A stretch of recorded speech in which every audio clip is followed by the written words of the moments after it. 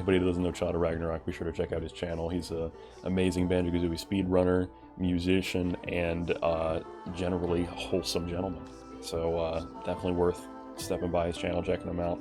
I feel like I've missed maybe the last stream or two. Unfortunately, I've had work and other things that have kept me from getting by, but how have the runs been lately?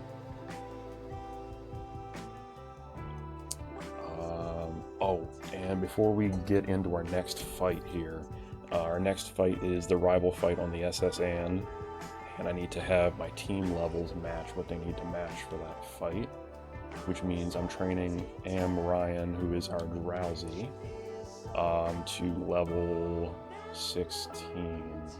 Do I have anybody else on my team that... I guess I can keep switch training with Tiefers until Tiefers hits 24, so we'll do that. Nice, a hefty PB. That's awesome. Congrats.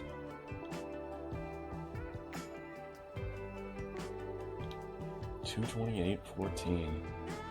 That's massive. So now you're on the that's like the final half hour of time now. which is crazy. It's just going to be you're running out of places to shave time off, man. That's awesome. Very happy for you. Team is Anorith, Trapinch, Curlia, Pelipper, and Tropius. Okay, okay.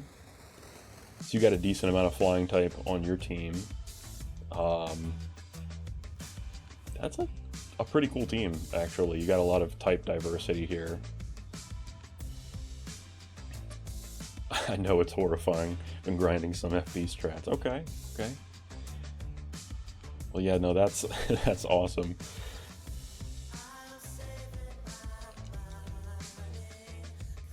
Are you finding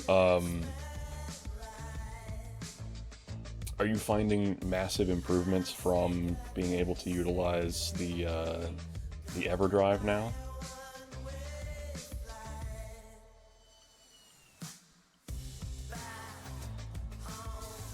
Yeah, you pre-planned it. Nice, nice. There's been some improvement. Yeah, that's awesome. Oh wait, did you just hit 24? You did just hit 24.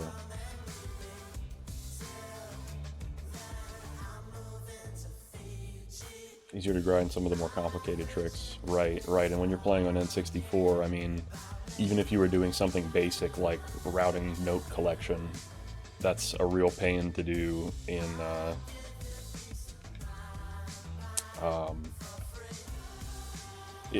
what was I going to say? Oh, if you were playing it on Xbox, for example, because I'm assuming there's a whole different list of times and stuff for the Xbox version, that'd be impossible to do without completely restarting the game, because the notes don't reappear whenever you enter a level in that one. But it's sick to be able to just redo a tiny little segment over and over and over again without having to go to the entrance of the world and leave, or do stuff like that. Saves a lot of time. How does the ding? How the dings to see not learn any grass moves? Yeah, that's really strange. Yeah, it ends up learning like dark and fighting, maybe not fighting, but dark type moves before it even really realizes that part of its typing.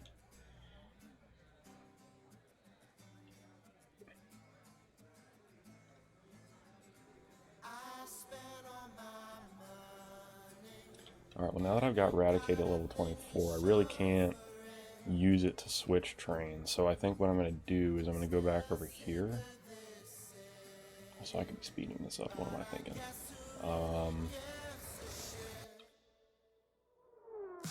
And make a terrible mistake and run into a trainer. That's okay. He's got one Butterfree. I don't think it's going to be a problem. Tifer's killing one Butterfree isn't going to be enough to level it up, so... Except now I'm hurting myself in confusion. Oops, alright. Get a little experience from that, that's good. I could switch train him using somebody else that we have in the box, potentially. Let's take a look at our options there.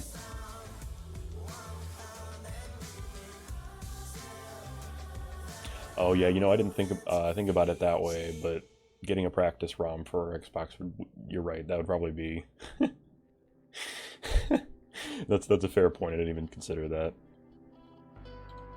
Yeah, I liked Tropius a lot as a Pokemon and a design when they came out with it. I just didn't like how hard it got hit by ice, because there's a significant amount of... I feel like when you get to a certain point in the game after you can get Tropius, you deal with a lot of ice types and Pokemon that can hit it hard enough. But design-wise and typing, I think is pretty cool.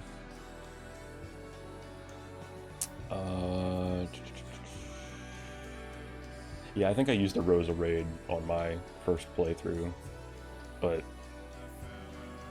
that was Gen 4, I think. Who was I switching out here? Nobody. I was withdrawing. That's what I was doing. Let's get...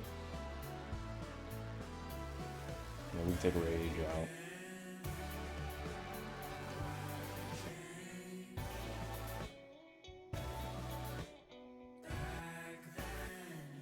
Yeah, we'll do Rage instead of Ryan, just because Ryan's going to take longer to level up in this scenario.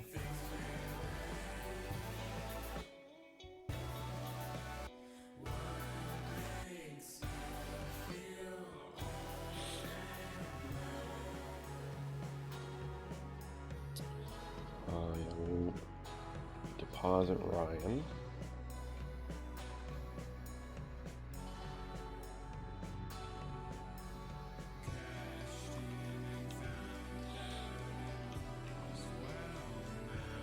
We'll put him out in front.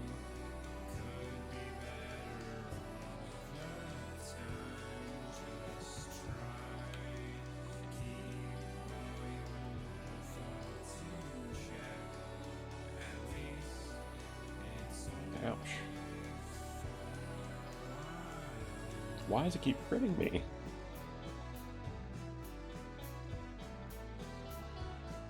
Okay. Well, we're not using Rage now. I really wasn't expecting 2 crits from a Pidgey in a row like that, but that's disappointing. Luckily, Mankey wasn't on our permanent plans for the team anyway, so it's not going to amount to much, but let's go ahead and deposit him. Oh yeah, I gotta play the...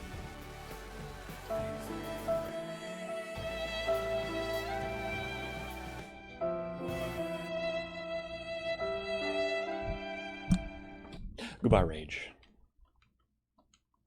Deposit.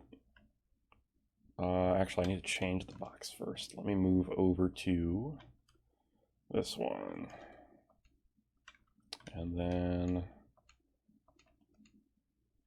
Okay, great. Put you in there. Bye-bye. And we can change the box back to what it needs to be. Okay. Except now I don't have Ryan. I need to pick Ryan back up. I thought I'd save us a little time using Mankey, but that didn't end up working out. Here we go. If only I could have had an encounter that was higher level out there. That way we wouldn't have to spend this much time grinding them to the correct level.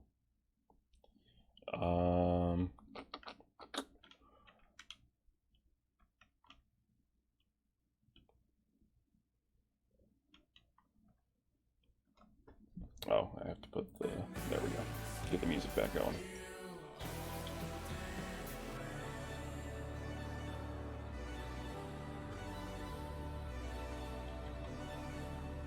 I also need to move him back in front.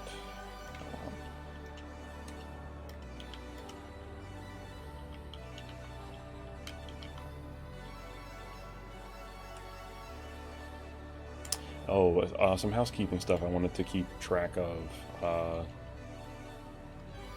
So we're getting super close to 150 followers, which is huge. The amount of support that the channel has gotten in the last several months of it going, I extremely appreciate.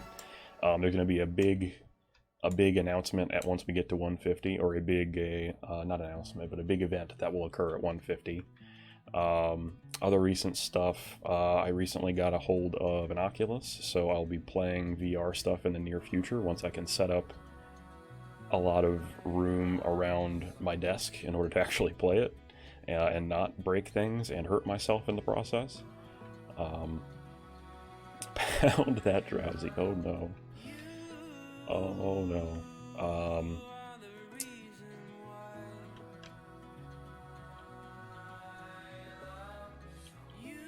I switch to Tiefers here and just run so that I can heal drowsy and we can keep plugging away. Lewd. PRP going to horny jail.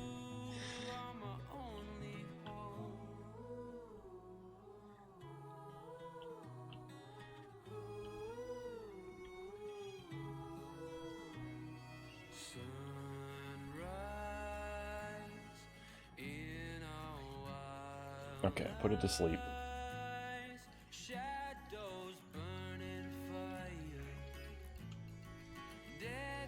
There we go.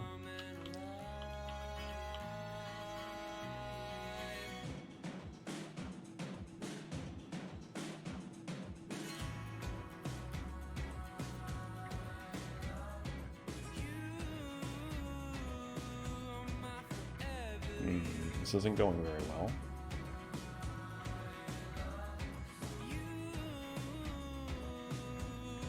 And back to healing. I'm very happy we can speed this up to ×3 speed, otherwise this would be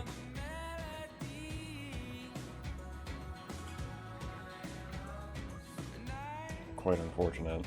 And honestly, the only reason that this is taking the length of time that it is because of the additional constraints I'm putting on myself as far as having certain levels to fight, having equal levels to the rival every time we fight him and equal levels to the gym leader every time we fight him.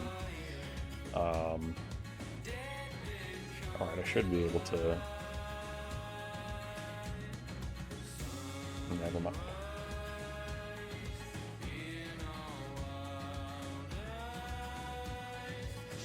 Okay, you're asleep.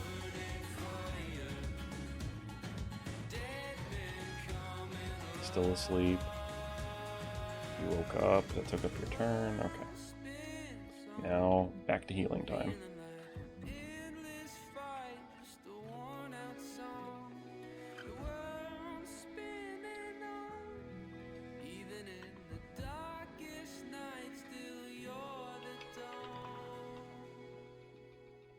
Oh, let me know what you all think of the music. I picked a different channel today just to try it out. Honestly, I haven't been paying a lot of attention to it, so I don't know how I feel about it yet, but I did not want to use disable here, but okay.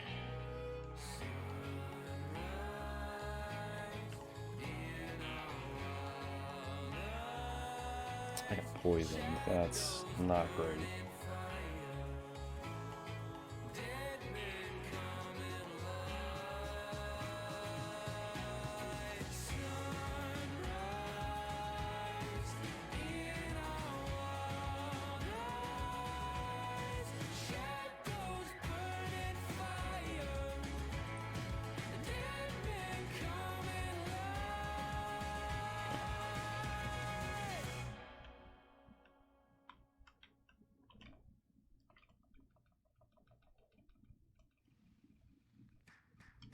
Sally's feelings got lost in a feeling, and she said the things she didn't mean to say.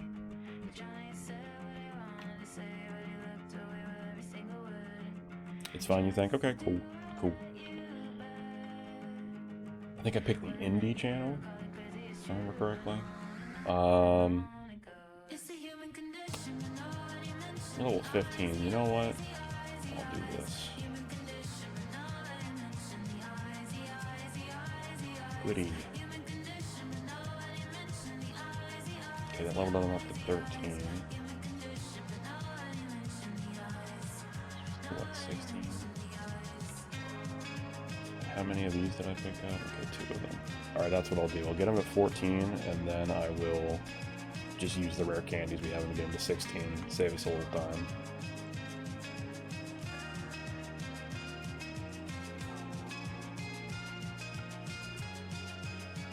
Hopefully you'll end up learning Confusion or something more useful than Pound in that time. I don't remember what the Gen 1 learn set is for Drowsy. As far as what level they get what.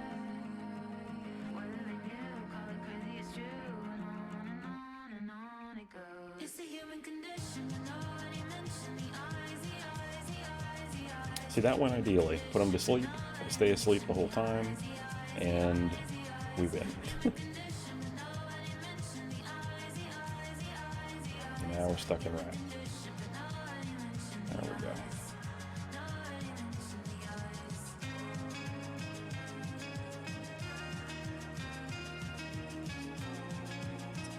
There we go.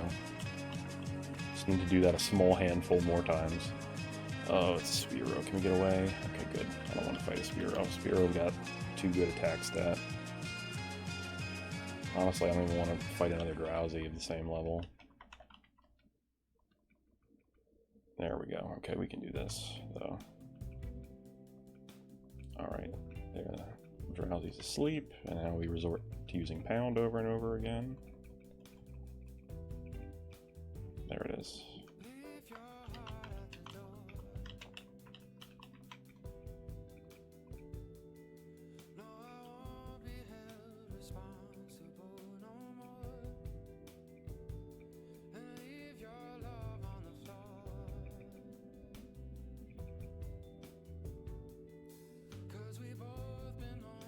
Okay, level 14, perfect. Now we can use these.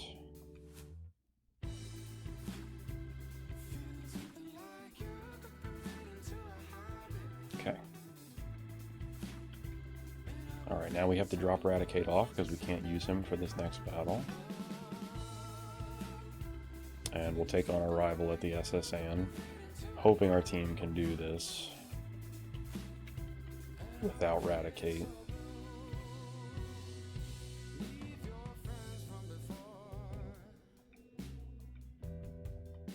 Let's take a quick look at the team here and strategize.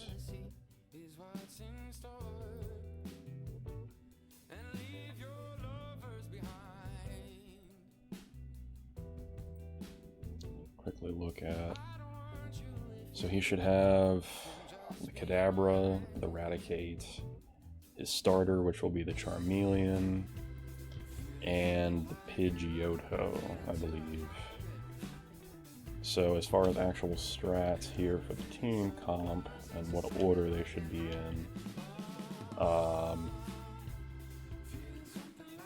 thinking Leo might not be a bad way to go out first.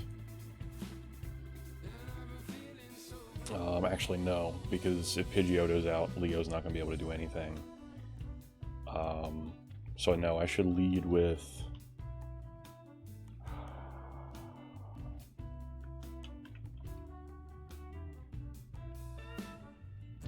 Okay, so it'll only have Gust, and that'll be normal type. So I think Ivysaur should go out first, but let me take a quick look at everybody else. Ekans has Bite, but I doubt it's going to outspeed a Pidgeotto.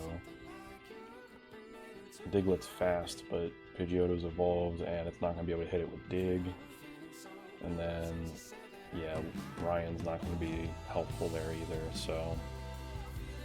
Yeah, I think Bulbasaur / Ivysaur is going to go out first here in this fight. I think that makes the most sense.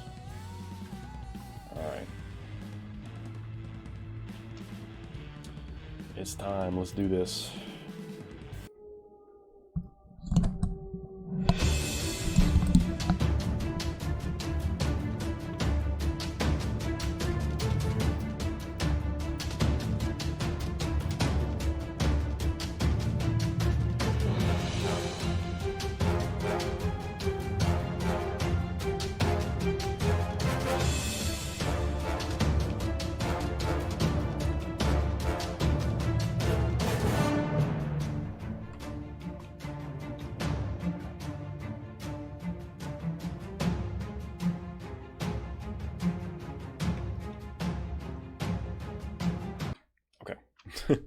Enough of that. It's battle time.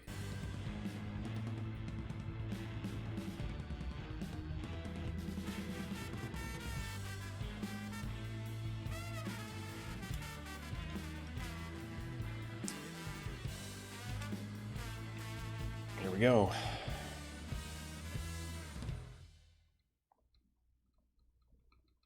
Fighting the rules once again. Honestly, I'm the only two Pokemon on this team I'm concerned about are the Pidgeotto and the Raticate. I mean, like Kadabra can hurt for sure, but it does have confusion now, and it's gonna hurt Ivysaur. But I didn't know the Nuzlocke was punk rock. Oh, it is. You gotta fight the system. You gotta fight the man. And the man is, I guess in this case, the way Nintendo intended us to play it.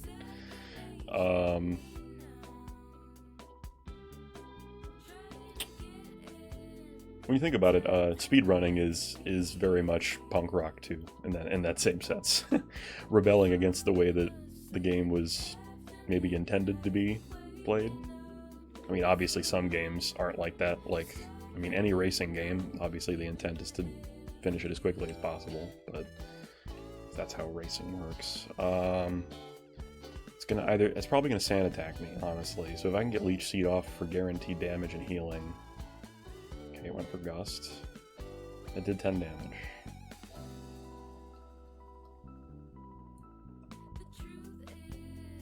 Alright, it's gonna make it hard for me to hit my moves. Get 3 health back. I'm gonna lower its attack. Alright, this is going okay so far. I'm just gonna try to lower its attack. It crit me.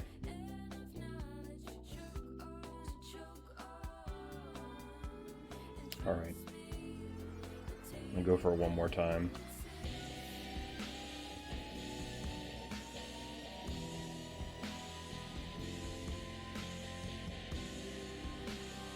Okay, it only did 6 damage that time. This is good.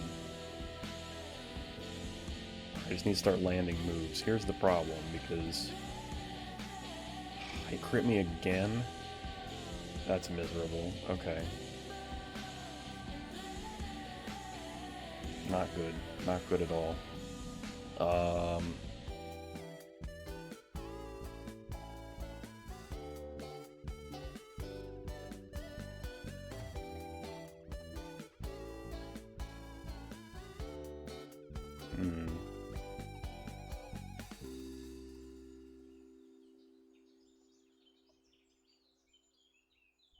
I mean, if it crits me again, Ivysaur is dead, so I'm going to switch out.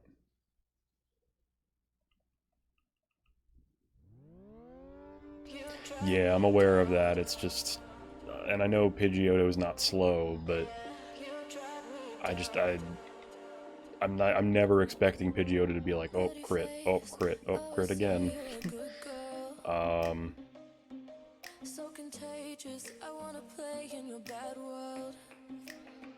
Maybe I can try to use the Rat Tech. Between that and Leech Seed, that'll work out okay, I think. If I could land the move, that is.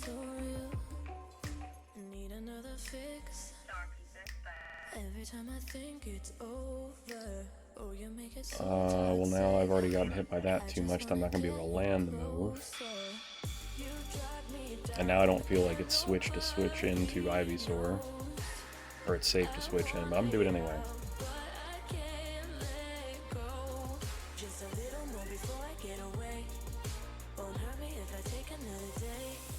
Alright, hopefully now I can land tackle before it finishes me off.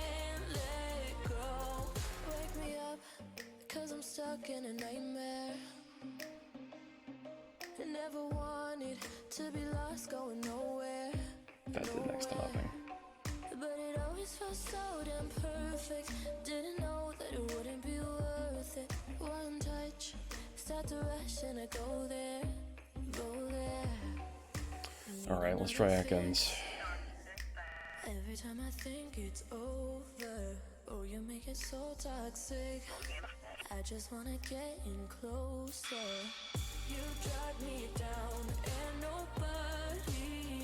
Hey Ryan, how's it going? Good to see you. Oh, what is happening? Computer, stop. Stop what you're doing. Hope you're doing well. Anybody that doesn't know Ryan, be sure to check out his channel.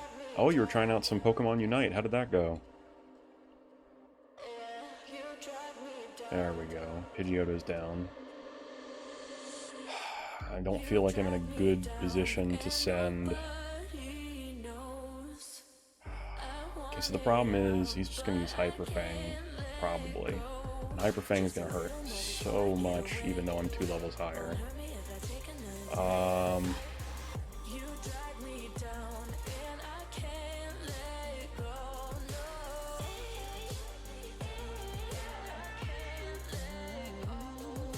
Okay, and it flinched, of course it did. Well, I feel like Garter's dead here, because I mean, honestly, if I switched into our Drowsy right now, he'd probably just get one shot by Hyper Fang.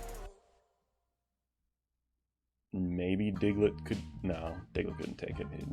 Diglett's too frail, and now Ivysaur's too weak. So I think we're in a situation where we have no choice but to let Ekans die here.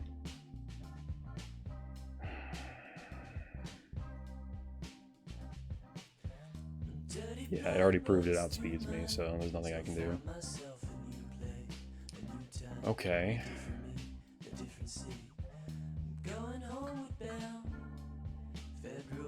Alright, Ryan. Let's see what you can do, bud. And Unite's fairly simple but fun. Yeah, no, it's cool, and it's got pretty it's pretty easy to jump right into. There isn't too much research you have to do before you start playing, so well, I can try this. Okay, it lowered my defense. Alright, we put him to sleep. It's just time to pound away, I guess.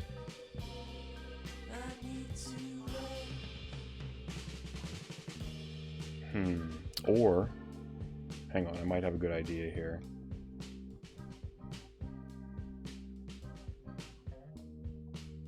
It had to wake up this turn, didn't it? Shoot. Alright, well now this isn't good. Yep.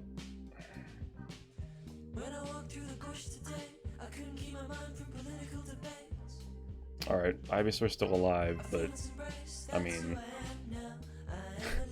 for what, though?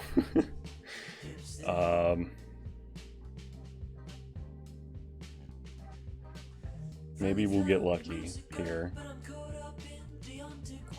I'm banking a lot on this, but... been a big fan of MOBAs for years, and it's good to jump back into an easy one. Yeah, it was kind of refreshing. I can agree with that, to jump into that, because I played League of Legends a long time ago. More recently, I'd played stuff like Smite. I'd played Dota 2, and Unite was fairly straightforward and simple. You don't have to worry about learning what all the items do and buying certain things and stuff too. It's all just about leveling up your moves and switching your moves out the way that you need to for the situation. So, all right, let's try to put him back to sleep, because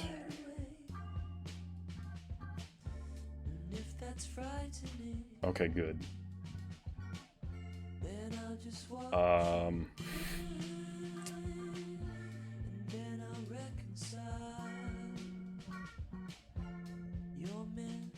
Okay, well, wait a second. Thinking about it.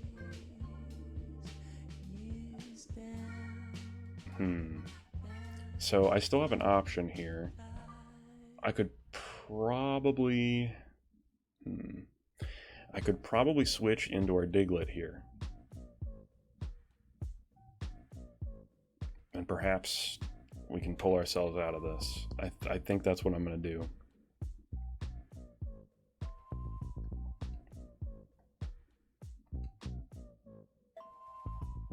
Okay, Eradicate's still asleep.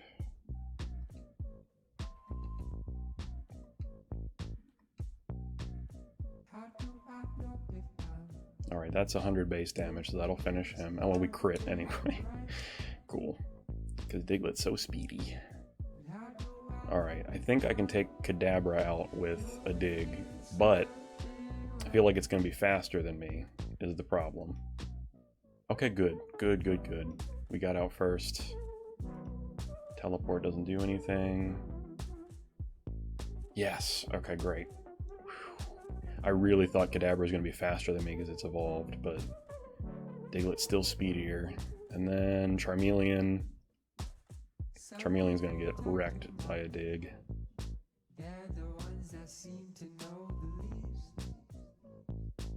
Oh, he's cheating and using a potion. Okay. You know, that fight was extremely stressful and extremely close. But we only ended up losing Ekans in that fight. Everybody else survived. So, RIP Ekans, but we will remember you fondly.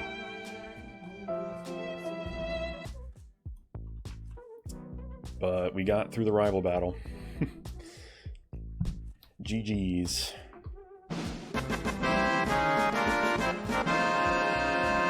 That was a much more restrained dance because we still lost a Pokemon, but gotta say you came in clutch there. Yeah, you being able to put them to sleep was incredibly useful. I'm very happy that that we picked up Drowsy. So thank you for the help, my friend. And hopefully Drowsy will continue to live on, and nothing bad happens to him, because we've already lost a Mankey, the Mankey that we caught this episode as well, or this section anyway.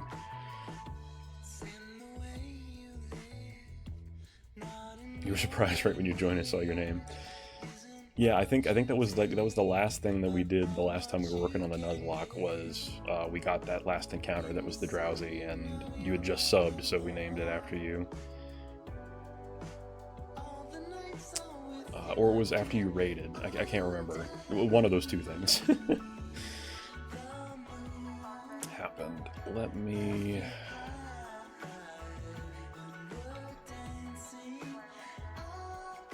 I forget if Diglett can learn it. No, but Ivysaur can learn it.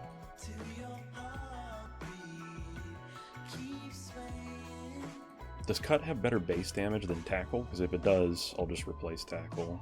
I can't remember. Probably missed it. Think you left. Yeah, I remember that.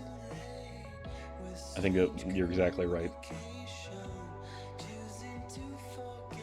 There's items in here that I could get, and other trainers that I could battle and whatnot, but frankly it's just not worth it, because too many Pokemon get too much stronger. I'm not going to be able to use them in the next gym, so we're going to go ahead and take on Surge too. His highest Pokemon's level 24, and he has 3 Pokemon on his team. Since his highest one's 24, we'll be able to put Raticate back on the team and use him for that gym. And I'm thinking our third will be Diglett, and between Raticate and Diglett, we'll just completely stomp Surge. 50 versus 40. Okay, cool. Yeah, I'll just go ahead and teach it to him then, because the only other thing I could think to teach him useful would be Body Slam. I'm pretty sure, fairly certain that Venusaur can learn Body Slam.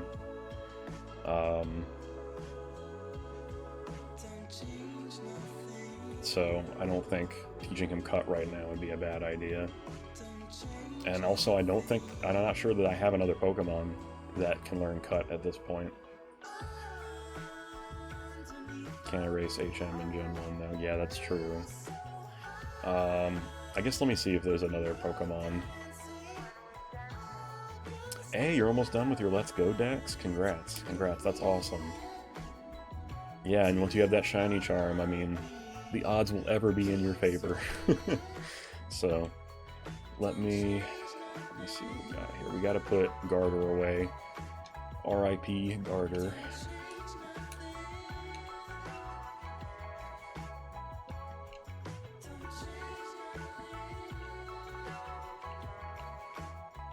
And let me actually look. Yeah, so we have Needler, Rage, and Garter. Needler was our Spearow, Rage our Mankey, and Garter our Ekans.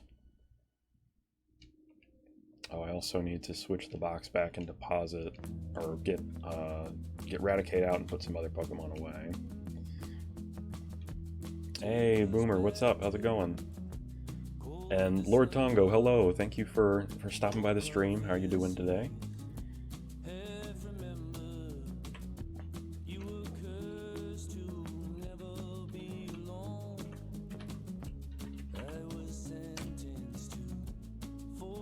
Anybody that doesn't know Boomer, be sure to check out his channel. He does a lot of Mario Party. He's recently doing some Mario Maker as well, so be sure to check him out if you have not gotten the opportunity already. You doing fine? Good to hear. Good to hear. You're a big Pokemon fan? Because we're currently working on our red Nuzlocke. And yeah, you can use exclamation point Nuzlocke and Nuzlocke 2 to take a look at the majority of the rules that I'm playing by.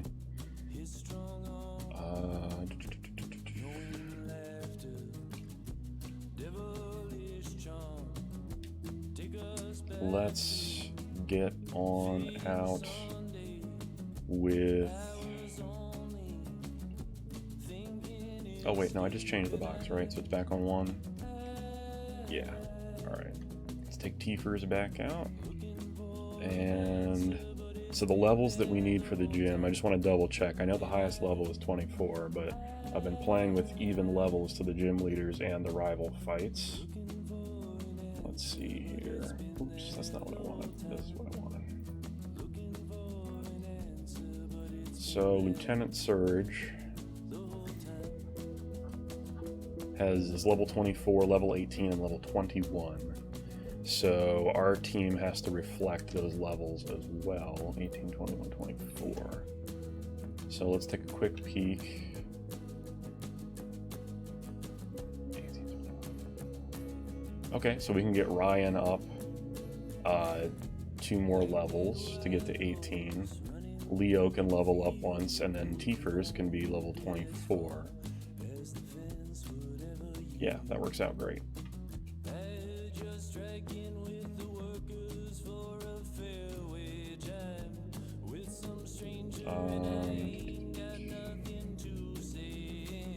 Go ahead and deposit Bulbasaur. Okay, we're good there.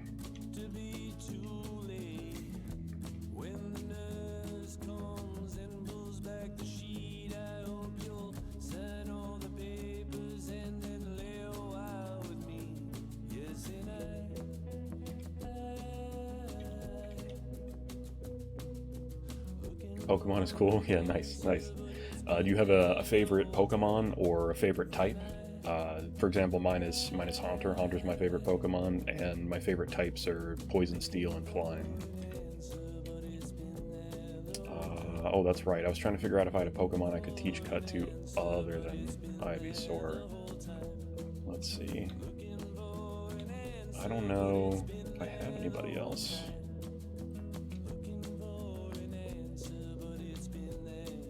Margarine is... Oh, that's right. That's why I had Shanks. Totally forgot about that. Shanks is currently our Kakuna, and when we level him up one more time to level 10, he'll be a Beedrill, and he'll be able to learn Cut. That's right. That's what I was doing with that. So let's quickly level him up.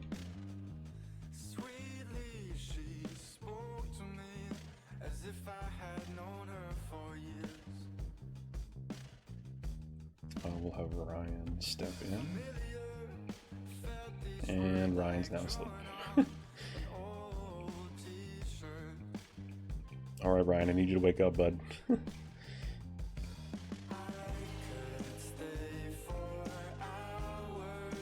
Oh, wow, the full 5 turns of sleep. Great.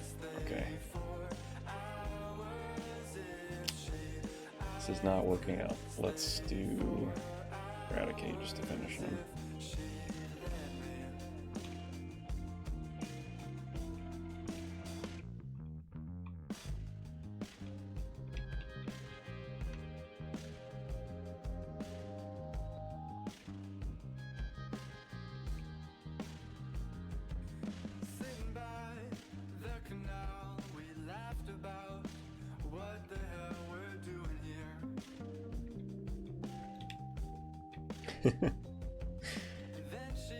Yeah, I've started to do that as well. I realize that it's I mean, I always have that redemption in there, so if somebody uses the redemption, I think it's 1,000 points, they can name the next catch.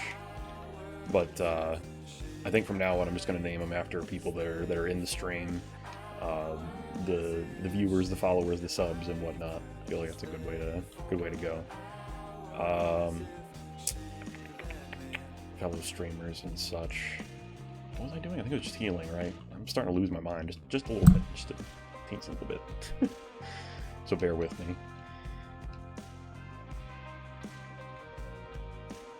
You like Butterfree the most? Butterfree's a cool Pokemon. I always name mine, there's like a handful of names that I name my Butterfree, but they're always, pretty much always puns. The most common one I do is Margarine. And I have a handful of shiny Caterpie / Metapod Butterfree in Let's Go. They're definitely one of the more common ones that I've had the fortune of running into.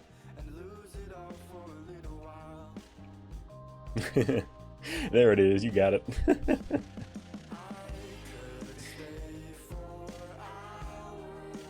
There we go. Shanks is now level 10, which means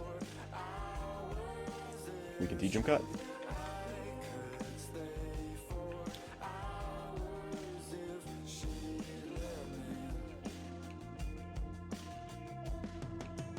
There we go. So now we don't have to waste it on Ivysaur, which is great.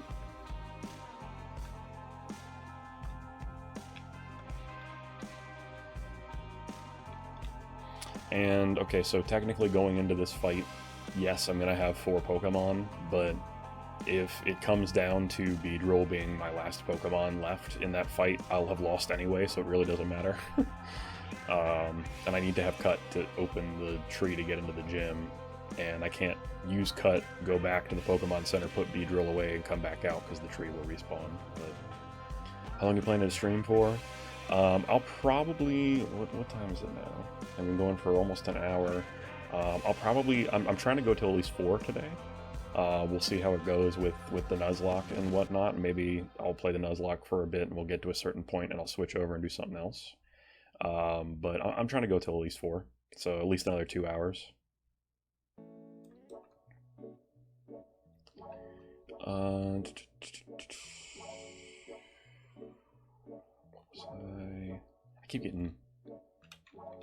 keep losing track of the very last thing that I was doing.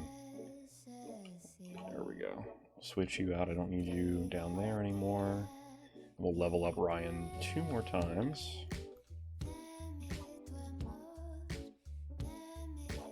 And then we'll take on Surge.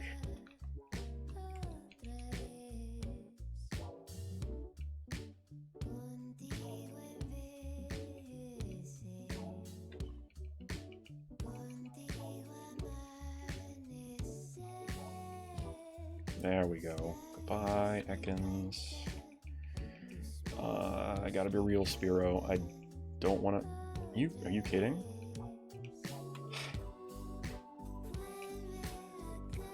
I know that you're quick, but... Why are you like this, Spearow?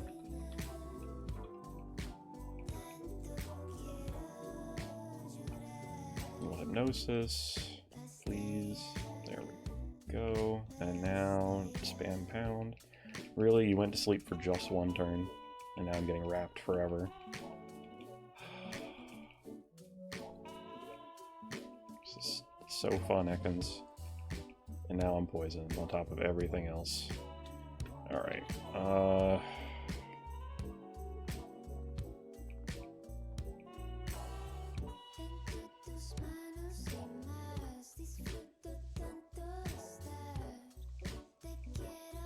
bye-bye. Okay, let's go heal. Because that didn't go well at all. Did not go well at all. I forgot he was poisoned. That's good. Okay, well, we can't use Ryan now. Sorry, Ryan. Let's switch boxes. Yeah, I totally forgot you were poisoned. That's extremely frustrating.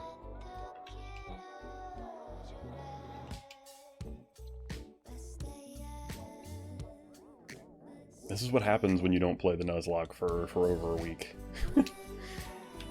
You get out of the zone of it mentally, and I'm just strolling along like everything's fine.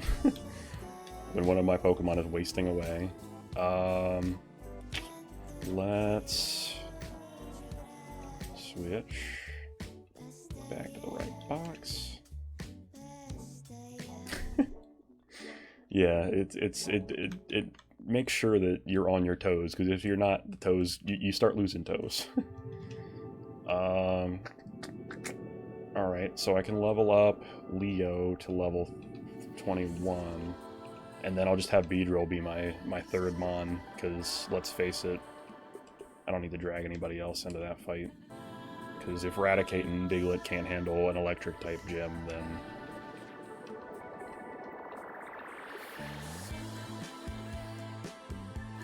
Do you get a eulogy?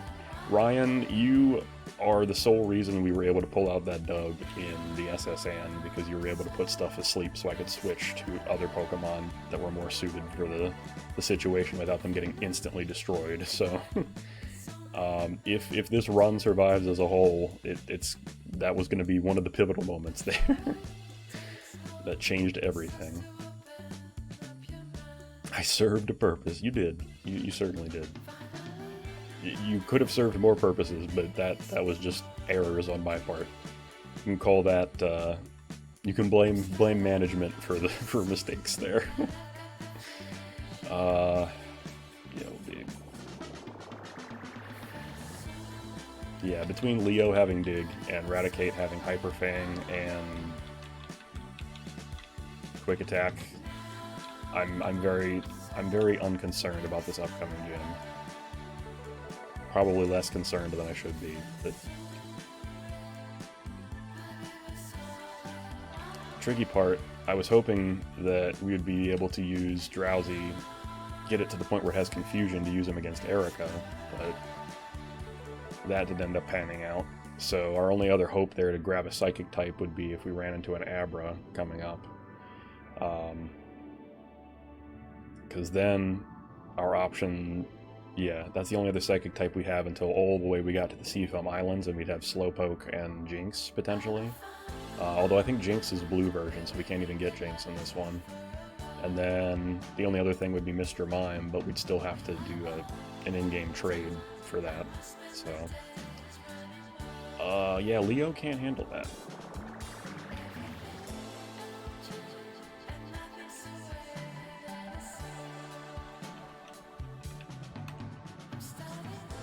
Really, game? See how many Spearows you can throw at a Diglett? Why? Why are you like this? Give me an Ekans or a Drowsy. Thank you.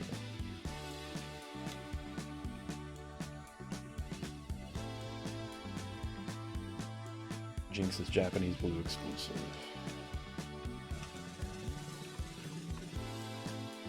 Japanese Blue exclusive? Do you mean green?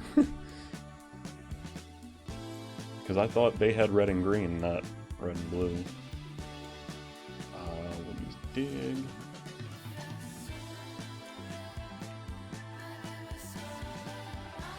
Ancients is a trade.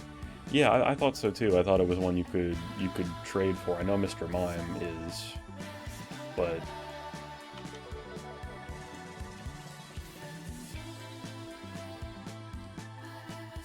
not something that we can catch, and the only other thing would be Slow Poke, being a Confusion one. Green is the same wild Pokemon as International Blue. Okay. We'll just keep using Dig. I mean, I could use Scratch, but I can't guarantee that would finish him at that point.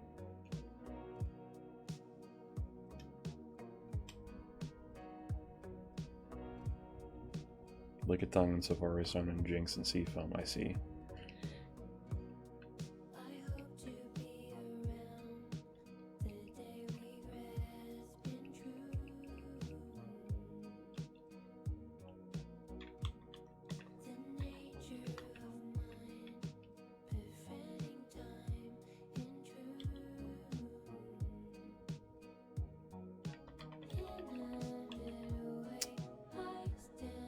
The Spearow really liked me today. There we go.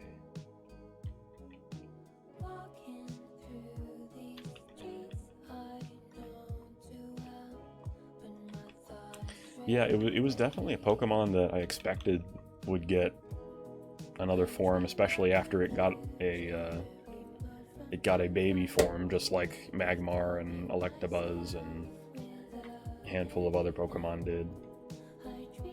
Another one I can think of would be Chansey, because Chansey got the evolution into Blissey and the baby form of Happiny, something like that. I never know how to pronounce that one, actually.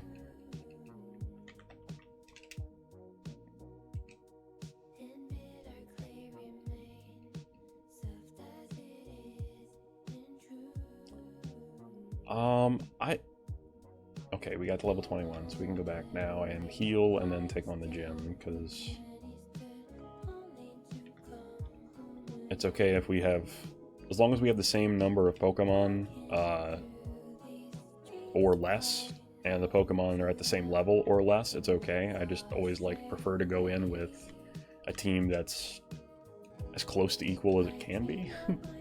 But it doesn't matter that we only have two that are at the same level for this, because our third one is lower. And I think a baby form Nuzlocke would be cool, but I don't know how having it be a Nuzlocke, I don't know how exactly you would organize that to make it work, because baby forms are such a small percentage of the Pokemon population. So you'd get into a situation where you'd have to set your starter to be one of the baby forms, and then basically there would be a slim to none chance that you'd run into another one the entire time that you play. So unless it was more like a situation where it was like, oh, you could guarantee that you could get one of the forms each between one of the gyms, and if it died, then okay, that part of the Nuzlocke still works. But I'm not sure exactly how you'd organize it, but that could be interesting. And honestly, as far as baby forms go, Smoochum is ridiculously strong even in its baby form. I actually played actually no, that's fine in the order that it's in. I played Pokemon Crystal Clear, which is like a ROM hack of Gen 2, and it's very extensive. It's a very good hack. I highly recommend checking it out. But you can play with a bunch of other starters, or you can set your own starter, but one of the starters that it offers is Smoochum, and Smoochum starts with Ice Beam, and that's that's incredibly broken as a starting move. I would have thought maybe it'd start with Powder Snow or something, but no, in that game it starts with Ice Beam. So using that one to run through the game is ridiculous, because Ice Beam just knocks out everything that's if it's normal effective to it or super effective to it. Plan would be start with one and then pre-catch the babies. Wouldn't catch anything else for the whole run. So Nuzlocke only and gotcha. Yeah, no, in that sense, that totally works. And that'd be very interesting to see for sure. Because I think there are a lot of people out there that are doing challenges like using a certain Pokemon as their starter and seeing how fast they can get through the game, or using a pre-made team, or I've seen one recently too where it was using a team that totaled under a certain number of base stats. So using Pokemon that were just not good, basically. Okay, here's the problem is I don't want to fight any of these trainers because I don't want to accidentally level up any of Pokemon I have on me, or they won't be the appropriate level to deal with Surge. So I'm going to keep resetting until the puzzle works in a way that I can do it without activating any of the trainer battles.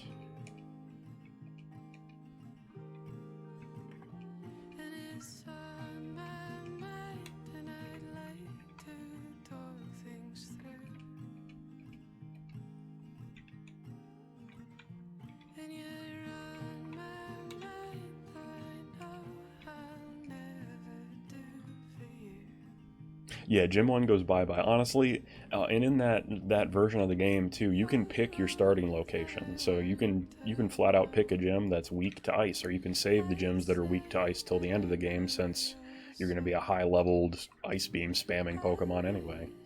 I think when I played through, I started in Goldenrod, so I could pick up the free Eevee and the free Spearow alongside it, and then I bought a Water Stone to evolve the Eevee into Vaporeon. So then I had Smoochum, Vaporeon, and Kenya, the free Spearow that you get to learn Fly. And then I just flew around town to town, taking on each gym very quickly.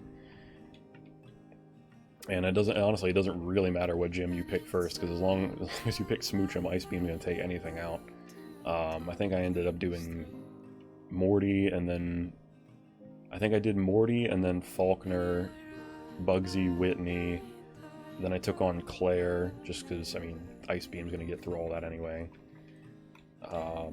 I took on a couple more that were weak to ice, and then by then my Jinx, or my Smoochum was about to evolve, and it evolved into a Jinx right before I took on the Elite Four. So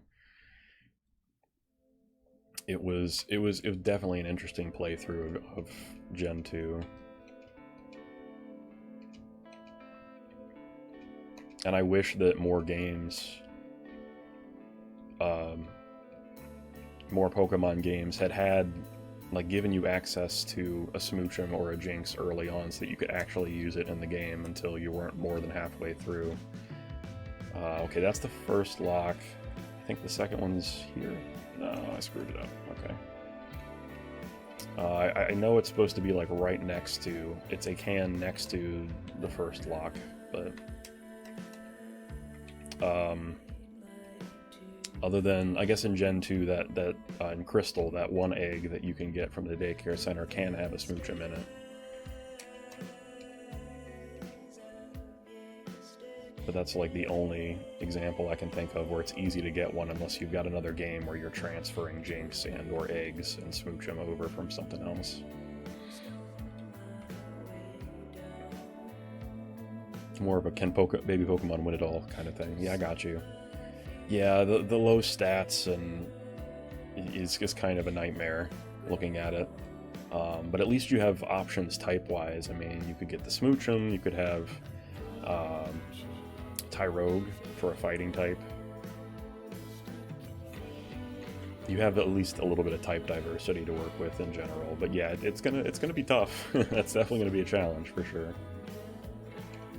Yeah, you can do it with eggs or breed one yourself, but I just mean like straight up playing a game in any generation. It's hard to get a hold of Smoochum without doing all that extra work from another game, another file, another whatever.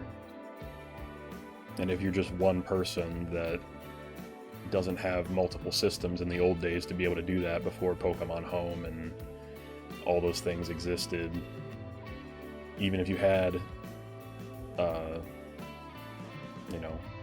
even if you had the Game Boy and multiple games, you still didn't have another Game Boy to use to trade with, or didn't have the N64 with the hookup that I did to trade between packs on there. It was rough to be able to do something like that. Only trash, only trash, only trash. Gotta love the cans in this. Oh no, I've made a poor choice.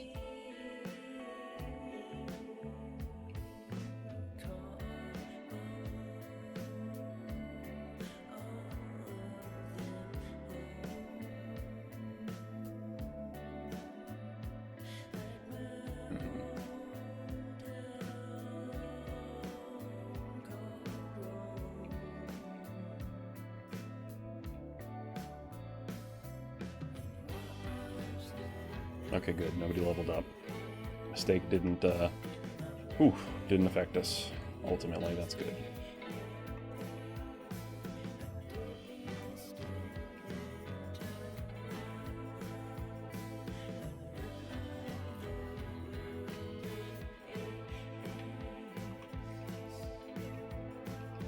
Okay, let's go back out.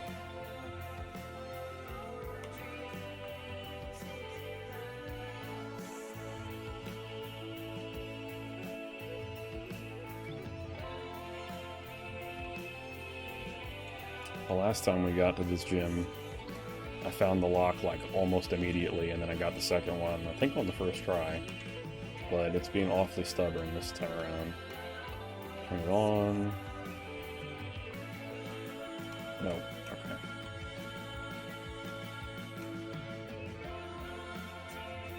I think it set it up as when he started to keep consistent rival type advantage. Talking about Emerald specifically, okay. Elekid, Smoochum, Tyrogue, Azuriel, and the normal Jigglypuff, Cleffa, Togepi, might be right. Yeah, that makes sense. Alright. Okay, cool. The lock is open. Teefers is a little bit injured. I don't want that to be the make or break scenario, so let's just go back and heal. I very much doubt it'll come to play at all, but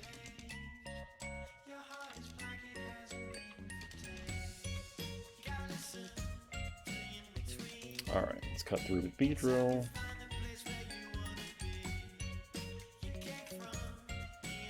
And there he is.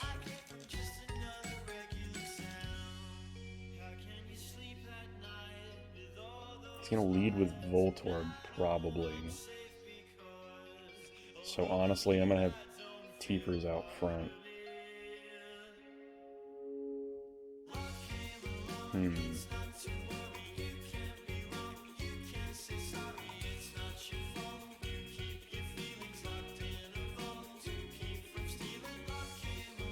Actually, I think I have a good idea here.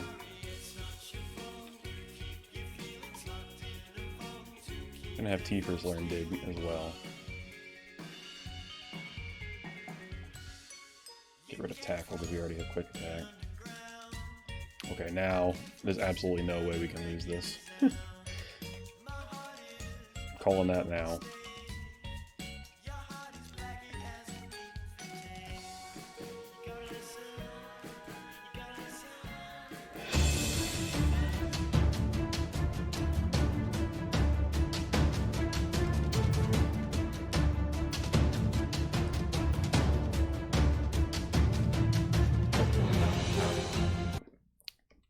Okay, don't need that much hype because it's not gonna last that long.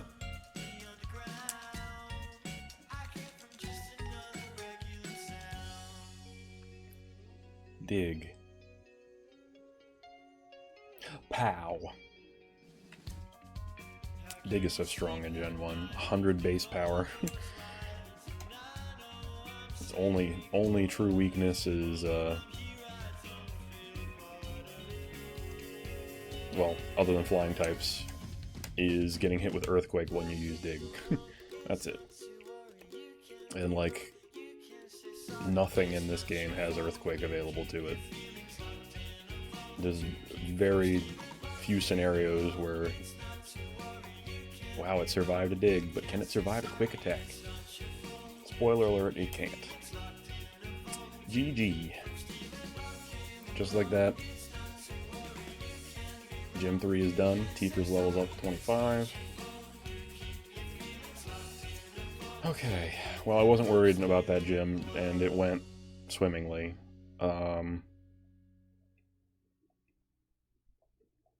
we get TM24. Just Thunderbolt. He tells us to teach it to an electric type, but I'm not going to do that.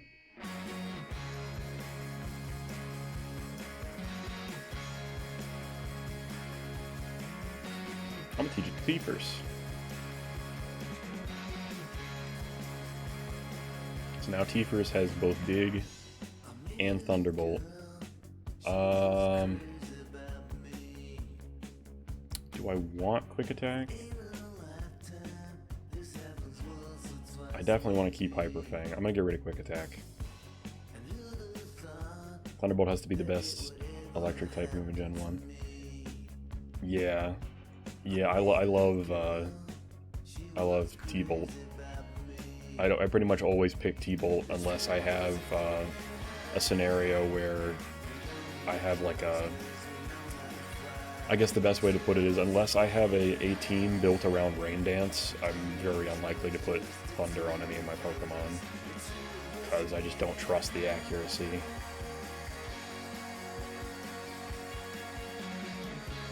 You missed so much. Yep, we got through the SSN. I don't know if you were around for the end of the rival fight, but we got through the rival fight with only losing Ekans, and then we just destroyed Surge. We also lost Ryan, sadly, to poison while we were training to fight Surge, which was sad, but yeah, welcome back. No problem with the caps. I don't care, although I'm surprised Nightbot didn't attack you. I think Nightbot has learned what's okay and what's not by now, hopefully. If you had done, like... I think only if you had typed, like, 2 paragraphs out in all caps, then Nightbot would probably get mad. And send you to, loudness jail, but...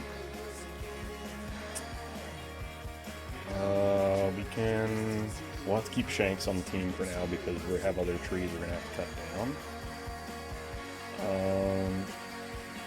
Take Bulbasaur back out. What else do we need? Honestly, Margarine and Pheasant aren't going to do us any good at this point. We could take Cabbage back out, but we have Ivysaur, so I don't think we really need him out right now. So yeah, the only missing team member that we were continuing on with was Ryan, but sadly he's gone. So hopefully we can find a way to snag another Psychic type somewhere along the way.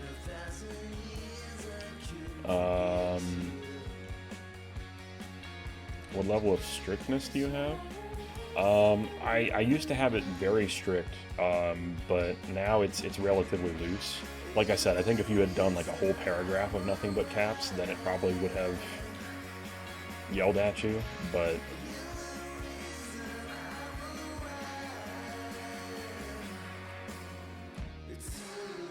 I think currently the more strictness that Nightbot has is probably related to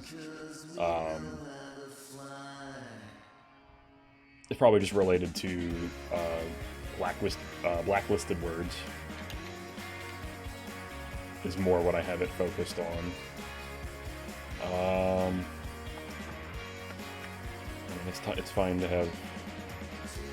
I need to keep in mind for the next gym that my highest level Pokemon can't be higher than level 29, because that's what Erica's highest number is.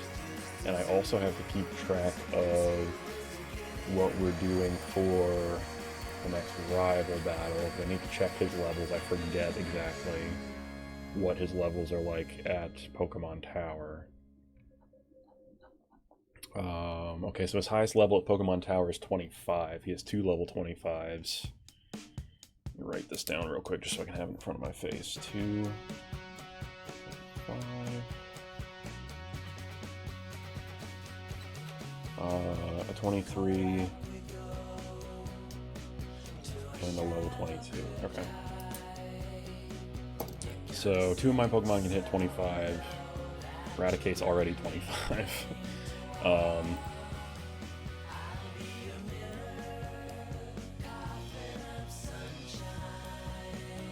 So our main person out here should not be him. Should probably be Bulbasaur. So yeah, 2 level 25, a level 23, and a level 22. Which also hopefully means that I can not run into these people that I don't really want to fight.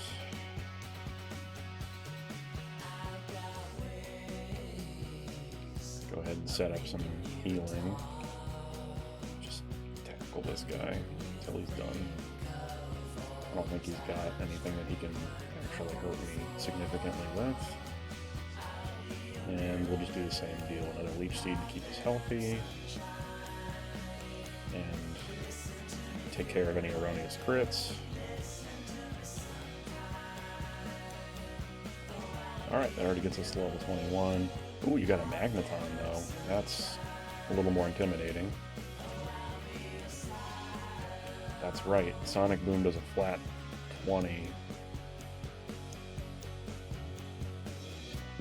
Okay.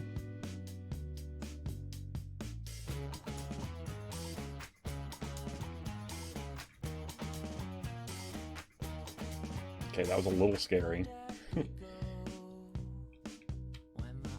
Oh no. Okay, it's a single Magnemite. Switch Leo in. There we go. Okay, problem solved.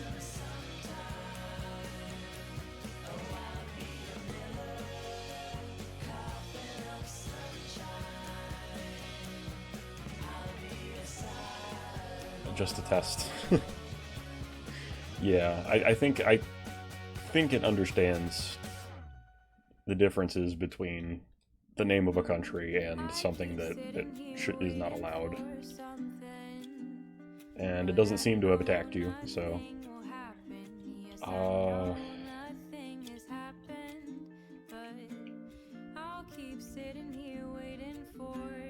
Just go ahead and heal you up so we not have to run all the way back. Oh yeah, no, I've had my experience of... Honestly, Nightbot in my channel has probably attacked you in the past for things that you've said that, like, are absolutely harmless.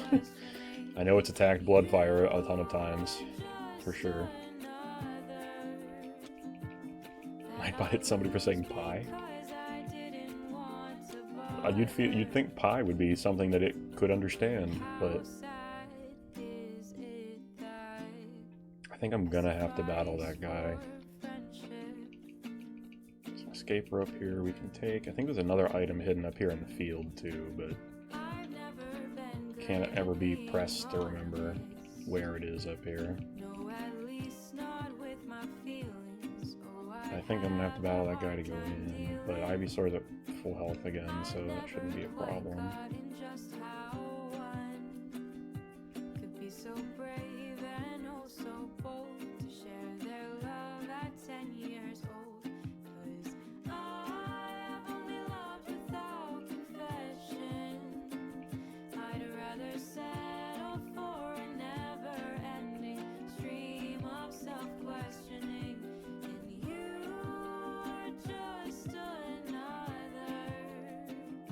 There we go.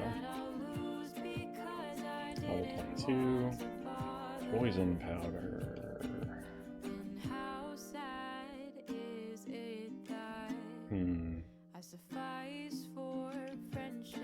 I don't think I can. I think I can afford it.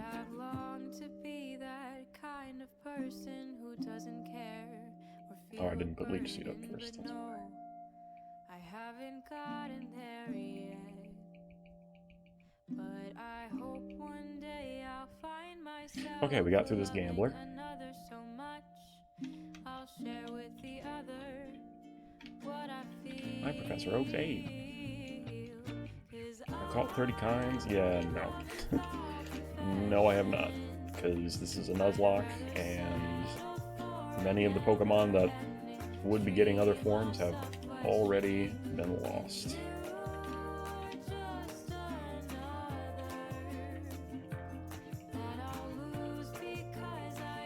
There we go. I know there's an item around here somewhere. Hyper Potion. Luckily, I don't need the item finder. And there's a Pokemon blocking our way, so we can't continue this way, so let's go back. So now we'll have to head up back to Cerulean after I deal with this guy, I guess.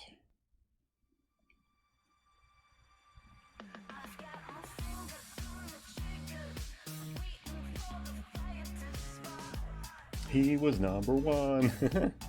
Yeah, Jada Ragnarok beat you to it.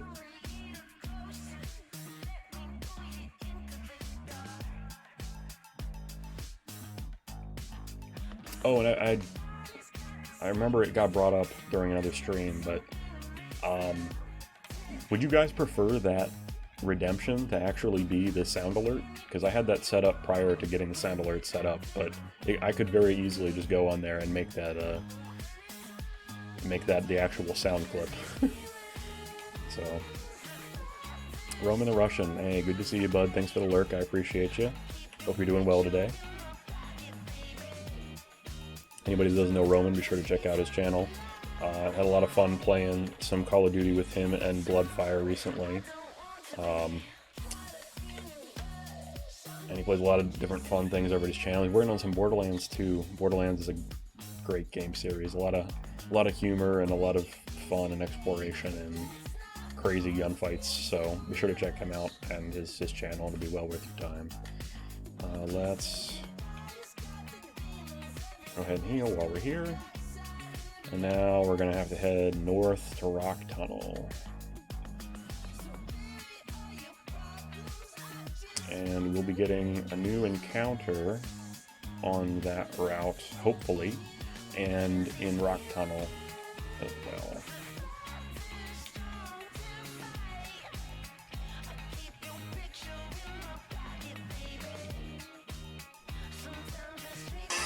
Who's that Pokemon? It's Pikachu! It's Clefairy! Fuck! Thanks for the redemption. Boomer. I appreciate it. Let's go ahead and go through here.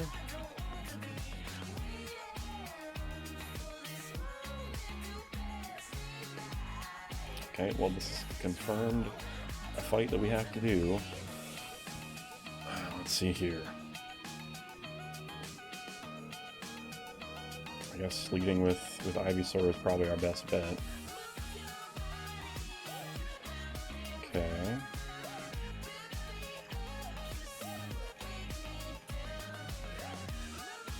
Of course you paralyzed me.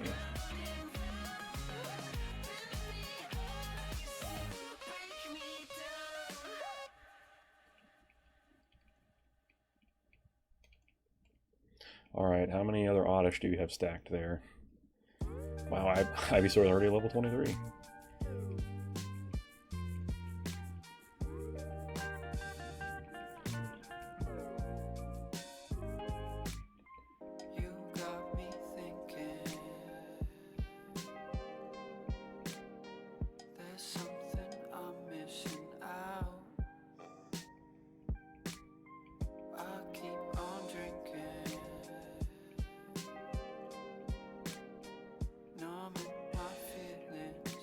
See, this is the kind of stuff we're going to have to deal with when we fight Erica. They're going to paralyze or poison, and then they're just going to spam wrap until we're completely out of health. Congrats on almost 150. Thank you, thank you. Yeah, there's going to be a special event that occurs at 150 that I'm excited for, and it's really just a thank you for all the support the channel has gotten in the last, several months of me picking things up and getting things going with the stream. So it'll be a big thank you, because I appreciate everybody that comes by and chats with me and hangs out and lurks and raids and subs and everything. It's just, it's overwhelming how much I appreciate you guys, so. Double power, let's go.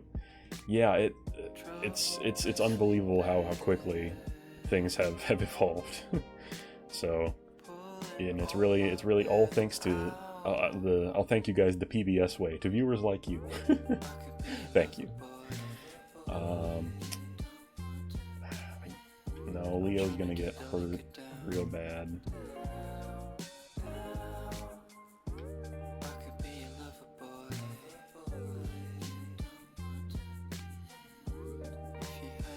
This is insane.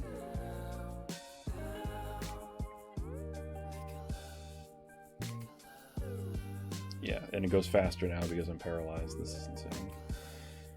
Alright, I'm gonna switch to Leo and hope that it doesn't use a grass type move and murder him immediately.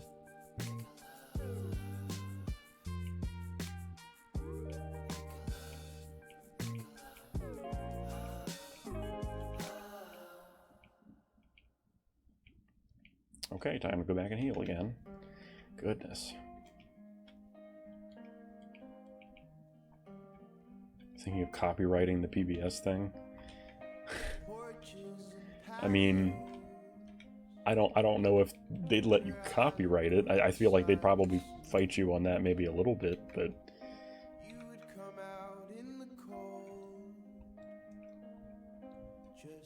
but ultimately, I'm sure you could just use it and they wouldn't care. They wouldn't bat an eye at it. You meant you? Okay, yeah, got you.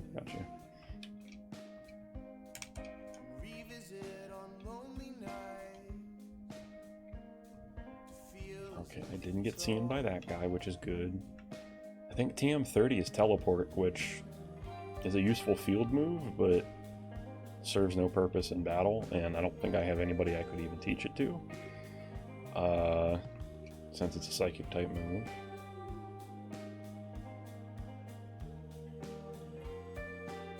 Maybe I'll put Leo out and then I'll switch into Ivysaur if it's not a good situation for him. Oh, it's Caterpie.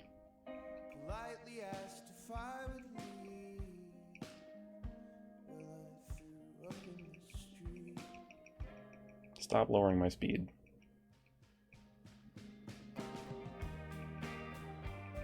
Don't you poison me.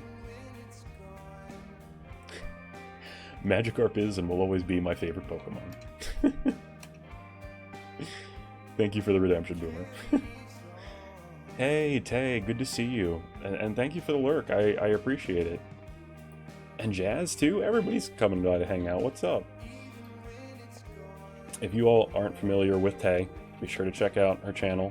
She has a lot of fun over there. She's currently playing some Pokemon Crystal, working on Elite Four time, which is awesome. She's been really working through it, and she put in so much time and effort trying to catch the elusive Suicune. It was insane. So definitely check out her channel. You can even go back and look at the VOD. It was quite a struggle, but she ended up cleaning up in the end and taking care of that little bench. So. And Jazz, good to see you. Thank you for coming by and hanging out. Yes, we definitely had a grand old time playing some Mario Kart yesterday. I was proud to race alongside the Jazz clan, and we were able to win against Momo and her her community. But definitely check out Jazz's channel. We had a great time playing Mario Kart 8. He plays all kinds of different Nintendo games over there. So if you haven't had the chance to go over there and check it out, be sure you do. Both he and Tay have amazing channels and great content, so it'll be well worth your time. Yeah, Suicune, your mortal enemy. Okay, now we have Venonat. The biggest thing is here that we're poisoned, though, and I don't want us to lose another Pokemon permanently to poisoning. So I think switching over here to Ivysaur is the better way to go, and then I'll have to help Diglett in the field. I don't know if I have any more antidote on me. That's going to be a problem. Of course I had to miss. Made up for it with a crit. Okay.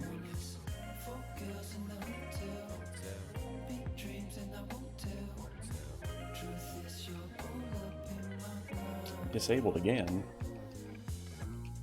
There we go. Okay, we leveled up Leo. And we took care of Bugcatcher, so we can move on before I forget. That's not good. I don't have an antidote on me. I'll just have to use potions intermittently to keep him alive, which means I'll have to switch him. Okay, this is going to be rough. I'm also going to slow down the game back to normal speed. Okay, 1 damage. 1 damage.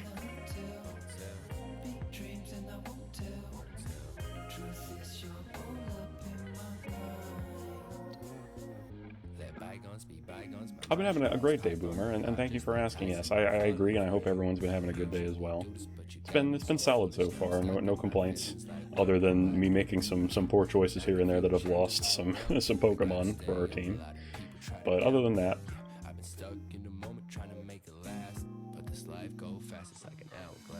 I am a world before I am a man.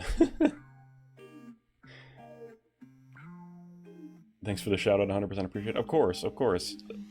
Happy to do it. I always want to shout out other channels where, especially other channels where I spend a lot of time as a viewer myself. I feel like if I'm enjoying it, there's no reason not to spread that opportunity to somebody else that hasn't had the chance to enjoy your content yet. So,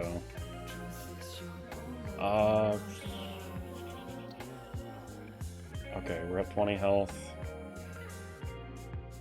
Take another couple of steps here. I'll wait to get our encounter in that grass until after I heal at the center down here. Just want to make sure we go slow and steady here. Don't worry, Diglett. I'll get you the help you need. Okay, here we go. We got to keep an eye on our levels still, too. Ivysaur's 23. So when we deal with our next rival fight, he's going to have 2 level 25s, a 23 and a 22. So we can afford to get Ivysaur 2 more levels. We can afford for Leo to level up only 1 more time. And I honestly don't have a replacement yet for our 4th member of our team temporarily. So I guess the thing to focus on now would be our 2 encounters. So let's... Max is 6, I believe, right? 6, 6 of what? I'm sorry, I missed the context. 6 Pokemon? Yeah, you can only have 6 on you at a time. But as far as the upcoming team, our rival's only going to have 4 Pokemon, meaning we're only going to have 4 when we go up against them. And our encounter for this route is Voltorb, which is actually great because we can catch this Voltorb, we can teach him Flash, and we can walk through Rock Tunnel with actually being able to see where we're going. Which would be ideal, because even though I feel like I have enough of that cave memorized, I'd really rather not fumble around in the dark and end up fighting trainers that I don't want to fight. See how a tackle goes. Okay, 1 more. Okay, that's good enough. I can't take any further risks than that.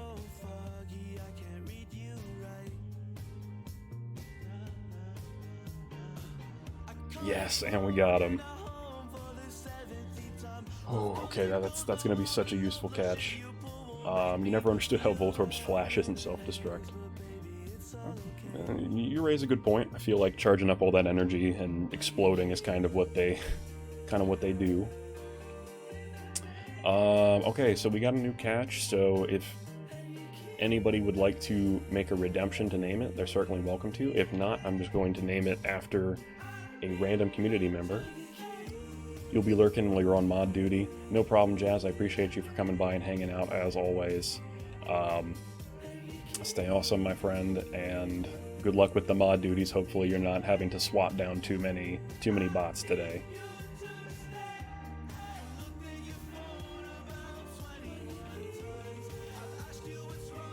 Let's see. We do have a redemption. Our Voltorb's name will be Bob. And so it shall be. Bobby Blow Up is indeed his name now. One thing I did not do, though, I did not get Flash yet. So even though we have our Voltorb, I would still need to go back and get Flash to actually be able to use it here. I didn't think about that, but that's okay. With being able to speed up the game, that's not going to take us long at all to go pick up. Dang it, Bobby. Nice. Yeah, that's a short, definitely a short version of the joke, considering I don't think Prince of the Hill would fit as a full name. Alright. We got our encounter. Sphero, could you mind your own business, please? Let's go back and run into a trainer that I didn't want to fight. Let's do that.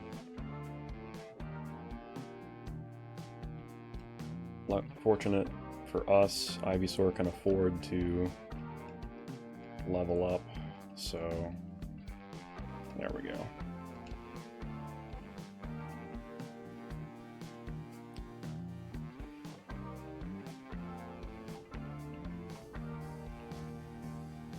Propane is better fuel than self-destruction. Do you have enough Pokedex for Flash? You know, that's a good question, Tongo. I think you only need... I don't remember it being a very high number to get Flash. I want to say it's like 10 or 15, but I could be wrong. It's been a while. I know that last time by this point in the game we had enough, but also last point in this time of the game we already had a fully evolved Pokemon because we were able to get a Nidoran and use the Moonstone on it. I feel like I'm gonna have to go through this fight, so... Oh, okay. I was wrong. This one, though. This one's required.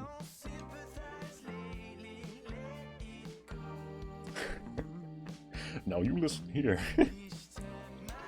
I'm not even going to attempt to do the Hang Pill voice, because I know what it sounds like, but for the life of me, I think going past Bobby, saying the name Bobby is about the furthest I can get with it, and even then it's not a good impression.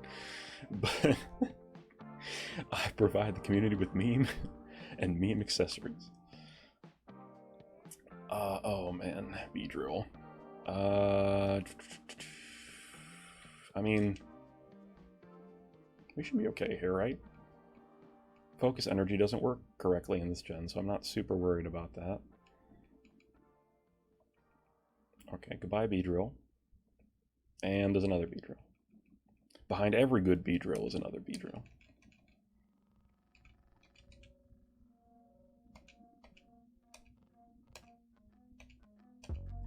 Okay, our Ivysaur is almost too high level to be able to use for anything.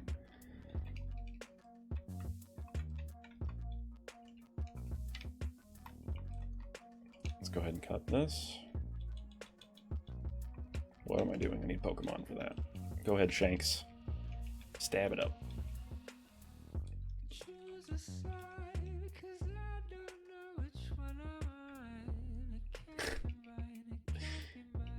You have to have somebody should make a meme of Voltorb doing the Iron Giant thing. You go, I stay. No following.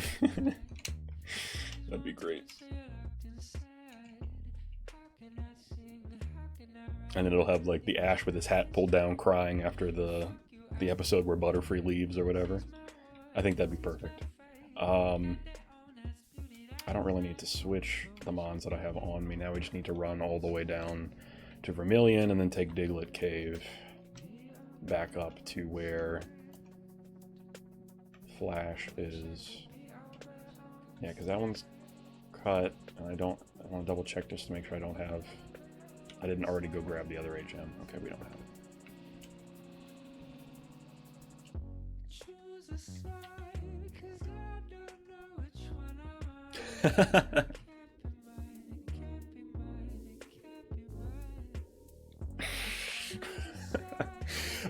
That's amazing. Somebody get on that right away, because that's amazing. Ragnarok. Oh. I almost cried a little bit. How funny I found that. Somebody needs to get on that. That's great. Yeah, the Iron Giant is a very slept on movie, and I genuinely feel sorry for anyone that didn't get to experience that movie as a kid, because the animation and art style is great. Like the core concepts and like emotions that get triggered in that movie, just insane. They did a very, very good job. You didn't see it live in theaters, but it was later on TV. I don't think I saw it in theaters either, but I think I got it for my birthday or for Christmas on VHS way back when VHS was still accepted medium. And it was great. Can't escape. You gotta be kidding me. There we go. Do I have repels on me? Yeah, I do have repels on me. Good.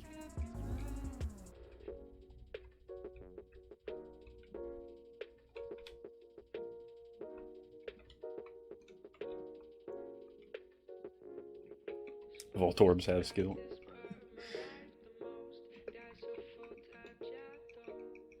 Yeah, to be real with you, I don't know what the actual letters stand for. Verily, hotspots suck. Yeah, here's a spot where you can trade Abra for Mr. Mime. And I believe the Mr. Mime's name will be Mimian. If you do that trade.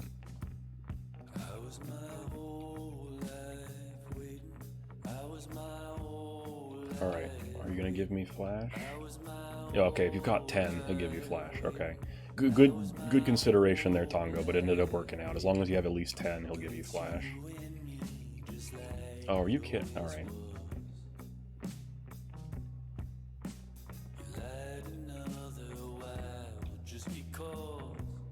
Let me just use this on somebody. Who wants more max health? Diglett, you want more max health, right?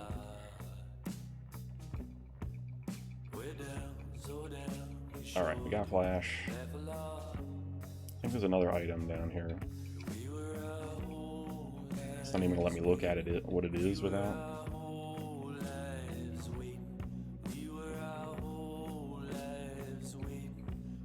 Go ahead and teach Flash to Bob. Good. Alright, what I'll do... toss the one Pokeball we have on us, just to get whatever this is.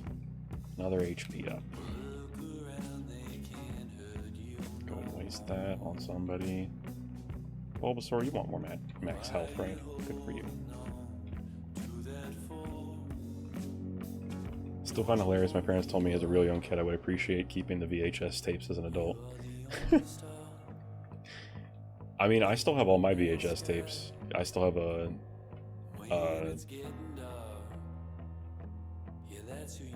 what do you even call it? Like a VHS player, I guess? I don't know what the technical term for it is, but I have one, and it still works. And I kept most of my VHS tapes and stuff from my childhood. I have them all in like one of those giant chests that people used to like put their life belongings in when they would sail overseas. VCR, yes, thank you. VCR, and yeah, I guess technically it's a recorder, but I only ever used it for playing the tapes on my TV. But yeah, it's sad that I couldn't think of the word VCR. And that was the medium I grew up on. But let's cut it.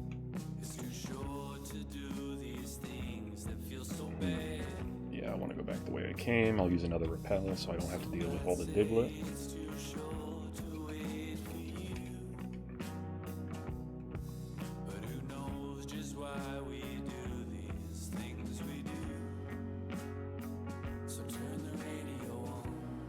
It may be worth something in a decade, but you don't know. Yeah, I personally am not worried about them being worth something financially, but honestly, I was holding out. I held out on a while for... Could you not? For a way that I could just convert them all into files. Because eventually, I mean... Eventually you're not going to be able to find VCRs anywhere, and there are going to be fewer and fewer people out there repairing them and reselling them, and eventually that medium is just going to get nearly impossible to be able to use readily. So finding some way to move them over into a digital format would be great. When I think about it too, I think I've got like... I have some series that are split up between VHS, DVD, and Blu-ray. Like, a good example is Harry Potter. I'm pretty sure I have the first 2 Harry Potter movies on VHS, and then I have 3 through 6 on DVD, and then the last one I ended up getting on Blu-ray, just because that's how much the digital scape had advanced during that time period. What am I doing? I keep looking at items to cut down trees when it's my bee drill that does it. There we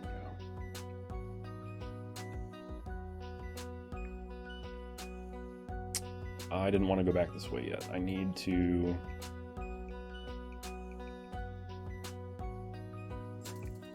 That's not good.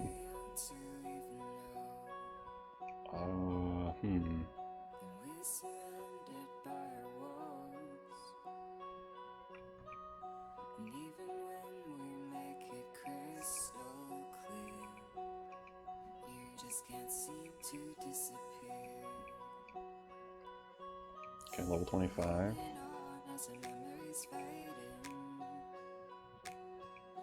Okay, that kind of hurt.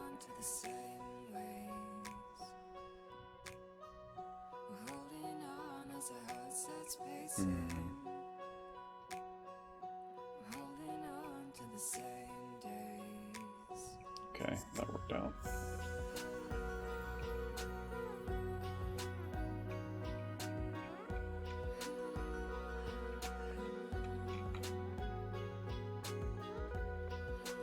Let's go back and heal. I forgot I wanted to buy more Pokeballs while I was in town because I had to throw away that one so I could pick up the other item. So I can get a rock tunnel encounter.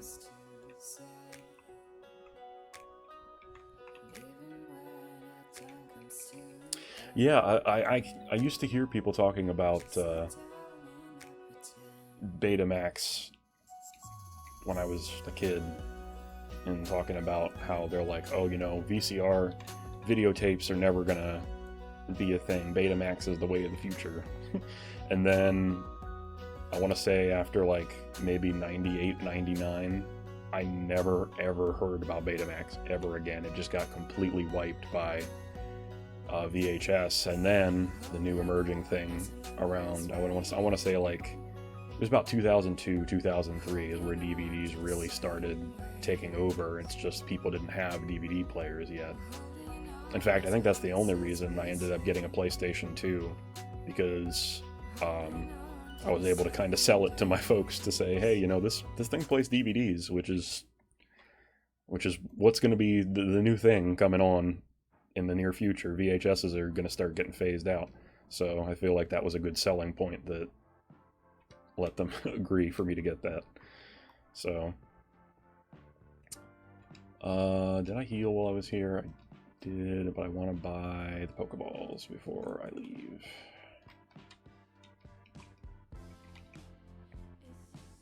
PS3 did the same thing for Blu-ray. Yeah, exactly. And that was another good reason to get a... oh, I don't want to keep that. I don't need the SS ticket anymore. I can put that away.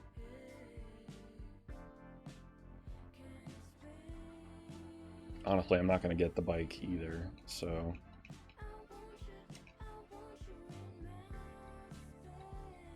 just go ahead and get 20 Pokeballs. Pick up another handful of repels. I want to get some potions. I'll just get the regular ones, that's fine. And I want some antidotes so I don't lose anybody else to poison. I can't carry anything else, can I, game? Alright, fine, I'll get rid of the ether. Or ether, or whatever, and get antidotes. Okay, good. There we go.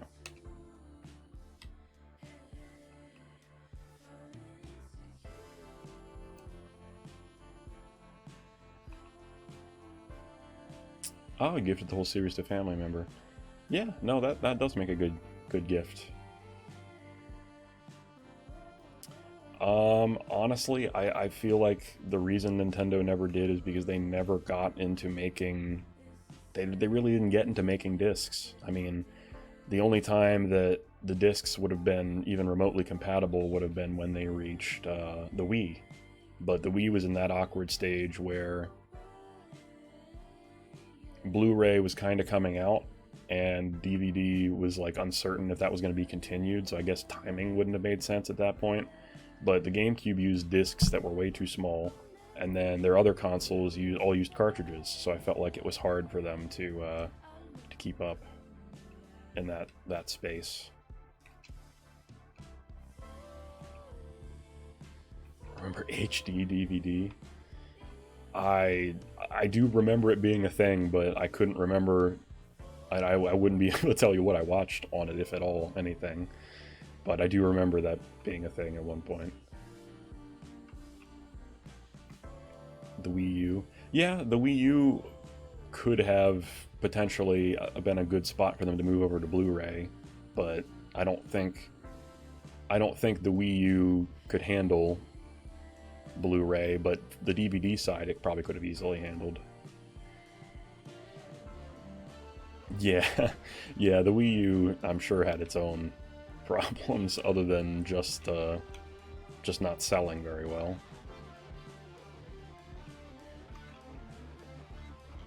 Alright, let's heal again. Not that we fought anything, but that's how the paranoia sets in. We've got level 25s already, which isn't great because we can't really afford for them to level up anymore. Oh, I don't want Shanks in front because he's just going to get murdered. And honestly, pretty much everything in that cave can really hurt Bob, so it's going to kind of be up to Leo. I also don't want to fight that trainer because I can't afford to get the extra experience for fighting it, so we're just going to cut our way to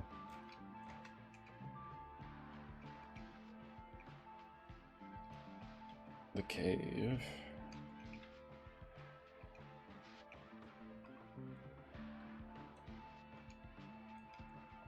Nope, there it is. Flash. Go ahead and get our encounter, and it's a Zubat. I don't think we caught a Zubat yet, so we can go ahead and catch this guy. The Wii U is an ambulance day one. Yeah, Wii U sadly did not do very well at all. And I feel like it had a lot of potential, but not only did it not have a lot of prominence to begin with when it first came out, it didn't really have a lot of games come out for it, and even third-party games, most developers didn't even bother with it.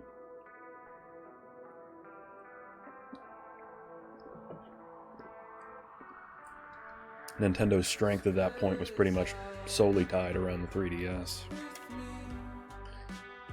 I don't think...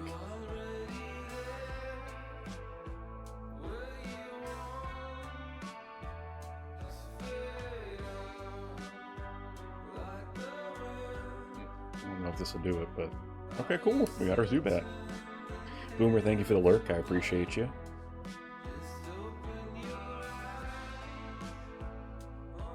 Forms colonies in perpetually dark places. Uses ultrasonic waves to identify and approach targets. Do you want to give a nickname to Zubat? Okay, so if anybody would like to use their redemption, now is your chance. If not, we're going to be naming Zubat after a member of the community. Also, I guess if any of the members of the community out there would be interested in being named after a Zubat, you can certainly let me know. Otherwise, I'm just going to draw straws. Oh, and also in the meantime, while I'm taking a quick break. Oh, somebody's been taking clips for me? Thank you, I appreciate that. Yeah, I got notifications that popped up just a little bit ago, and I was wondering what they were, but people were clipping, which I always appreciate. It saves me from having to go back and find certain things myself and clip it, so I always appreciate any time that you guys help out with that, or you see something in particular that you enjoyed that you want to clip to share with other people. I'm always down for that, so... In fact, I can't remember. I'm fairly certain I went back the last time we shiny hunted and I clipped where we got a shiny Golbat that randomly showed up, and then immediately after a shiny Chansey showed up. Like, the odds in that were insane, so... Alright, timer is up. Let's see, who are we going to name our Zubat after?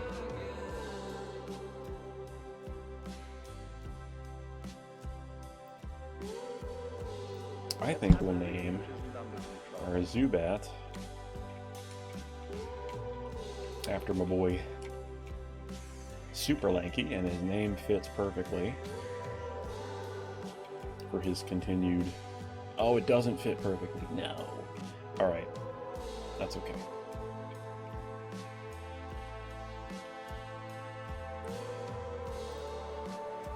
Oh wait, no, it does. It does fit perfectly. I guess in my head there was an E between the K and the Y. We're good. Alright, our Zubat is Super Lanky.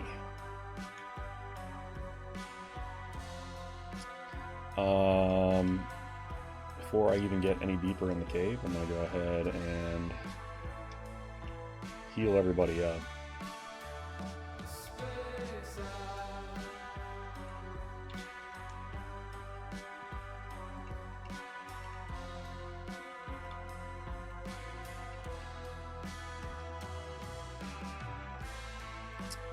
Okay. Alright, back in the cave we go, and we'll go ahead and use a repel now that we got our encounter for the cave. You just watched the clip of the double shinies. It was nuts. That face probably could have been a contender for PogChamp. You know, not a bad idea. I might very well use that idea, but it completely broke me. I was absolutely broken in that video. Like, my voice cracked, everything was just like, I could not believe that was happening. And Erie was in the chat going off because he couldn't believe it either. It was crazy. The amount of luck I had that day. We caught... Oh no, we ended up with 5... Somebody the other day was asking me how many shinies, and I said 4. It was Jazz who asked me yesterday, and I said 4, but I'm wrong. It was 5, because after we got shiny Rhyhorn, which was our target that day, we got shiny Execute too. But the 3 randoms we got were that Golbat and that Chansey that you saw, and then we also had a shiny Onix show up. Like, that was a crazy hunt, and I had 2 very good and very lucky crazy hunts in a row, so...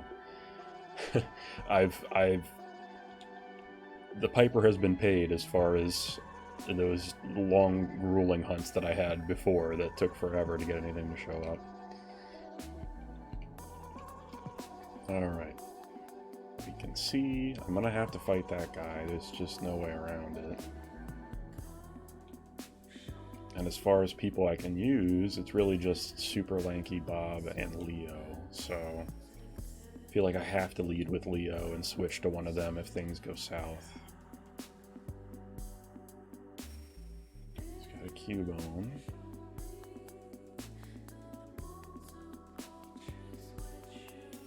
Got a good crit.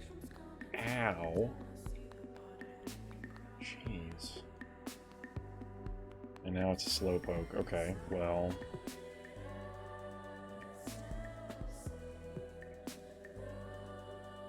Okay, yeah, you don't have any electric type moves, which isn't surprising. Let's go ahead and send Tiefers in. I mean, Tiefers I know is going to be able to take a water type or Confusion, which is the other thing I was worried about.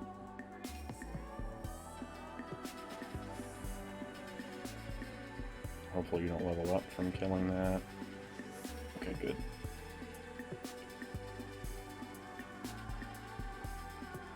And heal myself up. And then I have regular potion down here to use on Tiefers. And now we'll put a repel up.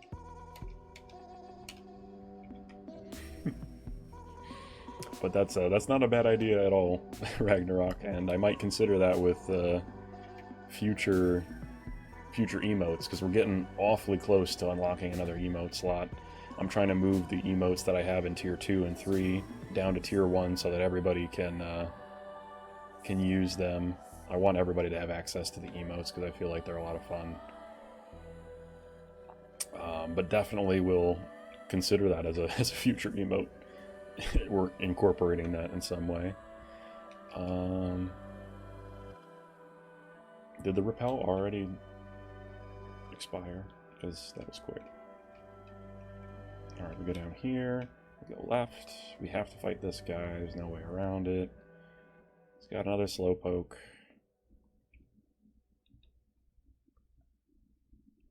Definitely switch to Tiefers.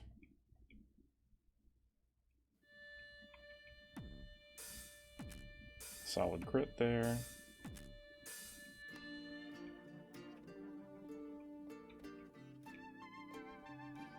It's probably what you'd be doing with all your current emotes as well. Yeah, I definitely want everybody to have access to them. It's not that I wouldn't appreciate tier 2 and 3 subs, but that's definitely something I want people to have access to. I don't want them to feel like, oh, you know, I want that emote, so I'm gonna go crazy with it. Again, not that I don't appreciate the support, but emotes I feel like should be accessible to, at least personally, the way I feel about the channel is I want them to be accessible to everybody that subscribes. And I've got some more ideas for them. I'm excited. I've already talked to the same artist that I used last time about some of the ideas that I want to go forward with, and I'm also taking suggestions in my Discord, so if you guys have any suggestions whatsoever for upcoming emotes, redemptions for the channel, things that you'd like to see, you can certainly let me know anytime in the Discord. I'm always taking suggestions there. Dalton, hey, how's it going? And yeah, Gen 1, Gen 1 brings it way back.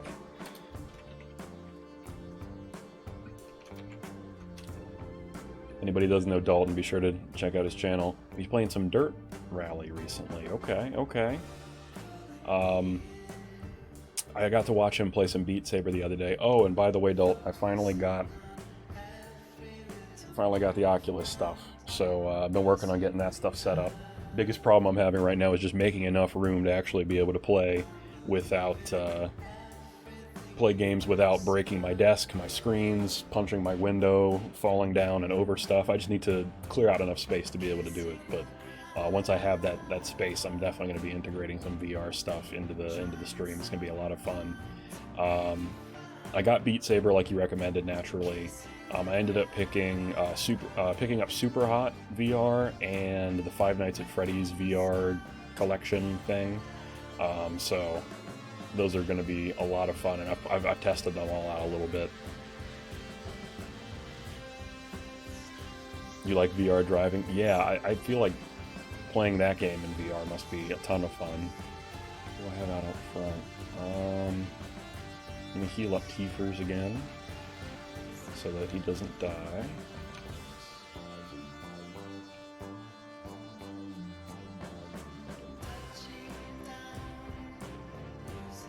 You have a small square and it's constant danger of punching things off your desk. Yeah, that's what I was worried about. With the limited bit of testing that I did, I smacked my hand into my desk and nearly knocked my lamp over. And at that point, I was like, okay, I'm either going to end up breaking the VR by accident or breaking my desk or something else important, or me. So I'm going to go ahead and hold off until I can create a better space for it.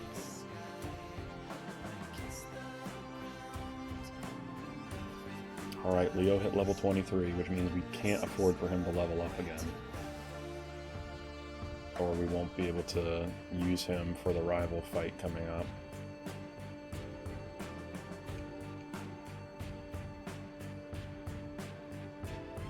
So, I don't know what I actually want to do here. I guess I'll leave Leo out front for now, and then switch train him with Bulbasaur, so that hopefully neither of them will finish leveling up by the end of this. But I know I have a couple more trainers I have to fight, so you're going to punch things, it's inevitable. Luckily the VR is pretty resilient. My controller's been accidentally launched across the room a few times. Yeah, I realized that too when I was playing Super Hot VR, that like I did the very first like little tutorial thing, and halfway through that, I was only playing for about 2 minutes. Halfway through that, I had to go like this really quickly to grab something that was in midair, and I threw the controller out of my hand, and luckily I had the wrist strap on, so it just like flailed. But I was like, wow, I'm happy to put that strap on, because if not, I have no idea what I would have thrown the controller to. I probably would have thrown it through the TV screen that's on my desk, or through the window, or something real bad. So, but it's good to know that they're resilient, because that would be, you don't use the straps, you like to live on the edge. I mean, that's fair. I mean, that would definitely, that would have my heart racing the whole time I was playing the game, for sure. You nearly knocked a mountain of dishes off your desk when you did the Great Mighty Pooh song. That was one of my favorite things of watching your channel, was getting to see you do that. And I mean, the way that you put, you know, the time and effort into it, I'm not surprised you got really into it and almost broke things at your desk.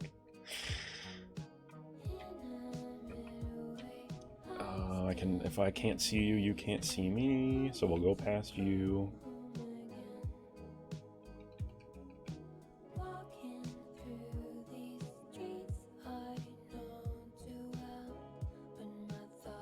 I'm gonna have to fight one of them. I forget which one of them has fewer Pokemon. Oh no, I can go past this guy. Okay, never mind. Good. There's another guy up here though, I'm pretty sure, once I go through here. Yeah, there he is.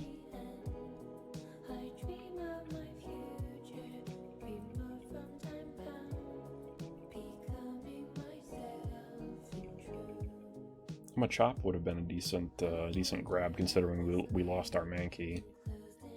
But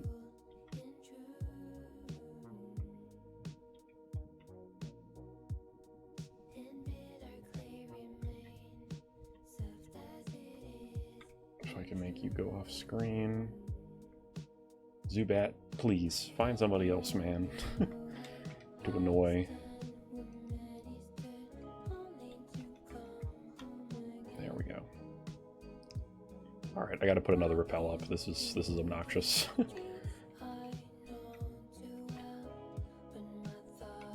I went too far, didn't I? Yes, I did. There it is.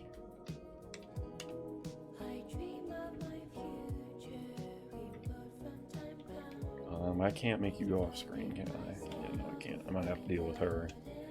Yeah, I'll do Leo into Bulbasaur, and hopefully neither one of them will level up. Oh, okay, she didn't care. That is okay by me.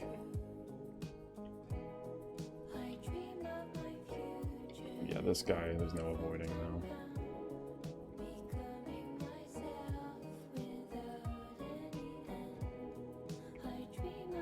I'm so happy I picked Dig. Oh,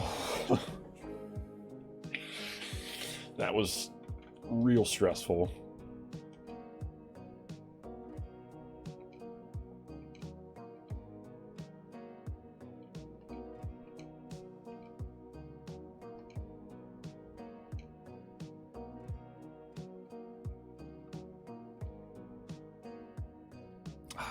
Okay, I brought Leo to level 24. That's okay.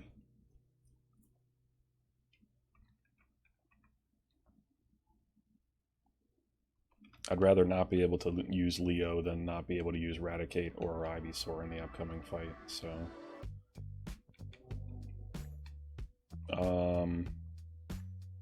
But since he's over-leveled now, I can definitely continue to use him to get us out of this cave and still use him for the gym battle, so that's all that matters.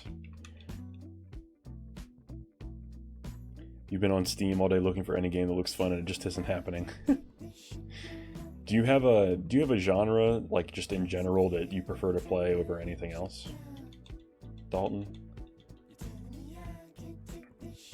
Because I feel like when I'm in the mood to play a new game and just looking for something new that I haven't tried before, the genre that usually ends up grasping me and pulling me in are RPGs or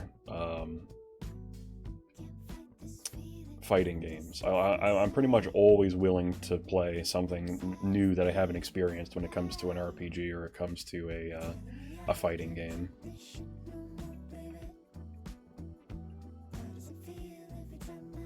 FPS, puzzlers, story-driven, RPG racing.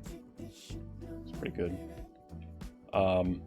I guess if I were to say a favorite, I like action-adventure games, but that's such a... You can classify nearly any game as an action-adventure game, for the most part, so... That doesn't really narrow it down. But all those are solid. Have you ever played what's the game called? Oh, it's ruining me.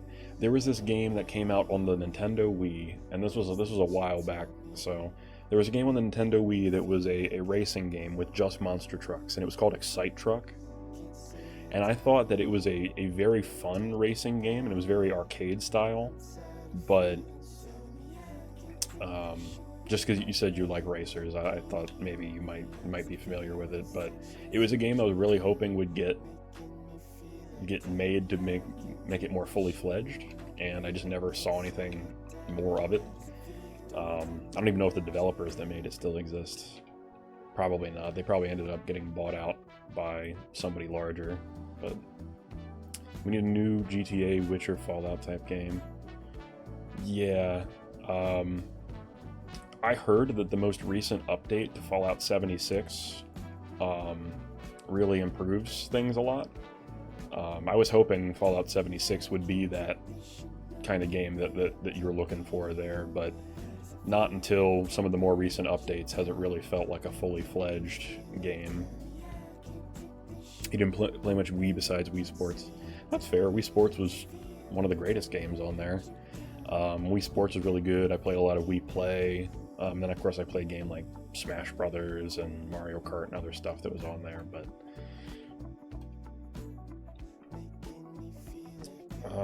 Excite Truck definitely wasn't a big, well-known game, but I very much enjoyed playing it, and it was kind of a weird and unique racer because there were spots on the map that you would run over that would like terraform the area in front of you and the other people racing, so that you'd have to change your strategy, or all of a sudden it wouldn't be beneficial to have been drifting there because the terrain changed. It was kind of chaotic.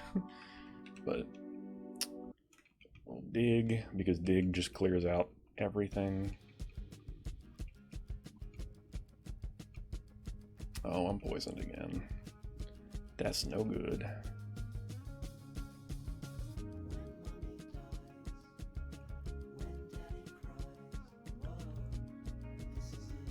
Wait, no, you had it? Okay, so you do know what I'm talking about. Okay, maybe you had it on a different console. I ended up having it on the Wii, but... You're heading out. Have a great rest of your stream. Thank you, Boomer. I appreciate you for coming and hanging out as always. Always appreciate the support and getting to chat with you on here. I'm looking forward to getting to play some Mario Party with you. I'll definitely I'll hit you up after stream today, and we'll set a time to work on the Mario Party 3 online. I was looking at what you put in your Discord, and I think approaching it using that other method that you put in there might be the way to go, like remote accessing a terminal, a computer screen, if you will, so that we could all kind of play together that way. But definitely appreciate your support as always, and have a great rest of your day. I hope it goes smoothly. You loved this game. I just unlocked a whole memory. See, I love that game too. It'll always hold like a special place in my memory. I don't think it was like an amazing game, but I had a lot of fun with it. Definitely unique.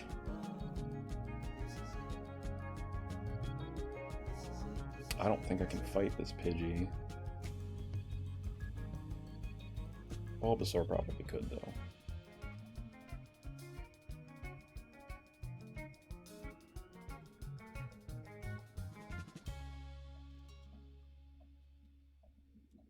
Okay, good. That takes care of that. Another Machop. Oh, we are poisoned. Let me go ahead and deal with that right away. Not taking any risks with it. Can't believe you forgot about it. Your memory's so bad. I mean, it is a pretty obscure game. Like, I don't blame you.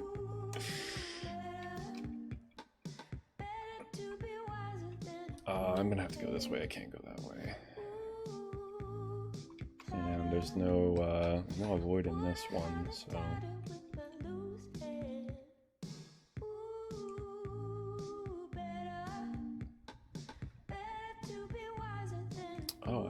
dig. That's a problem.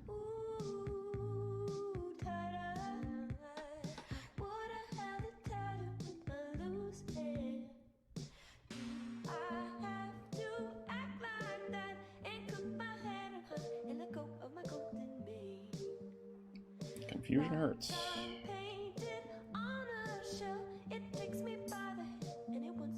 Okay, we made it to Lavender Town, folks.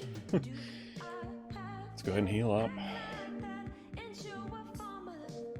And assess our team for the rival fight. So now we can't use Leo, which kind of sucks, but that's okay. We've still got Tiefers and we still got Bulbasaur as our 2 level 25s. We're gonna need a level 22 and a level 23. So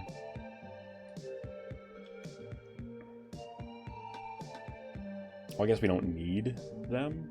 I'm really hoping that Tiefers is going to do most of the work here, frankly. The thing is, we can't take Leo with us just because he's too high level at this point. Let's go ahead and drop him off. Can also go ahead and deposit Shanks because we're not going to have to cut any trees at this very moment.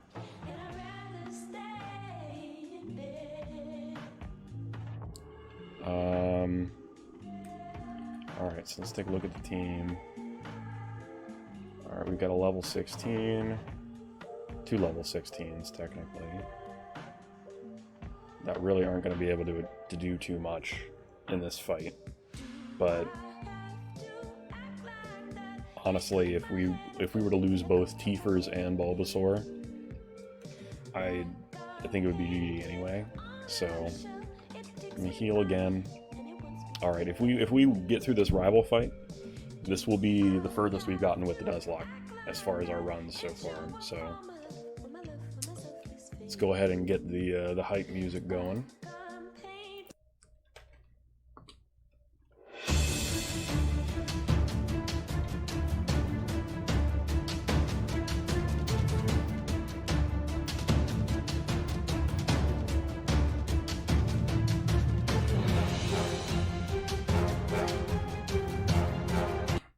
That's enough of that. Back to music here. Yeah, we got our raiders ready. Let's go ahead and do this. Oh, I do want to quickly see if there's any moves I want to teach. Bide, no. Bide is too dangerous. Mega Punch could be good if anybody could learn it. Nobody has the punching abilities. Whirlwind is not helpful here. Bubble Beam. Anybody? I don't think anybody can learn Bubble Beam, no. Well, I mean, Raticate can, but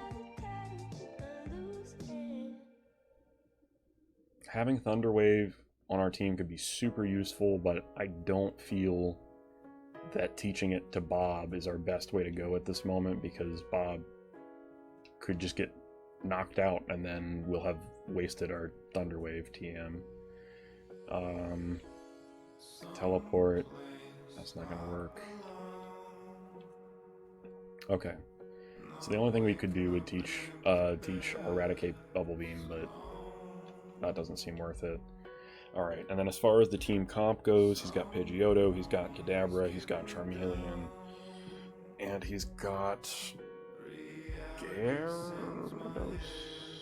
I think, is replaced his Raticate. So honestly, having Tiefers out in front is going to be our best shot here. Since Tiefers has Thunderbolt now, he's going to be able to deal with both Pidgeotto and Gyarados pretty handily. So here we go.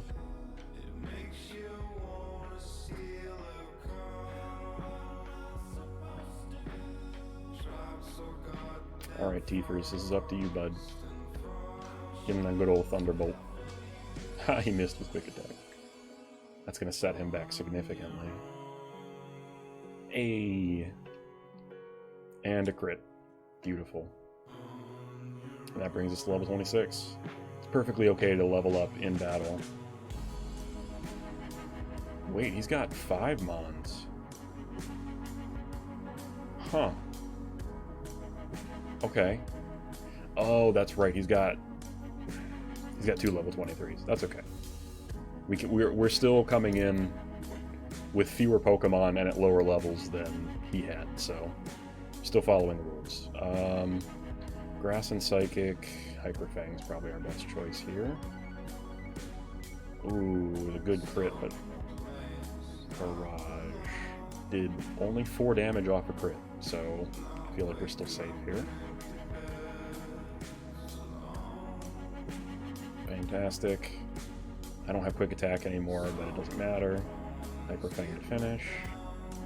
Tiefers is just carrying us through everything. Gyarados' turn. We're just gonna T-Bolt him. That's gonna insta-kill him, I'm sure. Wow, he held on by the skin of his teeth. Oh, Dragon Rage does a flat 40 damage. Ouch. Still feel like leaving him out is the best course of action here.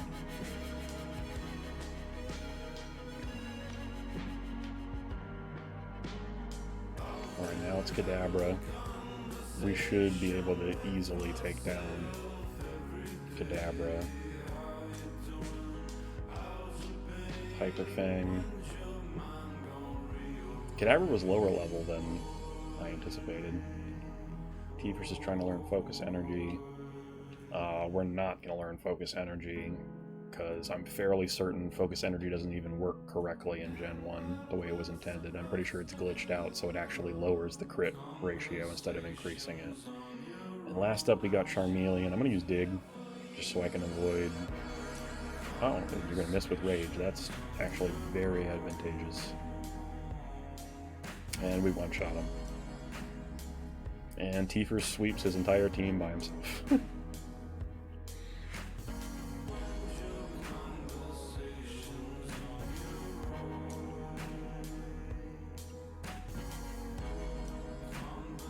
Okay. There's no point in sticking around in the tower because we don't have the Sylph Scope, so we don't have an chance to encounter any Ghastly, or Blue Haunter can also show up. And then as far as other Pokemon in the tower, you can run into Zubat, which you've already caught. You run into Rattata, which we've already caught.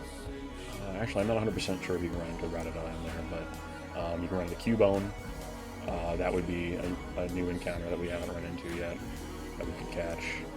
But might as well try to get that encounter when we actually have the Sylph Scope. So we'll have to come back to the tower anyway. But cool, we took care of that rival fight. So the next gym leader we're going to go to is Erica. She's got the 3 Pokemon, the level 29 being her highest level. So we can go ahead and put Diglett back in our party, get Leo back, which will be good.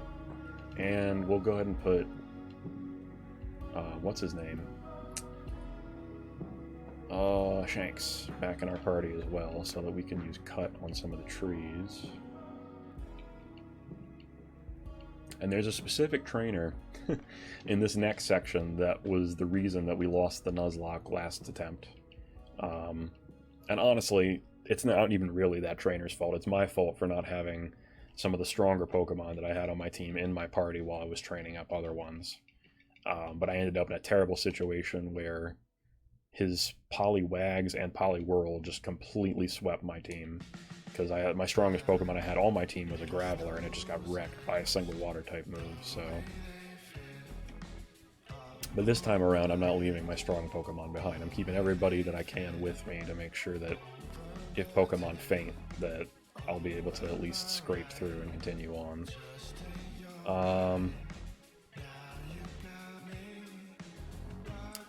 I kind of wanted to focus on leveling up Super Lanky, but unfortunately he's not going to be incredibly useful for fighting Erica, and then he's also going to get hurt pretty bad if we were to take him with us to fight Sabrina. He's not going to be super useful if we fight Koga. He's just not going to be great for a lot of the upcoming gyms. So, and the same thing with Bob. We have Tiefers with Thunderbolt, so Bob isn't going to be incredibly helpful coming up either. But I will keep them on our party, in our party, I should say, for now. Actually, let me put Bob away. because whoever I catch, I'm gonna want to have in our party, since we really only had Bob on us for Flash to get through Rock Tunnel.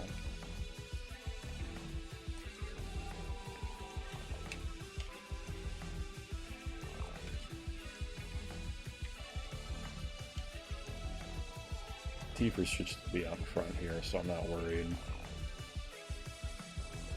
Missed with Hyperflare.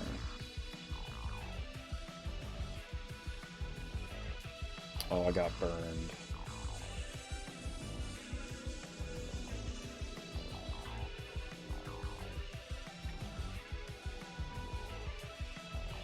Okay, no problem.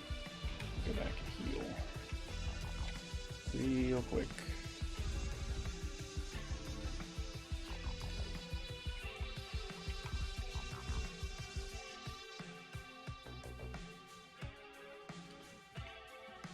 Okay.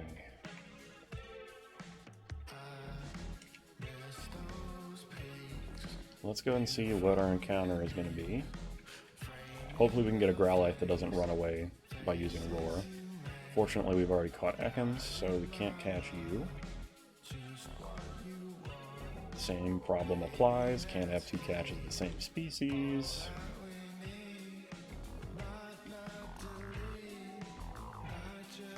We've already caught a Pidgey. We've already caught a Mankey. I think the only thing we can catch out here that we haven't already caught would be Growlithe.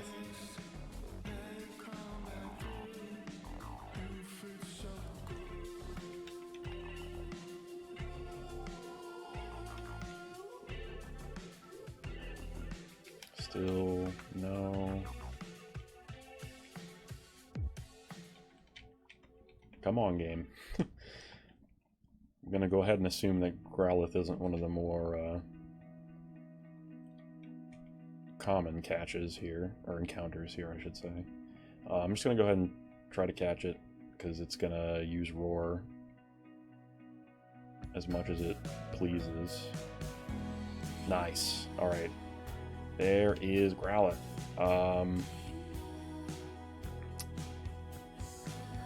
If you'd like to make a redemption now for a specific name, you're more than welcome to. I'll put a minute here on the clock.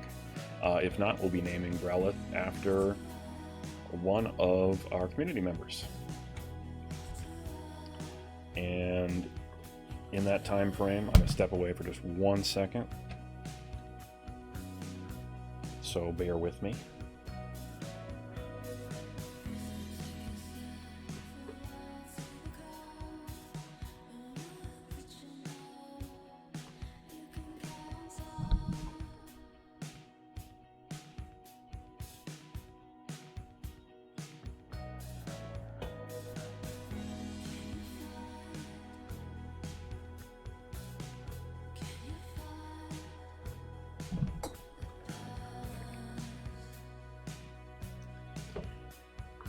Okay, we're back. Sorry about that.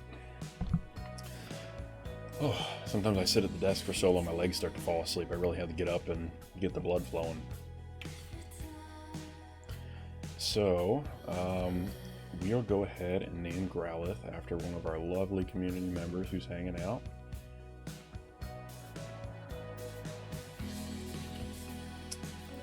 We'll go ahead and we'll name him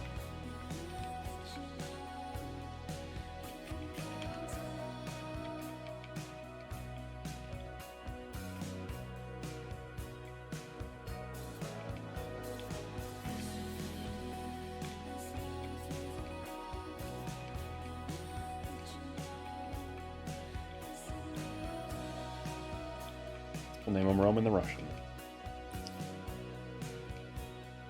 Roman TR is the most I could fit, but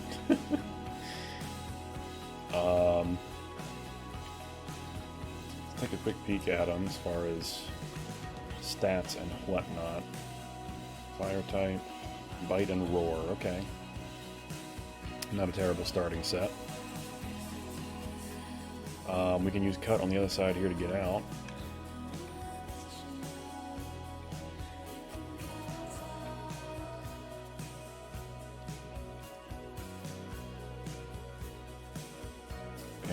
particular trainer that caused us problems is right over here.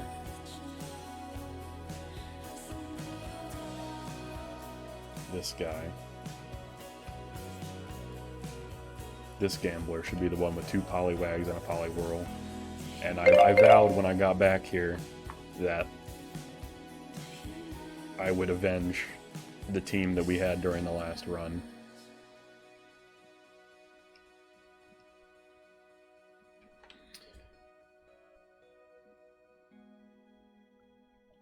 Also, I want to go ahead and...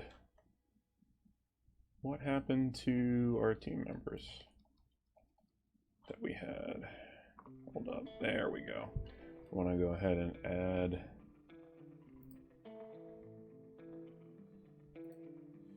Leo here as a permanent member of our team.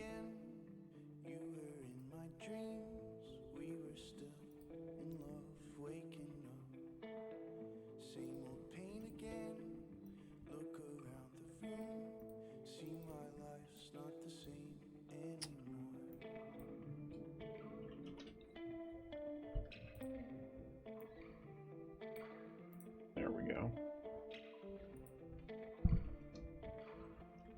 Because we spent significant time training him up, and he was part of the team we were using for the 3rd gem. I actually forgot to add him to the screen there, but there he is. That brings T-First to 28. Okay, so we can afford for T-First to level up one more time. Goodbye, Poliwhirl. Feels good to one-shot all these Pokemon after they completely decimated the small team I was carrying with me by this point last time. Bye-bye. Okay. Let's go into this. Oh, that's the, this is the path we actually have to take to get over to Celadon.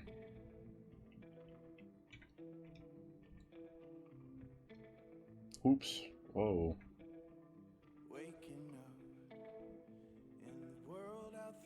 There we go. Speed this up. This area should be a new encounter. So let's see what we get. We've already caught an Oddish, so that's a no-go. We already caught a Growlithe, so that's also not a possibility. Hoping that when we run into something new, it'll be an Abra and we can catch it. That would be the best thing that could happen to us here. So far, we've caught all of these Pokemon previously.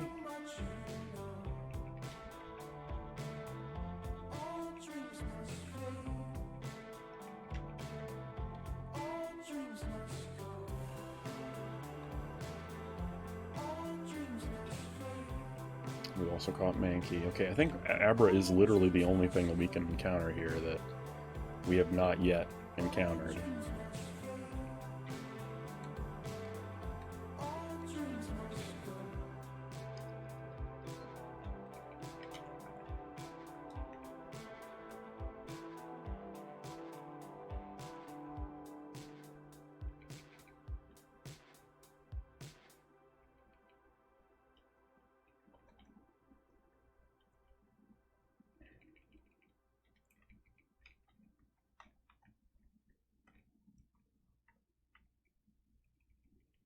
Come on, game. Work with me here, please.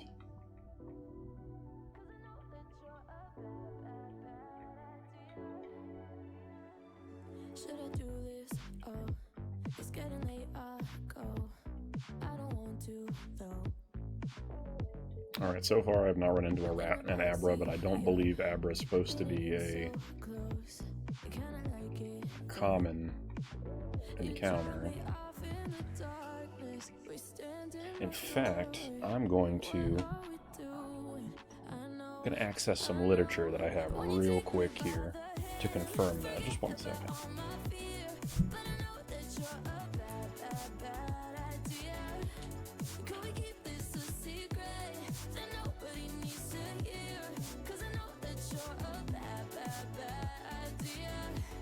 Such a 2 a.m. and we had a couple drinks. See you look at me. This is actually a piece of literature that I picked up recently. I'm feeling weak. Hands all over me. Am I in too deep? I found it. You drive me off in A used copy that somebody had from years ago, and I was like, huh, you know, that's kind of cool. Even with these official strategy guides, half the time you look at a page and you go, you know, that's not actually accurate, or that's not the actual name of that item in the game, or stuff like that. Occasionally you're like, what is this? But let's take a look at the map here.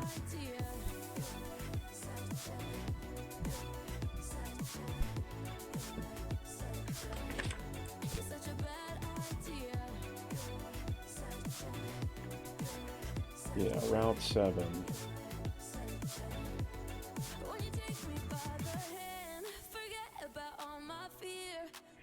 Okay, according to this, on Route 7, you cannot catch Abra.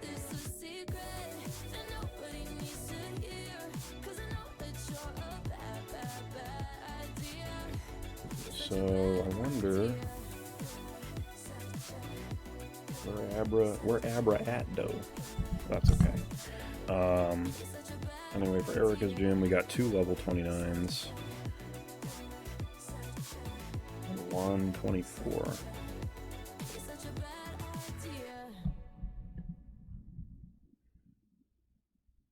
So I was incorrect. Abra is only available in this area in Let's Go, Eevee and Pikachu, which is a game I've been playing a lot more of lately, so I'm not surprised that I mistook this area for one that we could get our Psychic type at, but that's okay. All the encounters that we can catch here we've already caught, so we can't catch anything on Route 7. Anyway, we can go up here to the Pokemon Center, we can heal. I love the green that this city uses for its palette. I think it's really cool. Should be an item here. Somewhere? Yes? No? Maybe it's this way? I swear there's something hidden up here. But I know you can go up through the building over here. Yeah. Actually, this should be where the Eevee is.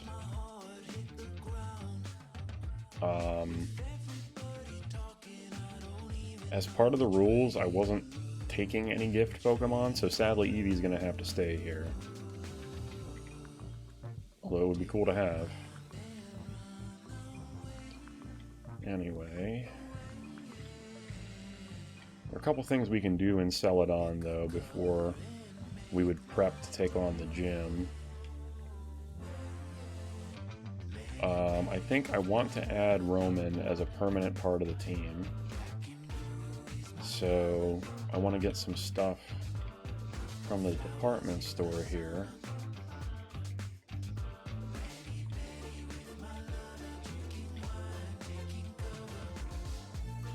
There's TMs here.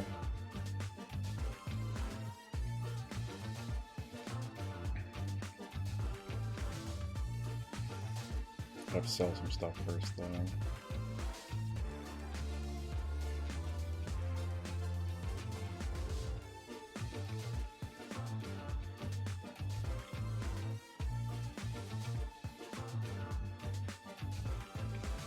Alright, that's what I'll do. I'll go back to the PC, I'll put some stuff away.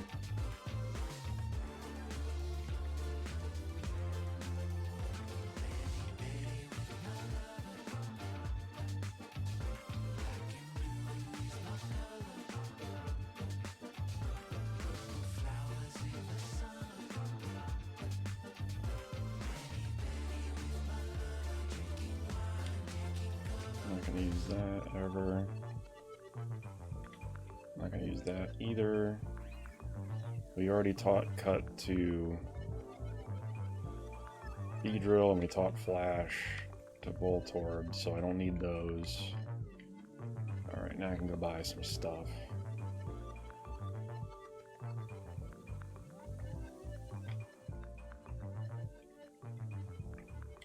And before I actually make a purchase from these guys, I can assess my handy dandy thing, book, whatever, to know what each of the TMs are before I start buying them.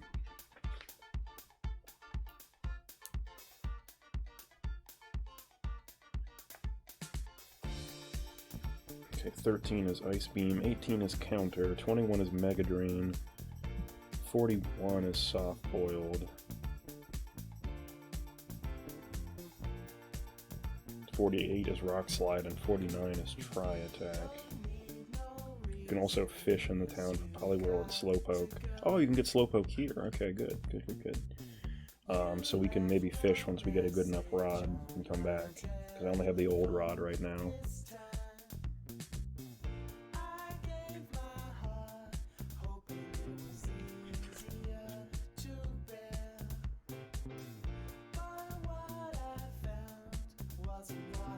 Okay, so let's make some purchases. None of that. Actually, this guy is what I need.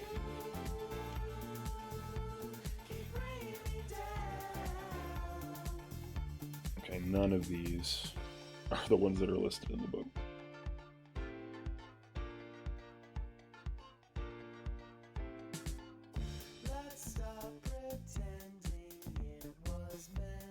Okay.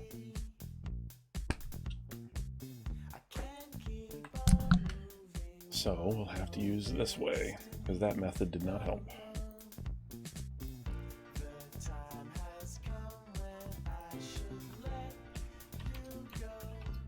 So I want to make sure I buy stuff that's appropriate for our team.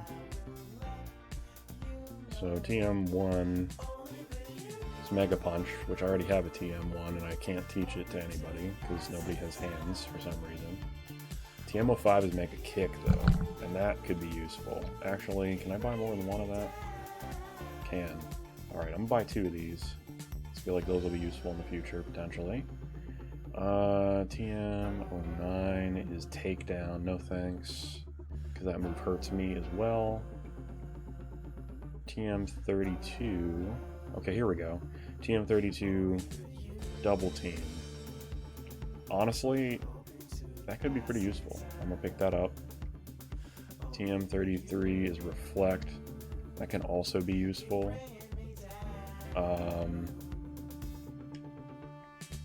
It's 2. Razor Wind. No. Horn Drill. Horn Drill could be OP. I don't think I have anybody I could teach it to though. So I'm gonna ignore that for now. Get Egg Bomb, but again, I don't have a Chansey or an Execute, so I don't think I could even use that. TM5, that is Mega. Okay, we already got Mega Kick. We already looked at that. We looked at Takedown. 17, Submission.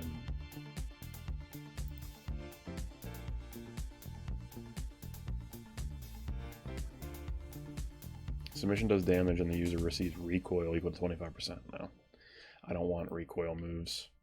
Alright, we got a couple of things that could be good, but let's go upstairs.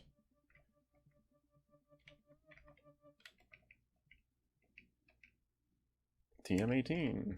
TM18 is Counter. Okay, Counter could be good, but it relies on us getting hit and taking damage before we can reflect double the damage back. So, again, moves and strategies that require us to take damage aren't ideal when it comes to a Nuzlocke.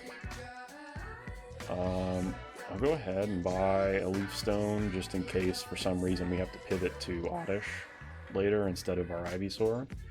I'm trying to think of anybody else on our team that would benefit from stones, and I can't think of anybody, so that's where we'll leave that for now.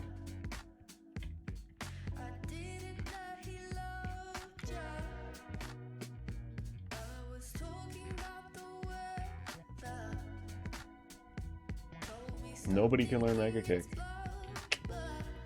Lame. You all have feet. Why can't you learn Mega Kick? Well, most of you have feet. That's kind of crazy. Alright, everybody can learn Double Team, though.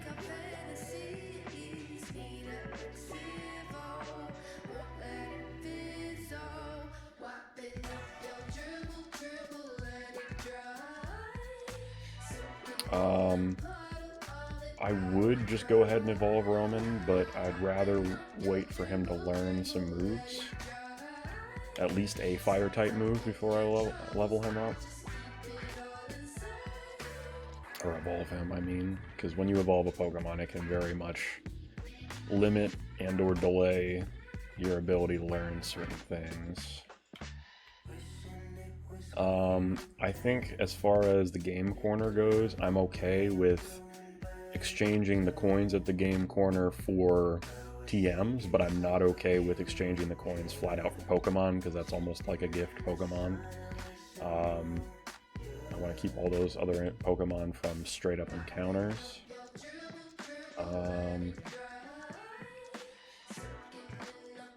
Take a quick look at the team here. Alright, so 2 of you guys have to be level 29, and then 1 has to be level 24. Now, level 24 is going to be Leo. Just means I need to level up Teepers and Bulbasaur a little bit more. Which I should be able to do, honestly, against the trainers on the way to Erica. So I think I'll do that.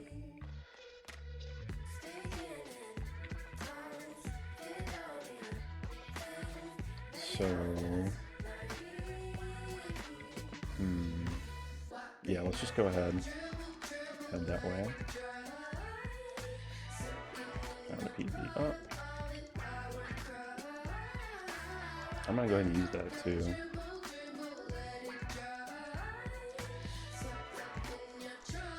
Gonna use it on Teepers and Dig. Seems like the smart thing to do. Alright, now we can go over here. Actually, before I go there... No, it's not this place. That's the hotel. It's the restaurant.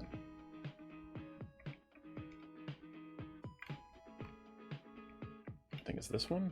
Yeah, this one. This guy will give us the coin case.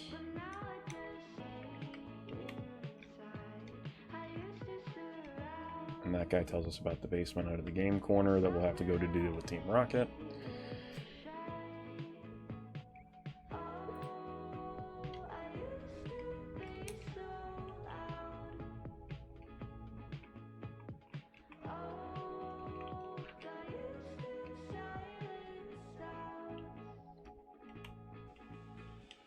I'm gonna go ahead and save here, just because I don't want anything dumb to happen. Wait a second.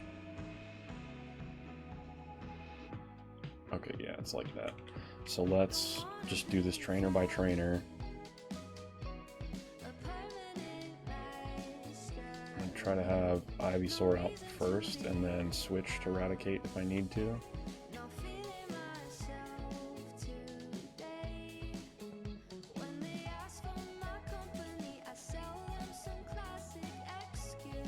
It's trying to poison me, but it can't because I'm poison type.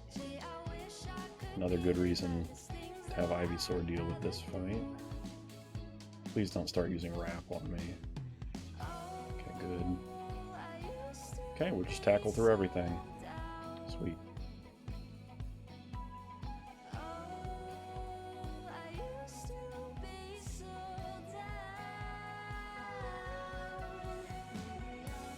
Yeah, you just keep trying to poison me because my primary type is grass, but it doesn't work because I'm poison type as well. So, see ya. Okay, that worked out great. Still got more leveling up to do though. Before I'm going to be ready to take on Victoryville.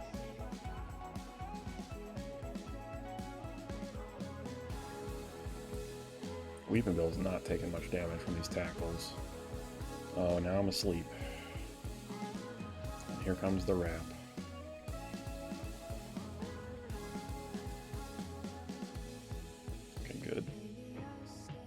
Level this up to 27.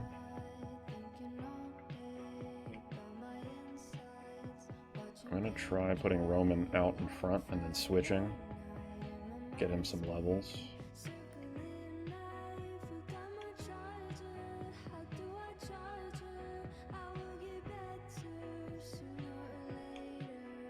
Now I'll switch into Bulbasaur.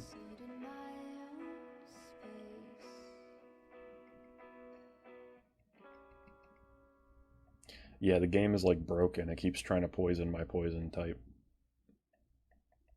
Because I don't think in Gen 1 the AI takes into account more than what your primary type is. It knows I'm a grass type, so it won't try to put Leech Seed on me. But it doesn't realize that I'm a poison type, so it's trying to poison me, and it's just consistently unsuccessful. Which is why, if you take on some of Lance's Dragonites with a poison type, they'll just spam agility the whole time instead of actually attacking you, because they think Psychic type moves are good against poison types, so they should go for that. Because Gen 1 is just weird like that. Aren't you a peeping Tom? What? Talking about the old man out there staring into the gym, maybe? But not me. We'll switch. Can easily take out a Bulbasaur, although I'm running out of tackle, which is a problem.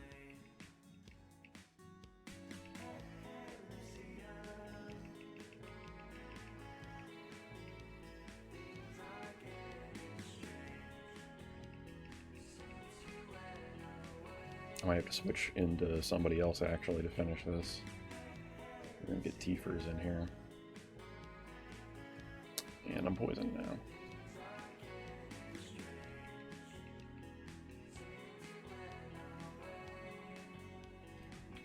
Go ahead and heal myself with Antidote, because I do not want to have to worry about that. Use some potions. Actually, no, I should just go all the way back.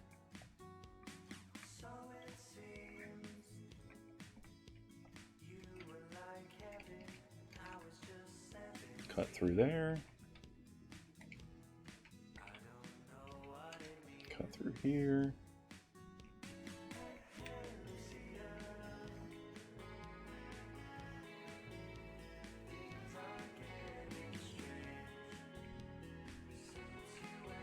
Guess I should put away some of these other Mons.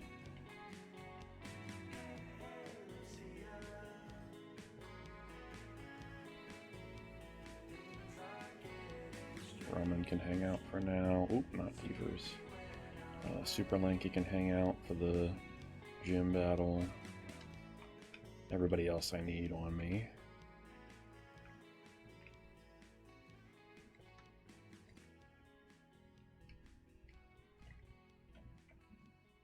Wait, did I actually heal while I was back? Okay, I did. Good.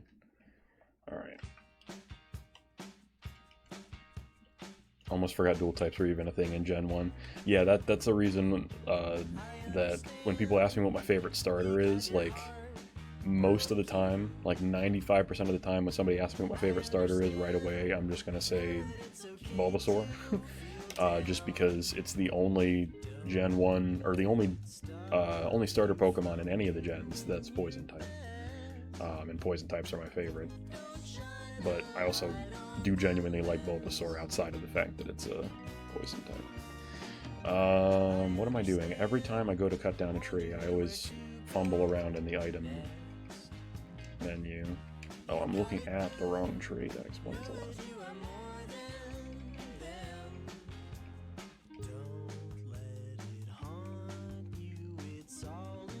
Alright, we'll have to cut this down.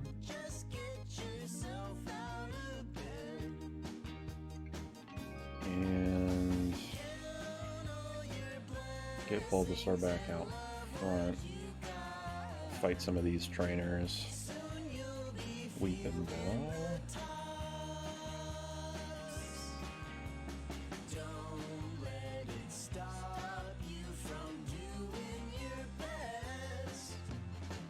Wow, it actually switched out from Weeping Bell to Gloom. it switched back. You guys okay over there? What's happening, game?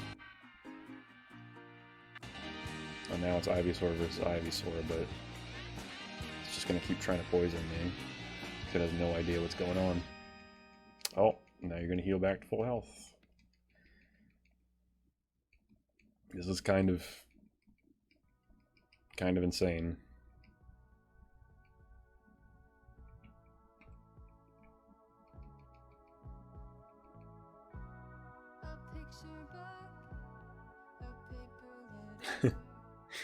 Yeah, it's just one of those weird early Gen 1 things. And some of the problems that they had in Gen 1 they fixed in Gen 2, and other things they didn't fix or created new problems. I mean, I love Gen 1 and I love Gen 2 dearly, but I could not, if anybody said that they don't have problems, I could not defend that statement, because they definitely do.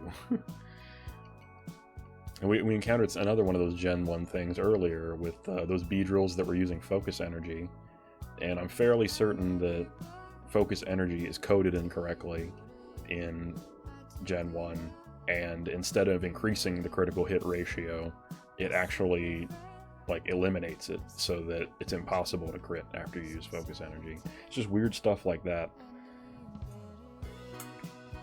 There we go. It's helping with the green screen a little bit.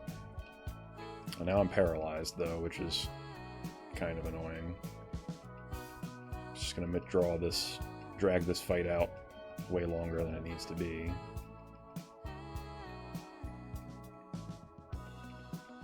The nice thing though is once we get through this gym, we're going to be on the cusp of Ivysaur evolving into Venusaur. Only 3 more levels, because now we're finally at level 29.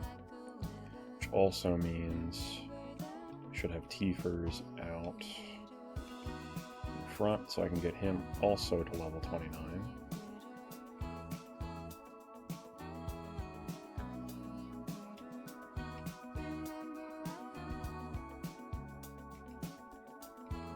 Ah, it flinched. Cool.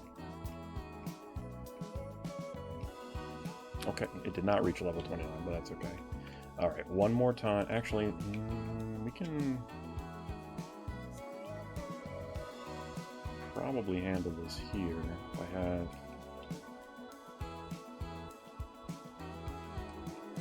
I don't have a way to heal the paralysis. Now we're going to have to go run all the way back and heal again. That's okay.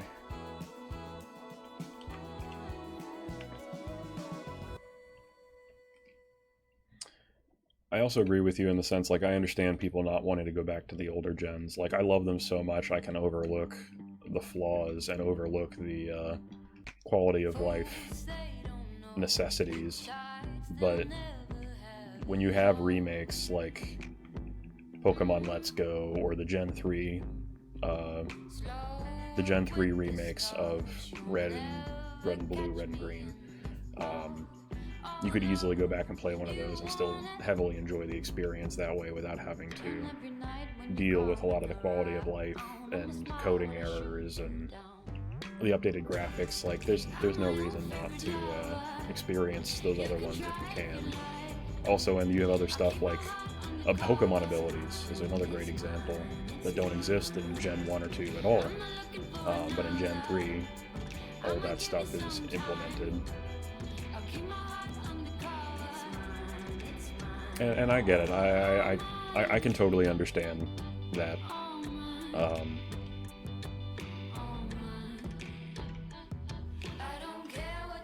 me cut through here.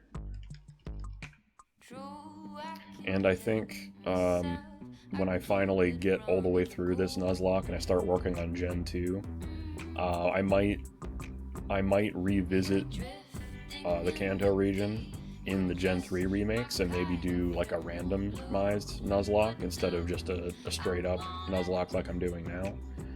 That way it can blend in to make it an even more unique experience. Blend in some of the Hoenn region and Johto region mons into the first region, things like that. Crystal, Emerald, and Leaf Green. Nice. Nice. Yeah, I loved Love Crystal. Crystal is, to me, the definitive way to play Generation 2, although Gold and Silver were great too. But Crystal adds some extra stuff that I really thoroughly enjoyed. Emerald was the Hoenn region game that I had as well. I didn't get Ruby or Sapphire when they first came out. I got Emerald when it came out, and then I think I picked up Ruby later, just to have another file. But honestly, I think I'm okay with Tifer's not being level 29 for this fight. We can just go into it without it. I think, as far as strategy though, I'm gonna want to have my in-person reference material again. I think I really want to have Ivysaur out first, just so I can keep abusing the fact that poison types can't get poisoned. I think that's going to be the best thing to do, but my major concern is getting paralyzed. If we get paralyzed and then they keep using Wrap on us, that's going to be nearly impossible to deal with. Not impossible, but close. The biggest thing I'm worried about is that victory bell, honestly. So, yeah, because the Tangela, I don't find the Tangela to be a threat. I mean, it might have Wrap or Constrict or something, but it's level 24. The only thing that would be worrisome for is Diglett, who I'm hoping won't have to see any action during this battle. The really concerning thing is the victory bell. The Vileplume being level 29 could be tough, but again, it's likely just gonna keep trying to keep trying to poison Bulbasaur. So I think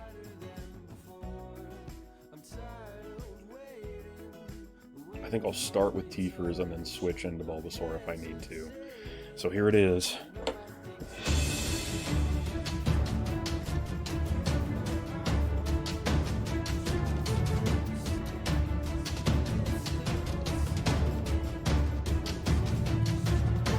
I believe. Thank you, Ryan. I appreciate the support. All right, here we go. 4th gym. My name is Erica. I make the plants grow.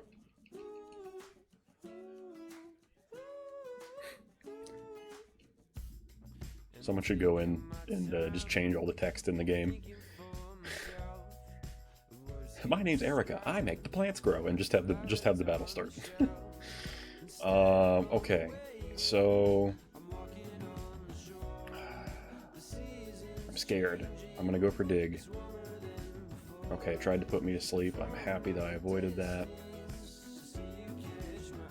Okay, we did decent damage, but now we're asleep. I think the good move here is going to be to switch into Bulbasaur, because otherwise we're just going to get destroyed from here on out.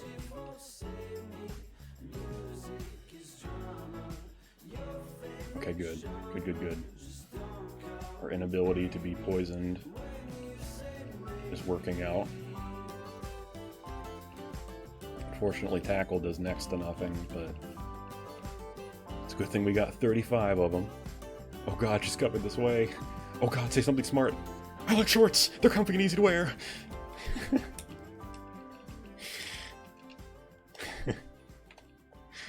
So many classic memeable moments from the early gens of Pokemon.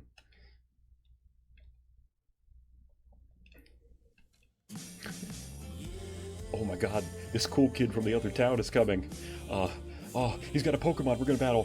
What do I say? My Rattata is in the top 1% of Rattata. For, what is it, youngster Joey? Is he the one that's in Gen 2 that has the Rattata who claims it's the best in the world? I think so. I think his name is youngster Joey. Or maybe that's the Shorts kid. Or wait, no, because in Gen 1 they didn't have names. They just were like, youngster wants to battle. Rip that from VG Cats News Hiroshi. All good. I believe that you could have come up with that shot of Ragnarok. Maybe you didn't come up with it first, but I believe you could have. So you have that spark within you. He hatched at level 1, perfect IBs, and his EV training for maximum build.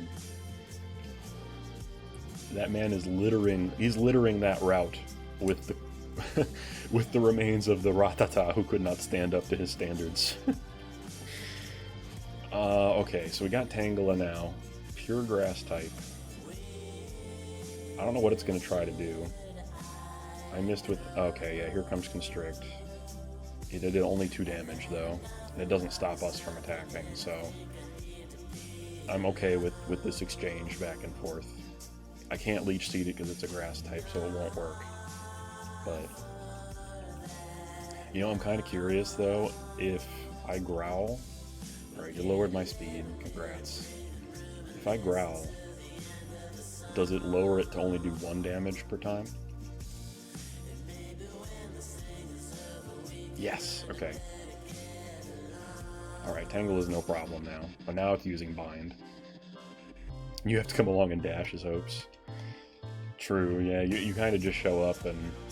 I remember distinctly in one of my... I want to say I was playing... It was either Gold or Silver, it wasn't Crystal. But in one of my playthroughs, I got a Hoot Hoot, and I trained it in that first area enough to the point where it learned Hypnosis. And... like, I really over-leveled my starter and that Hoot Hoot. And then I just flew through the rest of the game, because anytime I got into a bad situation, I just put something to sleep. Poor Joey didn't stand a chance. His Rattata didn't even get to fight. Can't wait to do youngster Joey run. I mean, Rattata is a pretty good Pokemon. Like, our Raticate has carried us through a lot of bad situations so far in this game. And since it's a normal type, it's got an amazing TM pool that it can access, so I definitely think you can do it. I just realized you didn't have to shell out any delicious morsels to get you to read that. You know, it's funny that you say that, because a lot of the time, like when I was putting that in for a redemption, I was like, you know what, I feel like I, for the most part, read out loud everything that people put out in the chat anyway. So I don't even know if anybody will bother to redeem this. But I figure if there's something specific or awkward that somebody would want me to say, then they'll be willing to put the points in to do it. That's right, you suckered me out of, what is it, 1,000 points or something? You got me.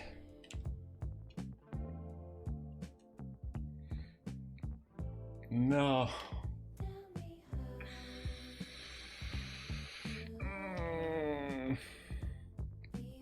It took so long, and now we gotta whittle down that health again.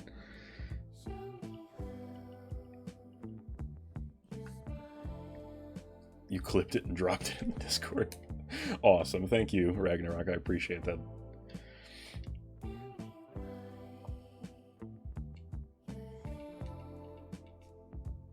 Oh, come on. Tangela, why are you like this? We could have been friends. I actually legitimately do like Tangela as a Pokemon. And pretty much nearly all of the grass types in Gen 1 are either grass poison or grass and bug.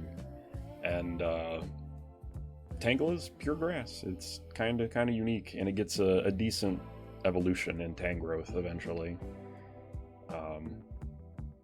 I always liked it as a Pokemon, and I was fortunate enough when I did my my all shiny run in Let's Go to randomly encounter a shiny Tangela, and I named it Snot because it's like a very lime green mucusy color when it's shiny. But getting way off topic here because I've been staring this Tangela in the face for this fight for way too long.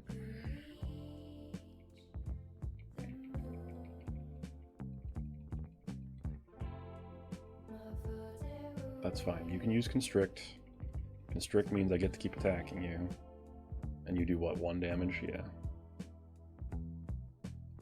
Okay. Finally Tangela goes down.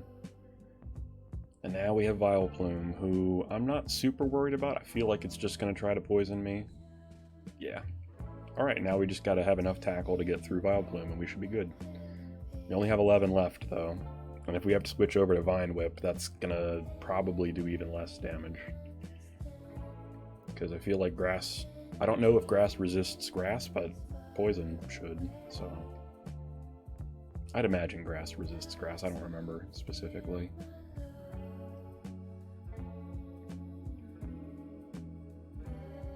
I should have tried using Vine Whip on Tangela to see if that was the case. You held on to another super potion. Can't you just accept that? How come you can be so smart when it comes to defensive strats? You have trainers that are switching Pokemon out back and forth. You got them using items to heal up. Can't you be smart enough to pick a move that can actually hurt me?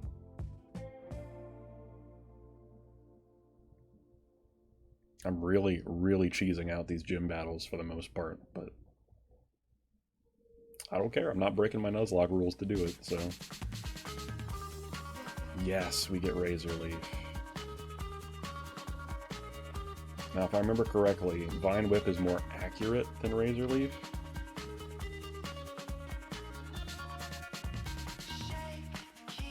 But I want Razor Leaf.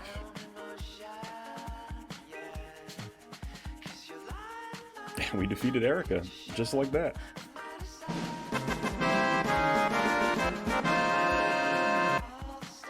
Okay. Halfway through the game, boys. Halfway through the game. Well, halfway through the gyms, anyway. We still gotta go all the way through the rocket hideout in the game corner, and then... Okay, I'm game. Alright, let's do this. The FitnessGram Pacer Test is a multi-stage aerobic capacity test that progressively gets more difficult as it continues. The 20-meter pacer test will begin in 30 seconds. Line up at the start. The running speed starts slowly, but gets faster each minute as you hear this signal. Beep. A single lap should be completed each time you hear this sound. Remember to run in a straight line and run as long as possible. The test will begin on the word start. On your mark, get ready, start. Thank you for the redemption, Ryan. That was a lot of fun. I wish I could emulate that exact voice that the announcer has for that. But not only was that a fun redemption, but it also brought up just the little tiniest bit of post-traumatic stress from having to run the pacer test. It's truly iconic. That was a great choice for a redemption. I loved it. And she's trying to give me something.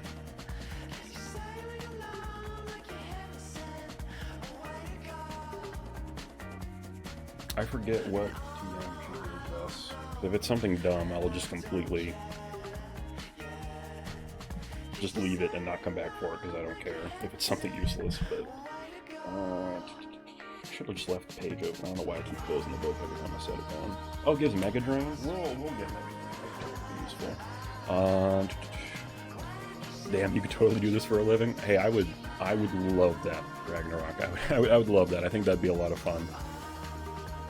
And I gotta say, growing up, I never would have imagined that people would be, like, interested in hearing things in my voice. So, what do we do? I should have just left the town map in... You know what? I don't even have them on me. We'll come back and get Mega Drain. That's what we'll do. Alright, Shanks. Chop it on up.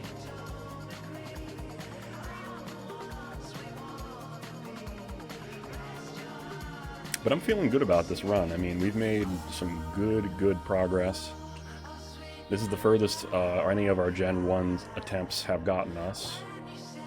I think this is overall our 4th, right? It's our 4th run? I might have to double check that. I don't know if it's, now off the top of my head, I don't know if it's 4 or 5. I want to say it's 4.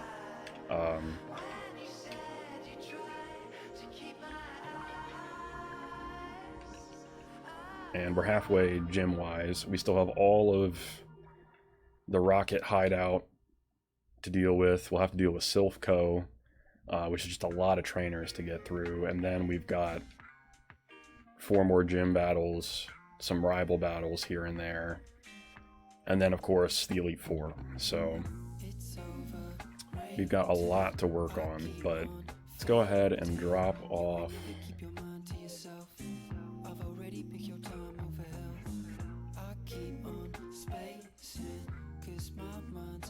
some items.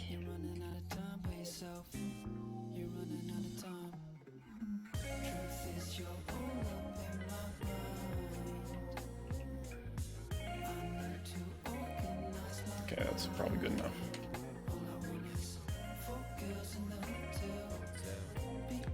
Low and bassy with a touch of gruff, good anime mentor voice. That'd be cool. I would attempt to audition for a role like that, I suppose. And I like anime, so it would be it'd be a pretty easy and quick yes for me, as long as the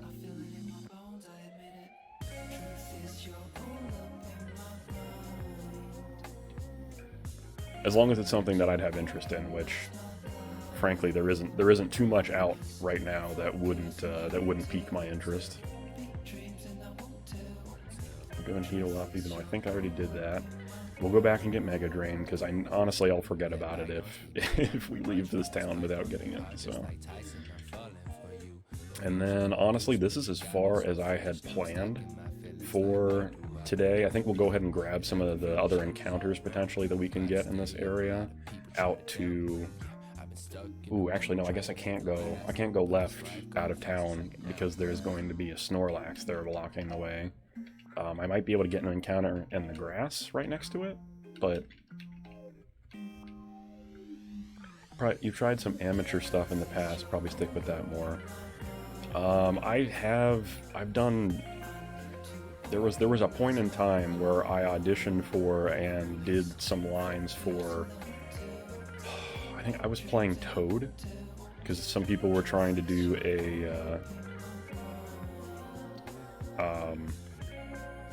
an abridged series of the old Mario Brothers cartoon, and I think I did like 2 episodes worth of Toad's voice, and that was back when I was a teenager and could actually do that voice without probably destroying my vocal cords. Nowadays, I'm sure I could not manage to do that for an extended period of time. You landed a short film role by chance once? That's awesome. What kind of film was it? I didn't want to talk to you. I want to talk to Erica. There we go. Both of these stories are dope. Yeah, to be honest, I don't even know if I don't know if they continued with the series or not. I only did the voicing for 2 episodes, and then I was unable to continue doing it because I had some other stuff come up. So time-wise, I just couldn't put in and continue to contribute. And the guy who was running it was like, okay, no problem, I'll take over as Toad. I want to see. Interesting, Beedrill can learn Mega Drain. I was not expecting that. Bulbasaur can also learn it, but since we already have Leech Seed on him, I'm not worried about having him get Mega Drain at the moment. I might give it to him later.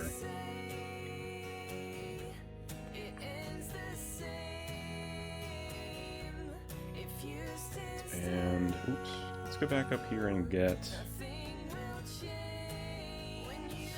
Growlithe back out, because I do want to train him up a little bit.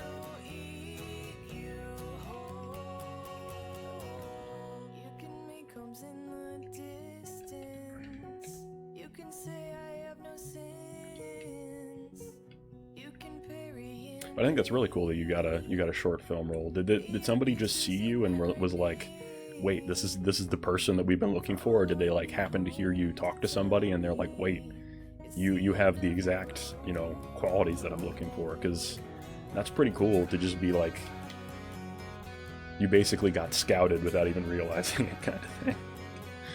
You were a big theater nerd in high school or the college days. You love anime, so voice acting has always interested me. I think it's a very cool and unique experience, even within like acting, the acting community, because if you're a voice actor, you can fill literally any role that you can shape your voice to fill. Because when you're doing physical acting, there's a lot of hang-ups of you looking like the character that whoever's directing it or writing it envisions as the character. But when your character is a drawing and you're just in charge of the voice, however you can manipulate or replicate your voices is all that matters. Businessman who's going to buy a gun and kill himself, but was pretty good. Huh. Based on that description, the first thing that comes to mind is Death of a Salesman, but I'm assuming it probably isn't that. Ooh, fun, and yeah, it's super dynamic, and I love one of the things I love about watching different anime, cartoons, whatever, is getting to hear voice actors and going, you know, based on hearing this voice, I feel like I've heard them before, and then like connecting the pieces to figure out what other roles they've played. Like Mark Hamill is a fantastic example. I mean, he started his career being, you know, Luke Skywalker, but he went on to do voice acting for so many roles over the course of time. Of course, he's probably more well known for being the Joker in a lot of different series, but he lends his voice and can change it for so dynamically. It's insane what he's capable, what roles he's capable of filling because of what he can do. So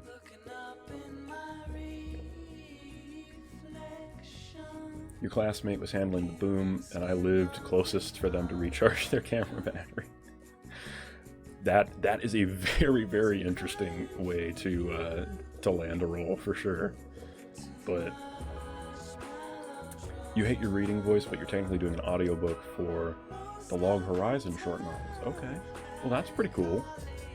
I feel the same way. I have never felt like I enjoyed hearing my voice and doing,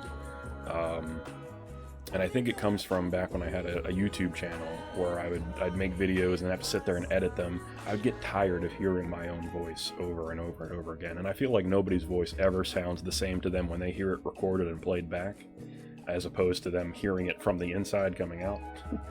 But I think it's just a psychological thing. Hearing yourself, your recorded voice is like, is that really me? I don't know, it's strange. We shot your scene in all of like 10 minutes. Hey, that's okay. That's still really cool though.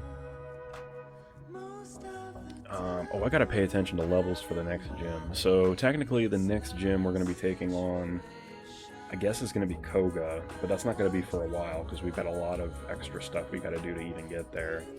And level 43 is the capped round. So this cap is a huge jump from where we were with Erica at level 29. So I don't have to worry about levels too much for that specific reason in the near future. I am going to have to worry about next rival fight though, I think. Because we did Lavender Tower. After Lavender Tower is Silphco. And Silphco, that is a rough fight, because it comes after you plowing through all of the Team Rocket trainers. His starter at that point is level 40. Got a level 37 Pidgeot, the level 40 Charizard, which is rough. Gyarados is at 35, and it still doesn't have any water moves or flying moves. But Dragon Rage will still hurt, Bite will still hurt. His Execute will be level 38, and it doesn't have any attacking grass type moves, but it does have Leech Seed. That Execute's all about statuses. Its Alakazam will finally have Psybeam though, which is gonna hurt. And then Pidgeot level 37 with Wing Attack, it finally has Wing Attack, so that's gonna be a rough fight in depth for sure. So I'm waiting Yeah, so I've got that fight to worry about, and then of course you're gonna have to deal with him outside of Route 22 before you even get into the Elite Four after I finish up the gyms. And that fight's hard. He's got two level 50s, the Alakazam and the Charmander. Then Rhyhorn at 45, Gyarados at 45, Execute at 47, and Pidgeot at 47. And then of course you got the final fight when you get to the champion. that one's going to be rough too, because when we go into the Elite Four, we're only going in with levels that are equivalent to Lorelei, and we'll only have 5 Pokemon that we'll get to take in with us, even though in the end our rival's going to have 6. So it's going to be quite a challenge. The Elite Four is definitely going to be the most daunting part of this, but we got through some of the harder early game stuff that I was worried about, so I'm pretty hyped about that.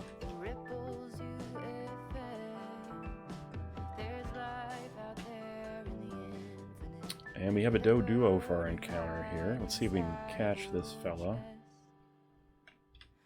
Still have Pokeballs on me, right? I didn't waste too many getting Growlithe. Okay, good. Okay, that was a very easy catch.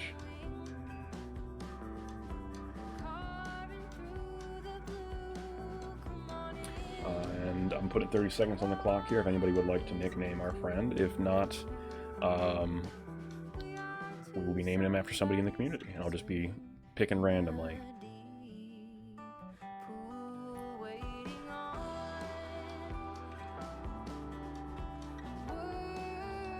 We could go 6 and have force kill the 6 if it comes to that. Just have it for the champion fight. That's sort of a designated Deadmon. I could do that. As far as the rules go, though, at least the way that I have them set up at this point. Yeah, I mean, technically you're right. Technically I could do that. The way that I had it stated in the rules was that I was going to go in with the Elite Four with levels equivalent to Lorelei and the same team. And then, of course, if 5 Pokemon faint and I have the 6th one in my team, I'll just count it as a loss anyway. I could do that. You know, I'll consider that, Ryan. That's not a bad idea. I might approach it that way. Because not having 6 Mon in the end could be real tough, especially when they're going to be that under-leveled anyway. So I think my difficulty would be having that 6 Mon there. What level would I have it designated as? Because I wouldn't be able to use the 6th Pokemon that Lorelei has as a baseline, because she didn't have one. I guess I could average hers. I don't know, but I'll consider that. It's not a bad idea. And okay, 30 seconds is up. Let's do.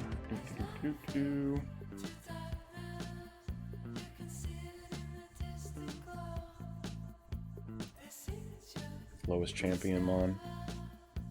I could do that, but I think his are decently higher level than some of the other ones that Lorelei would have. But potentially that could be a way to approach that. I think our Doduo is going to be named after the Jazzman himself.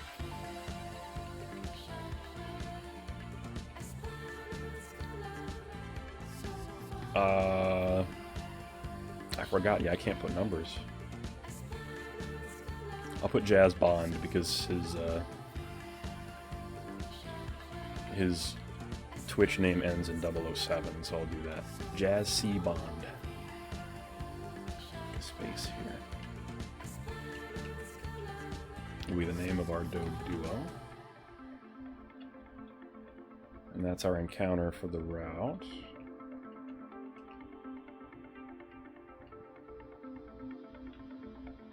So, technically, alternatively, I could have waited to get this encounter and gone into the static encounter there to the Snorlax and have that been my encounter for the route, but as useful as Snorlax could be, having a Pokemon where utilizing Rest just doesn't seem like a safe strat to me, especially in Gen 1 where you take an entire turn to wake up from sleep. I guess we can keep him on us for now, that's fine. I do want to train up Growlithe a little bit. At least until he gets a fire-type move. Totally blanked on a nickname, to be honest, I tried. No problem, Ryan, no problem. That's the thing, too, is that when I have to think of a nickname, I mean, sometimes something simple will come to me right away.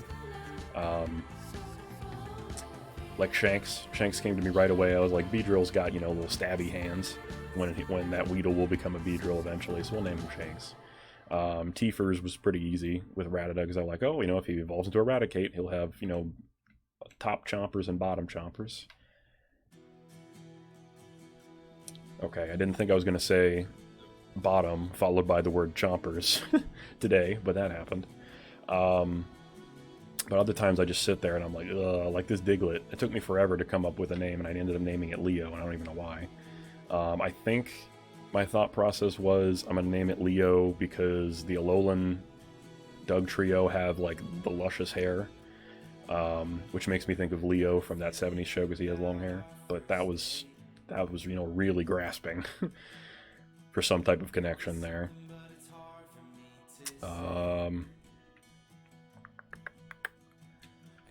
Tiefers is probably a good switch here because Karate Chop is actually a normal type move in Gen 1 for whatever reason. Another weird Gen 1 thing. I missed with Hyper Fang. There we go.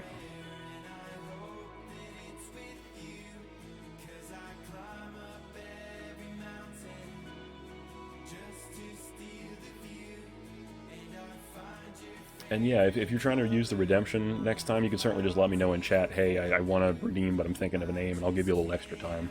That initial time is just for me to make sure I give you guys a chance to use that redemption should you wish to use it. So,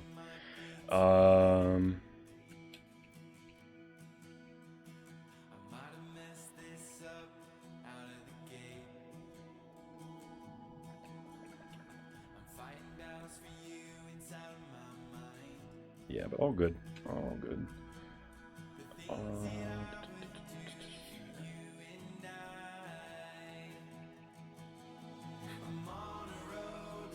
Okay, Tiefers is at 29.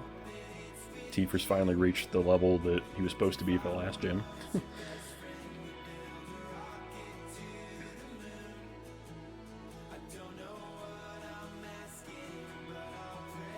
Pidgeys love quick attack.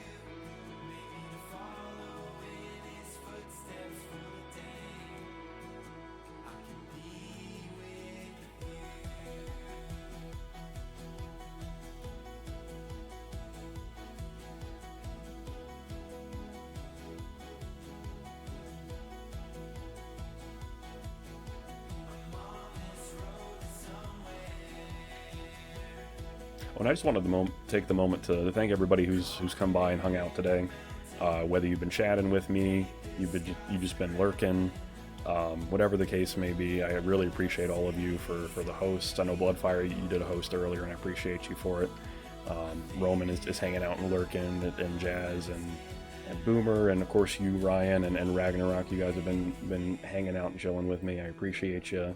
Lord Tongo, if you're still hanging out there, thank you for hanging out with me today and chilling and enjoying the Nuzlocke as well.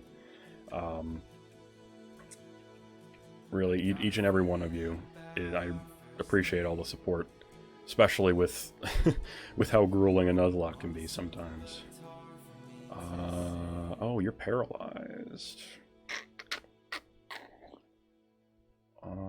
I think actually, yeah, it doesn't matter. We'll still switch into you.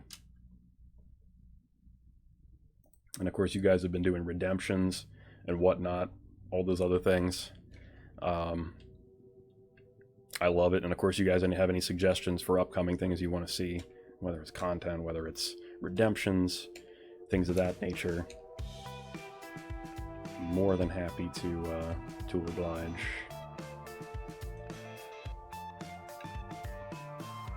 Yeah, thank you. That's exactly what I aim for. Okay, Pidgey, you didn't want to fight. That's cool. I guess let me go heal Eradicate since now he's paralyzed.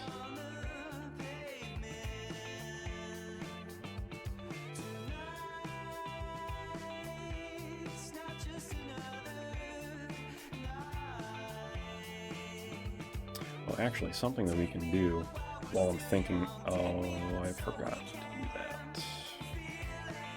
Let me get... Oh, can I not get the tea from the lady until after I've cleared out the game corner? Maybe that's the thing. Yeah, okay. No problem. Let me go back. to Lavender and go south from Lavender, because there is a house with a fisherman there, and that fisherman should have... Actually, let me fight some of these other trainers to get Growlithe some experience.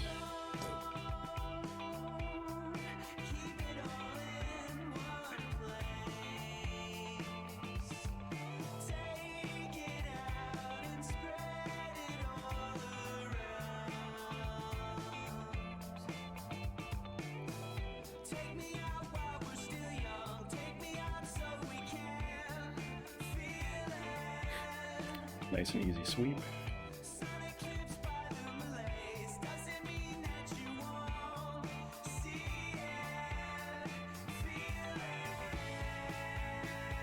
Gonna ask later, help me with some trades. Yeah, no problem. I'd be happy to help, Ryan. I know how difficult it is to find a reliable trade partner in Let's Go nowadays. So happy to help you with any trade evolutions, exclusives, etc. that you need. No problem at all. In fact, we can communicate after stream today, and we can get that taken care of. It shouldn't take long at all, because I feel like I probably have whatever that you need outside of the trade evos. So Vulpix, Weezing, Dragonite, and Arbok. Okay, yeah, that'll be no problem at all.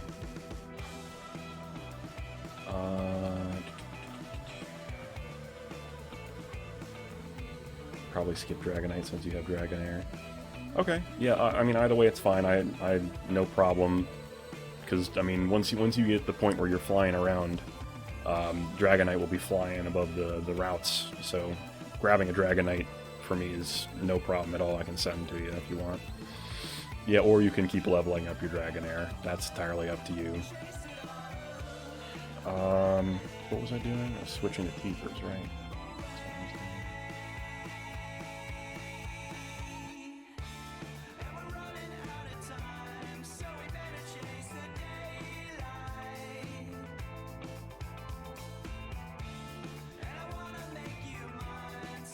Thunderbolt's so good.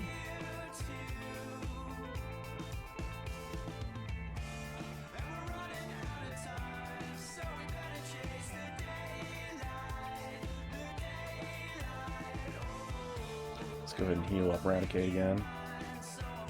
Yeah, I trust me, I did the same thing. I was like, oh,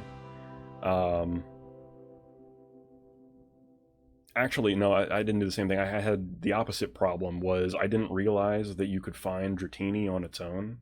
And I saw all the Dragonites flying around, and I got a Dragonite, and I was like, well, there's no breeding in this game, so how on earth am I supposed to get Dratini? And that's after searching madly, and realizing that there's no Safari Zone in the new one. I was like, how do I get Dratini? Are people getting Dratini by transferring them over from Pokemon Go, and that's how they're getting them? And that's when I discovered that you could actually get Dratini in the wild.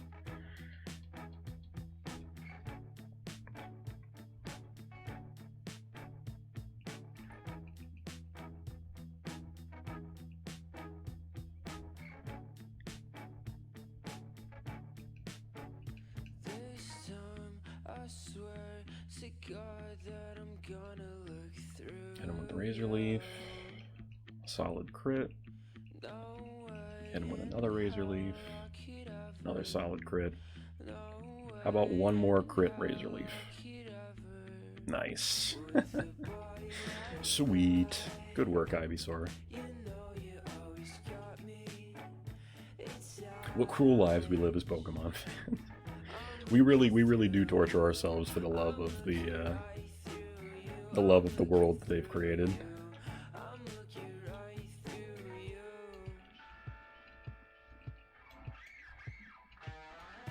Okay, that's healthy enough.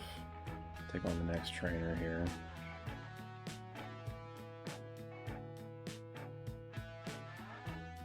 Alright, you gotta hit the sack. Sorry for not being active in chat lately. No problem. Absolutely no reason to apologize, Ragnarok. I appreciate you hanging out, and I do realize that we are on quite different time zones, so I understand. You gotta take care of stuff. You gotta take care of stuff. No problem whatsoever. But I appreciate you coming by and hanging out as always. Looking forward to catching your next stream for you to shave off some more time. I appreciate the good luck on the Nuzlocke, and have a great night, my friend. Anybody out there lurking that has not yet checked out Child of Ragnarok's channel, be sure to. I'm looking forward to seeing all those green and gold splits on on that Banjo-Kazooie next run. Have a great night, and sleep well, my friend. Who do we got? Oh yeah, healed up, so it doesn't really matter who I switch to. Banjo-Kazooie is one of my favorite childhood games. Probably my outright favorite childhood game. The environments, the story, the cheekiness of the writing, and of course, above all else, the music in that game. Grant Kirkhope is just an amazing composer with what he did in that game.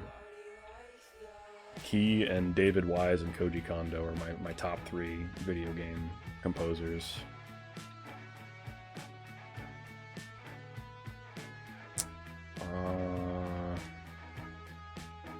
We'll switch to you, we'll hit you with Hyper Fang, if we can actually not miss. There we go. Oh, we're poisoned. That's not ideal. Do I have any more antidote? I think I do.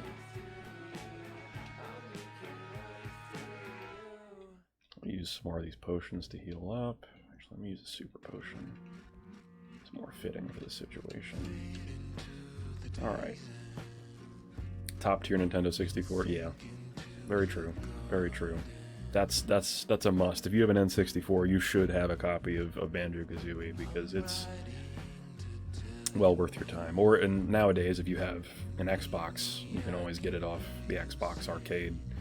And technically, you're playing in HD, and you're playing a more first-time player-friendly version of the game if you play on Xbox, technically.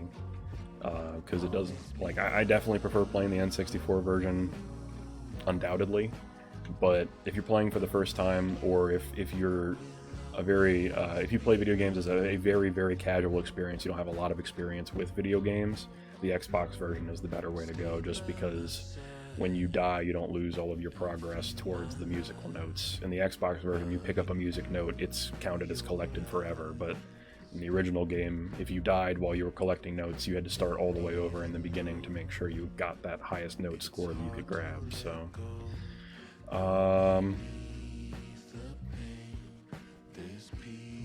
yeah, we'll switch Bulbasaur in, since the poison isn't going to be able to hurt us.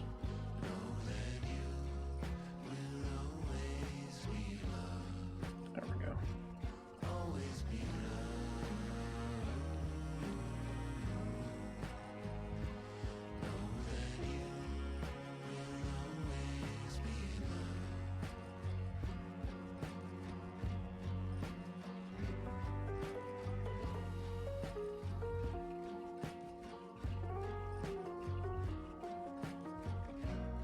Got to level 31. It's not logical. Oh, it is. It is logical.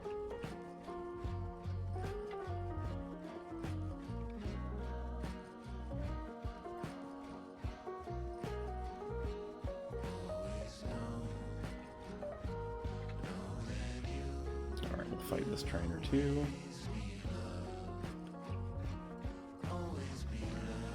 Tiefers.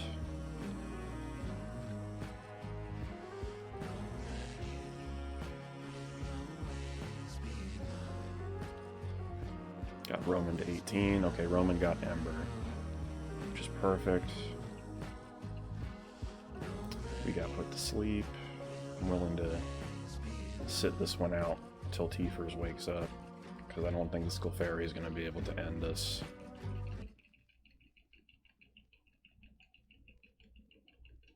Okay, there we go.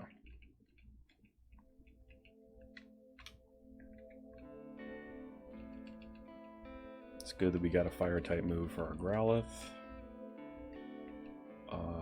I still want to keep him in front so I can keep training him, and then I'm going to get Leo in the rotation too.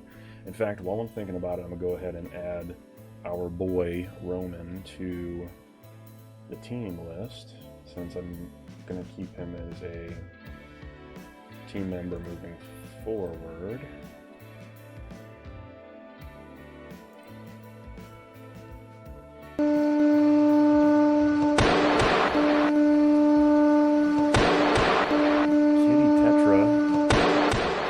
Raiding us, crushing us with a party of 5.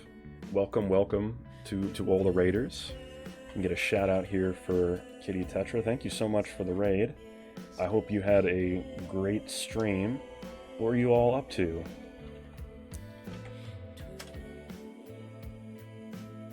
Eternal Symmetry, good to see you. You hopping over on the raid as well? Thank you, thank you. You were doing some art. What kind of art were you doing? That sounds awesome. Drawing some art. I absolutely love art. I have a redemption here on my channel actually for drawing Pokemon. You can pick, you know, Gen 1, Gen 2, 3, 4, whatever, and I do my best in 2 minutes and 30 seconds to hack my way at it. But thank you so much for the raid. Thank you guys for coming over. What were you drawing? What were you drawing today? And also thank you to everybody that came over on the raid. I'm AutomatedAlligator. I play a bunch of variety of different games here on the channel. I'm currently working on a Gen 1 Nuzlocke. I also do shiny hunting. I do a lot of Pokemon things, but I do all kinds of different games from Nintendo 64 all the way through the Switch, and I actually recently picked up the new Oculus, so I'm hoping to do some VR games on stream in the very near future. But if you have any interest on that, be sure to hang out and take a look around, because I'm absolutely loving streaming so far, and even though I started a little earlier this year, and things have been nuts. So you're in the middle of moving, so we doodled. Gotcha. Moving is rough and very stressful. So I'm glad you're able to take a little time and do some drawing, because art can definitely be a very relaxing thing. You drew a fancy crab. That's awesome. That's awesome. Oh, and we do have a redemption for draw a 1st or 2nd gen Pokemon. All right. I'm happy to get into that. Let me switch screens here. And you just got to let me know, Ryan, which Gen 1 or 2 Pokemon you'd like to have me draw. I got some examples here of drawings that I've done in the past for redemptions. Like we got Umbreon here. That was redeemed a little while back. Some of these drawings we did actually because they were our shiny hunting targets in Pokemon Let's Go. There's our Mankey. Got Voltorb here. As I'm sure you can tell by looking at them, the more simple shape the Pokemon is, the better the drawings end up usually. The more circular and basic they are. But yeah, I've done a bunch of different drawings here on the channel. I think most recently the drawing I did here was Drowsy. There he is, in all his glory. Murkrow, please. Okay, Murkrow sounds great. Get everything ready here. So I do all my drawings on Post-it notes with pen. That's just the medium I chose. And I get 2 minutes and 30 seconds to do it. Let me get a picture of Murkrow pulled up. I don't do them by memory just because honestly they would turn out horribly. I definitely have to look at what it is that I'm trying to draw. Although I remember what Murkrow looks like, but let's take a look here and find a good image of him. Oh, this one's good. He looks kind of... Honestly, this picture of Murkrow, he's like, oh, me? Okay. This one will work. Do I want it as that type of file? I guess I can do it as that type of file. That'll work.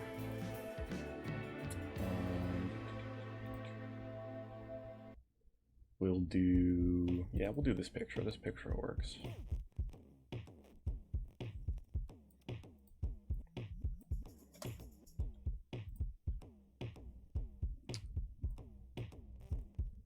And we'll add him over here so we can see him.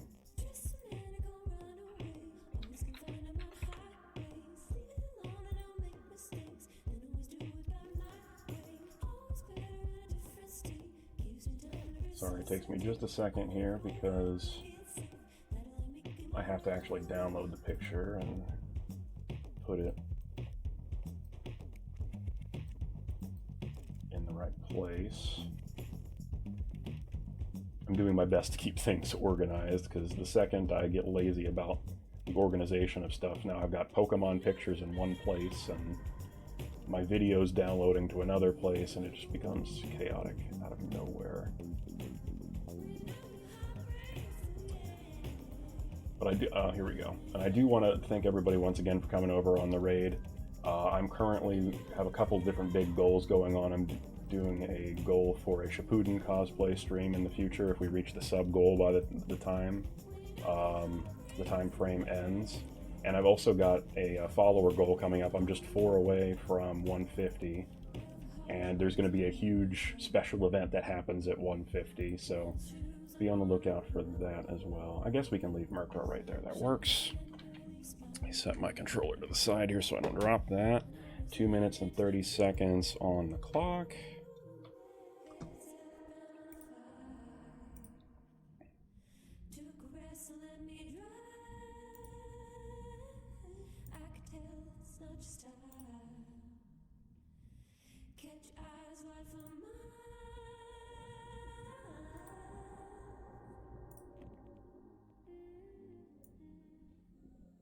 Okay, and here we go.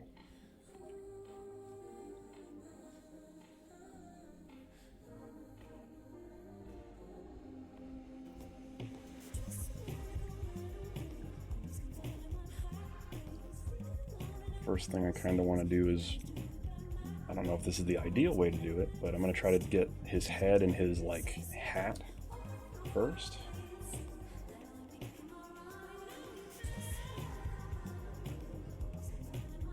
The brim of that going, and then get a little bit of his face and his beak action.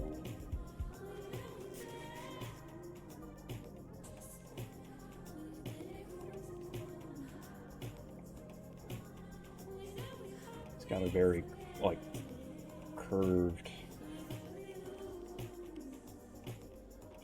face and beak.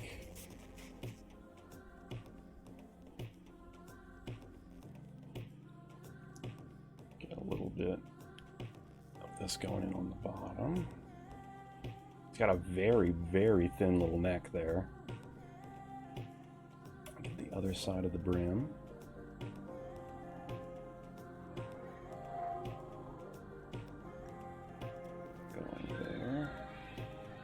Curvature of his head in.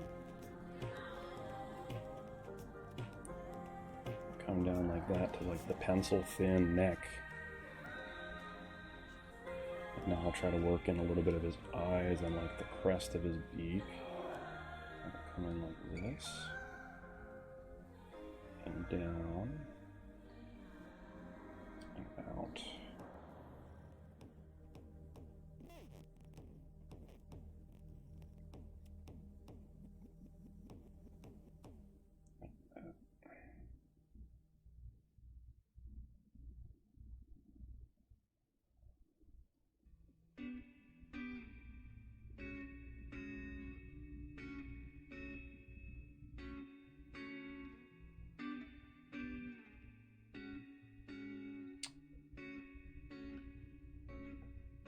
Get his eyes going.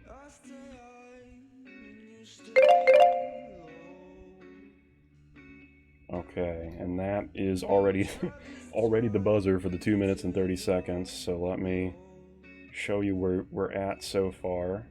And Ryan, because you redeemed it, you are of course allowed to have me just stop right here with the drawing, or you can take a look at it and decide whether or not you'd like me to continue.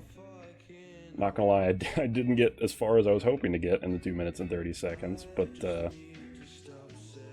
you can take a peek and make that final determination here. Just want to finish the one line that I'm kind of on here, but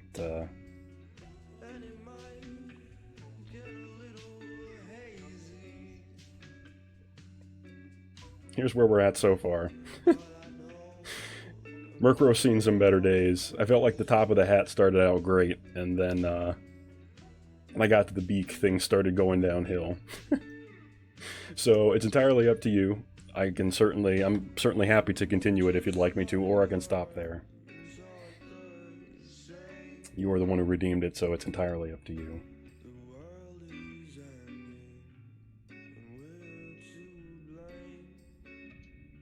Sure, you can finish it? Alright, sounds good. I will finish him up here.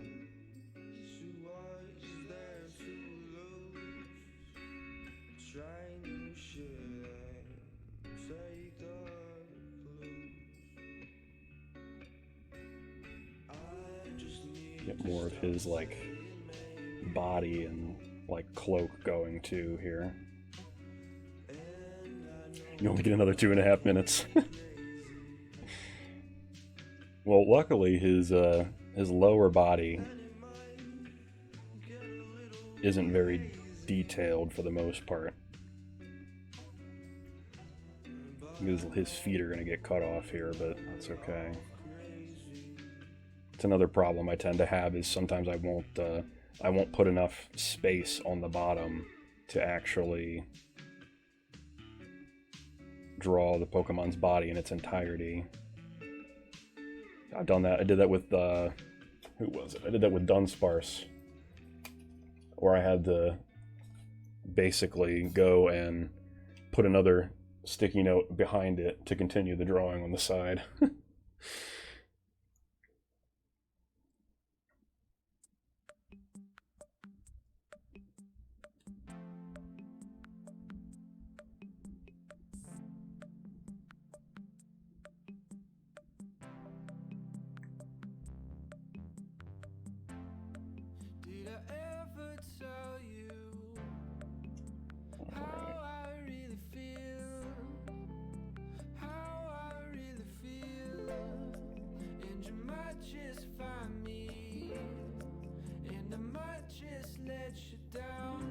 Get a little spot on here for the tail, extend it out, and then make the huge, like, explosive feathers in the tail.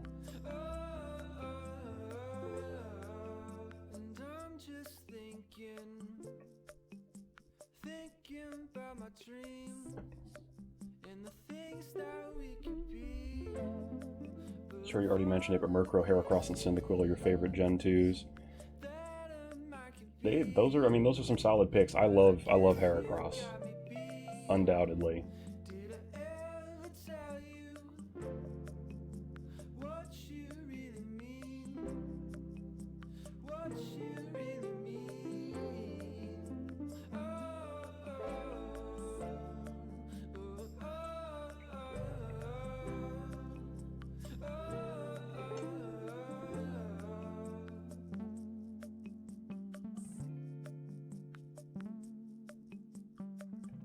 Just a little bit of a meager attempt at some shading here to try to make it look a little bit different.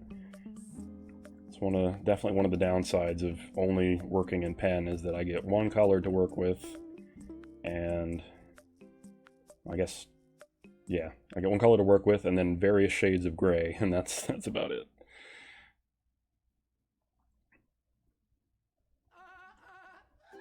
A little shading for the tail there.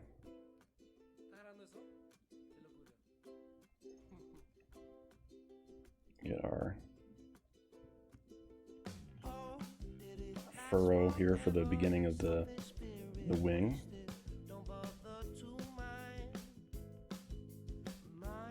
And then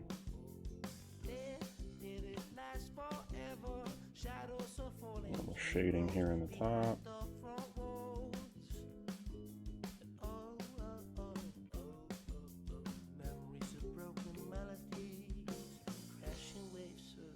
Probably a little thicker shading there than I would have wanted, but that's okay.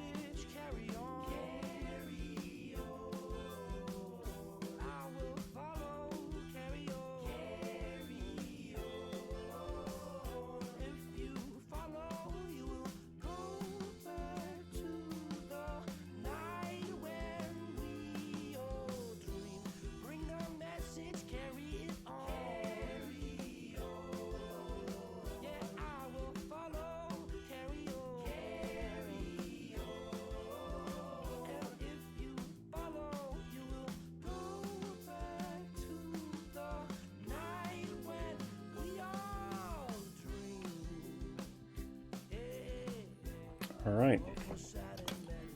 And I think that'll be our completed Murkrow there.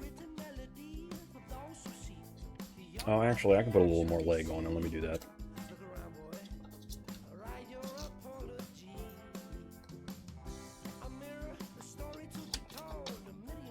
Make it so that he actually has feet, other than just little stilts.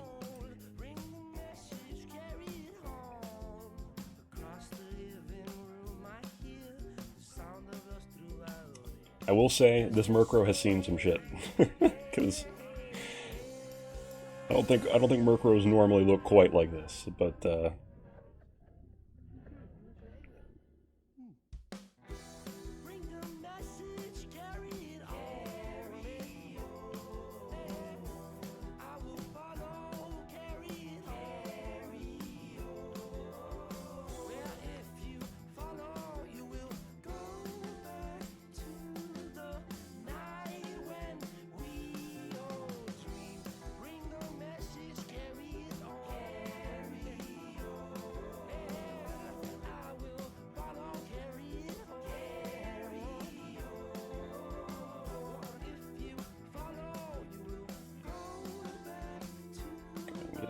other foot in here.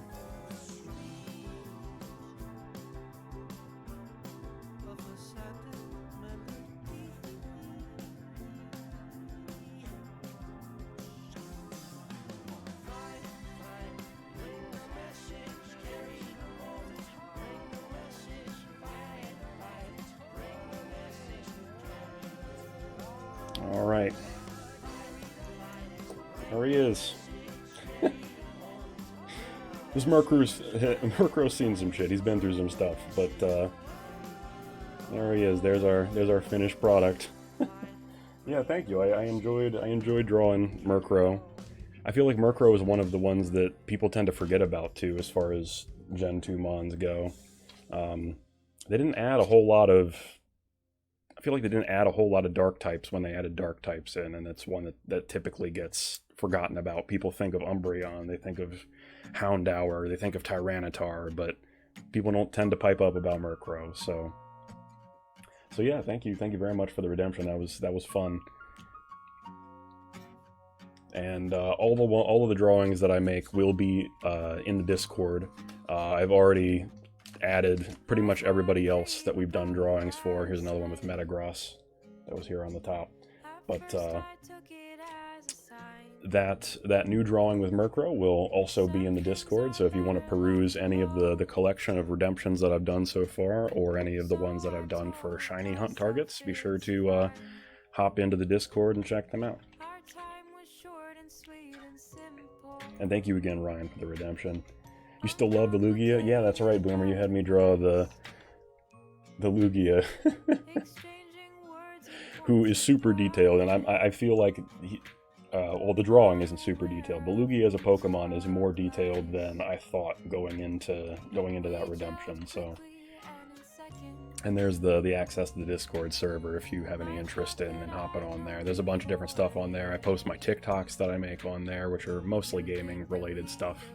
Clips that of me playing games when I'm not on stream are in there as well. And of course I have sections for other people to show off their artwork.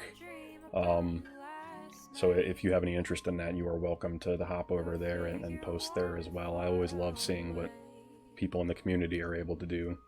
You guys have a lot of talent, so... Anyway, let's get back here. I was working on going south of Lavender. That's what I was going to do, because I want to go ahead and pick up a better fishing rod so we can fish at some spots and get some encounters that we haven't gotten already.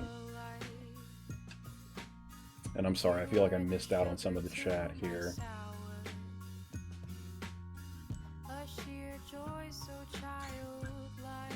Oh, that's right. Kitty, I was going to ask you, what was it that you were drawing? And thank you, Boomer, for the nice Pokemon and the props on the 4 hours. I appreciate it. Yeah, I'm trying to, definitely trying to be streaming longer. I set a minimum for myself of 2 hours. Whenever I stream, I'm going to do it for at least 2 hours. But ideally, I'd like to do streams that are 3-4 hours. and even longer potentially. So you get TM39. I don't remember which one that is off the top of my head actually. Swift, okay.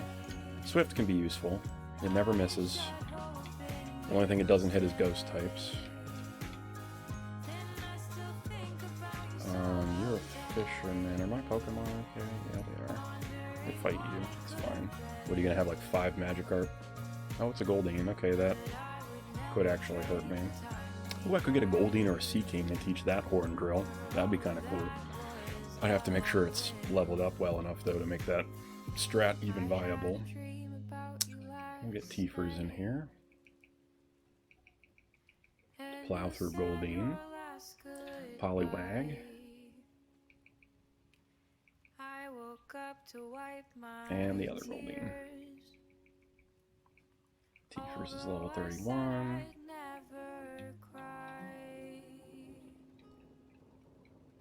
Can go past these guys for the moment.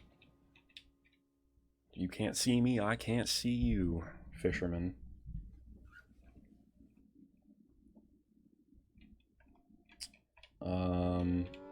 Oh, is the house with the fisherman past here?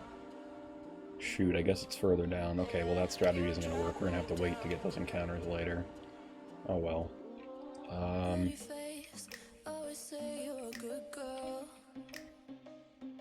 So contagious, I wanna play in your bad world. Cause you always look so damn perfect. Didn't know that your touch could burn me. Can't explain why this craving is so okay, I think in that case... Need another fix. Every time I think it's over. Oh, you make it so I don't really need anything from there. I just wanna get in closer. I guess in that case we will head back to... do we want to go back and deal with... I guess we want to go back and deal with the rockets and the... inside the game corner. Oh, that's right, I have to go the other path, I forgot. It's the beauty of being able to speed this up to 3 times speed using the N64 and Pokemon Stadium.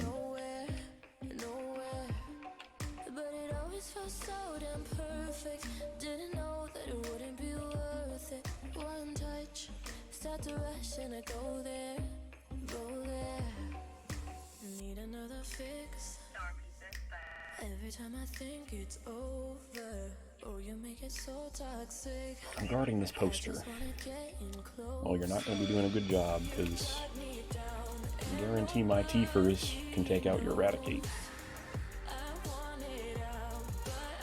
Bye-bye. Also bye-bye. Cool.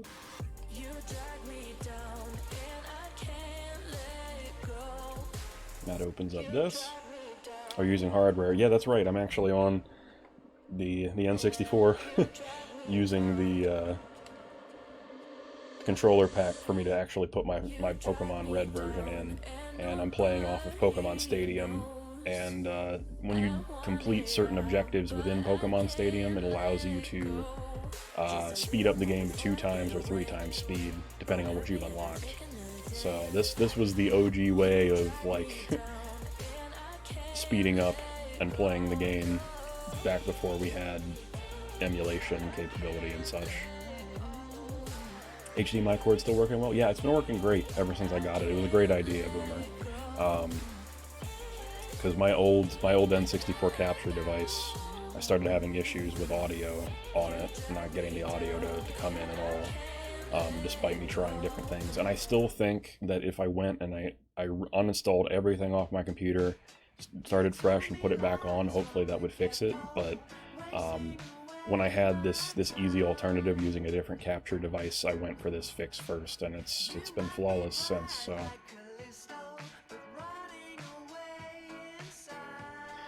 Yeah, you could definitely emulate back then, but it was, to be honest, back then I definitely wouldn't have been able to figure out how to do it as a kid.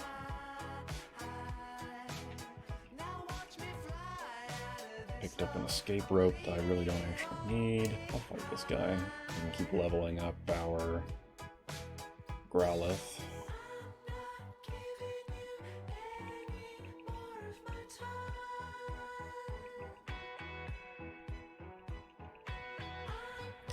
With anybody coming in, hanging out, or lurking that isn't familiar with Nuzlocks, you can use !rules, !Nuzlocke, or !Nuzlocke2 in the chat to read about the various rules and constraints that I'm putting on myself in addition to just this being a regular run. Like I can't use items in battle, is one big thing, extra constraint that I'm putting on myself. If any of my Pokemon faint, they have to go into the morgue box and they can't be used for the rest of the run.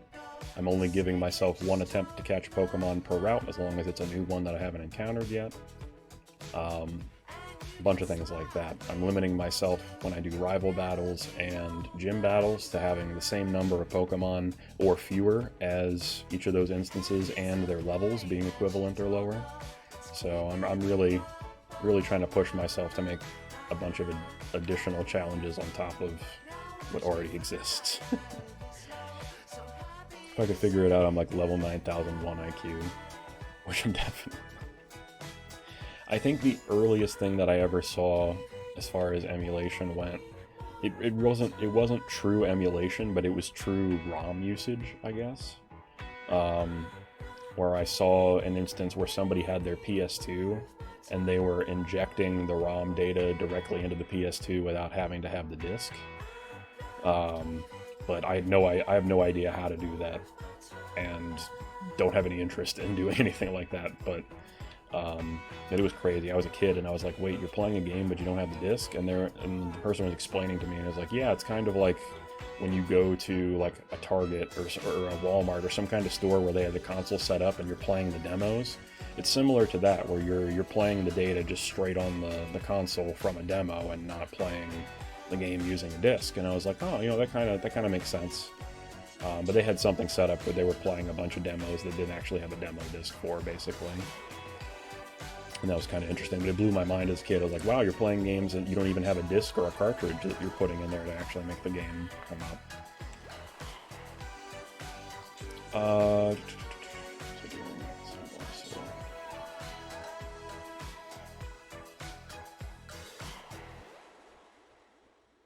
Ow, confusion still really hurts even though you're 10 levels lower than me.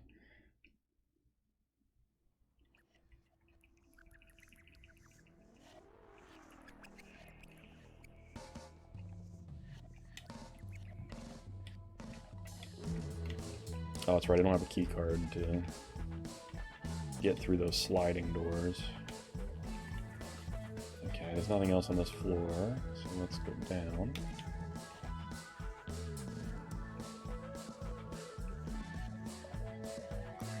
Might as well just battle this guy.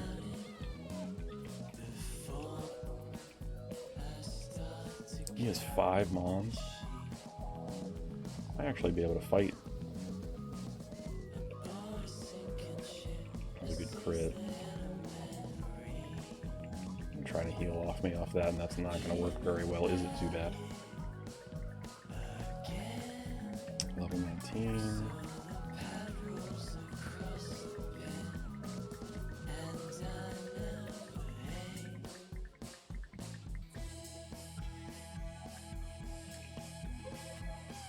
Of course you poisoned me.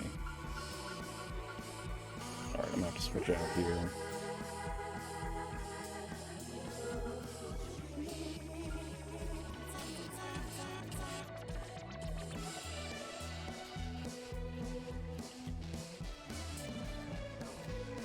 Let Leo do some work. Oh, you can't fight him.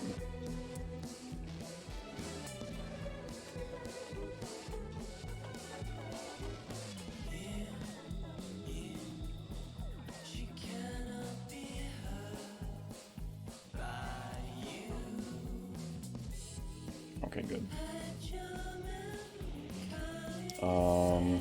Do I have any more antidotes? I do. Good. And let's heal up some people.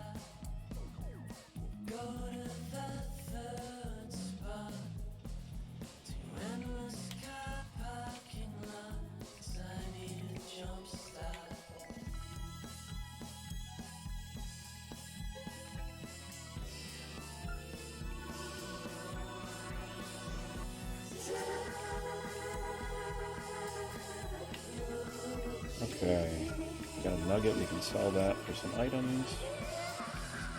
What else do we have going on here? We got this hidden, another moonstone.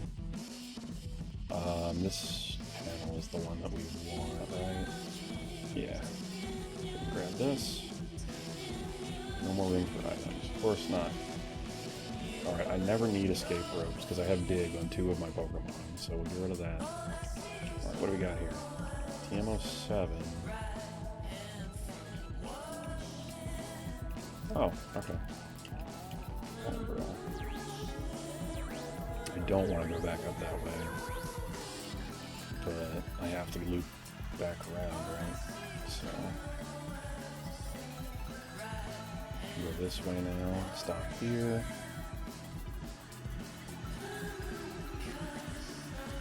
The downward path will let me stop here, and this will let me go here.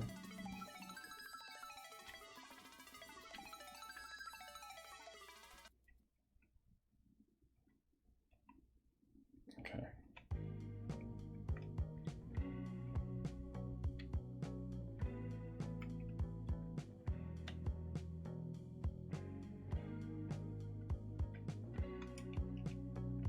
Okay. That's what I figured. Hey, Rocktree1995, welcome to the stream. Hope you are doing well today. Working on our Pokemon Red Nuzlocke here at the moment. We just beat Erica, so we're working on the Rocket Game Corner. Hope you're doing well. Are you a big Pokemon fan? Do you have a favorite Pokemon?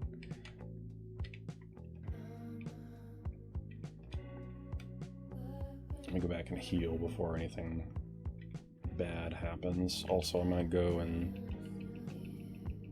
put some of these TMs that I don't plan on using into the PC because it's just taking up item space, and we'll stop by the department store to get more potions and such. Pichu's your favorite? Okay, okay. Haunter's personally my favorite, and I like Poison, Steel, and Flying types the most. Pichu's cool though. Do you play any Smash Brothers where you play as Pichu?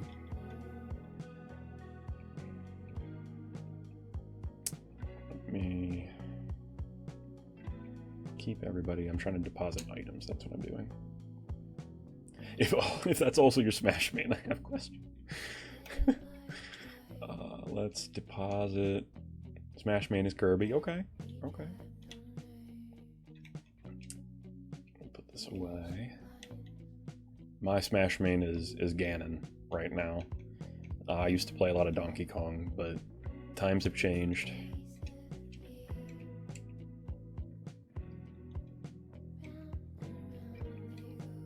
Alright, let me go purchase some healing items and such to be used outside of battle.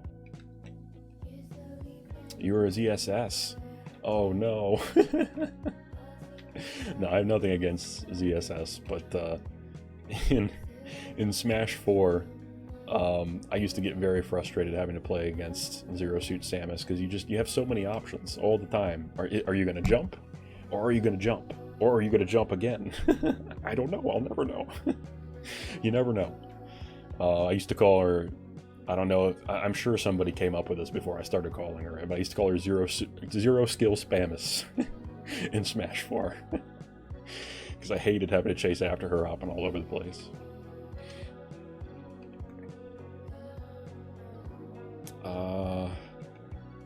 We still have antidotes. Let me sell this nugget that I have. And I'll buy... Oh, this is the wrong counter for me to buy healing items. Right? Or no, it was the right counter. It's just the wrong guy with glasses. Here we go. Buy 10 of those. Get a couple more antidotes. And... honestly, that's probably all I need. Pick up a pair heal.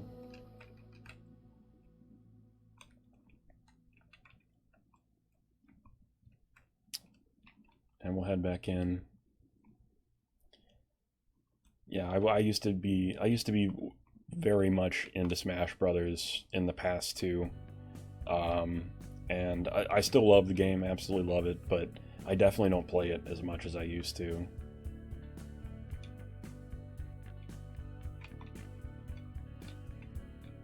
I think, I mean, partially I think it had to do with, I used to play Smash Bros. I always prefer playing Smash Brothers in person as opposed to playing online.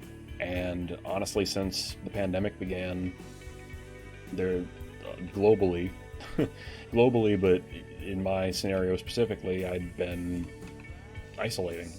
So hadn't had a lot of in-person opportunities to sit and hook up a bunch of GameCube controllers and play with friends and whatnot, so I think that may have contributed some, because a lot of that couch co-op type gameplay was put on hold for a while.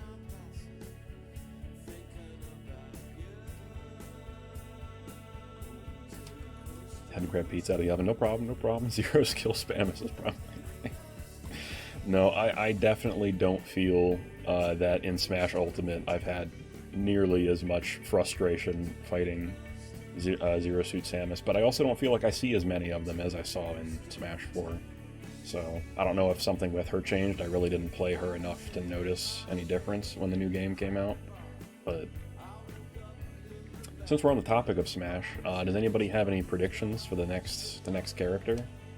I was really hoping before Kazuya got announced that they would be putting in the Dragonborn from Skyrim. I felt like they could have made an amazing and unique moveset for him. But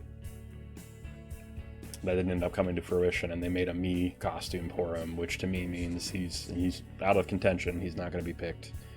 I was hoping they maybe do him, or they would do Shantae. I felt like Shantae would have made a great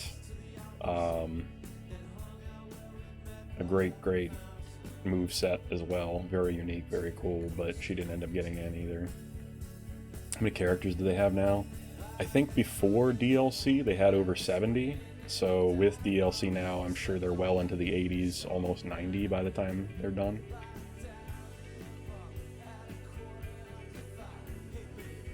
At least I believe they were in the 70s.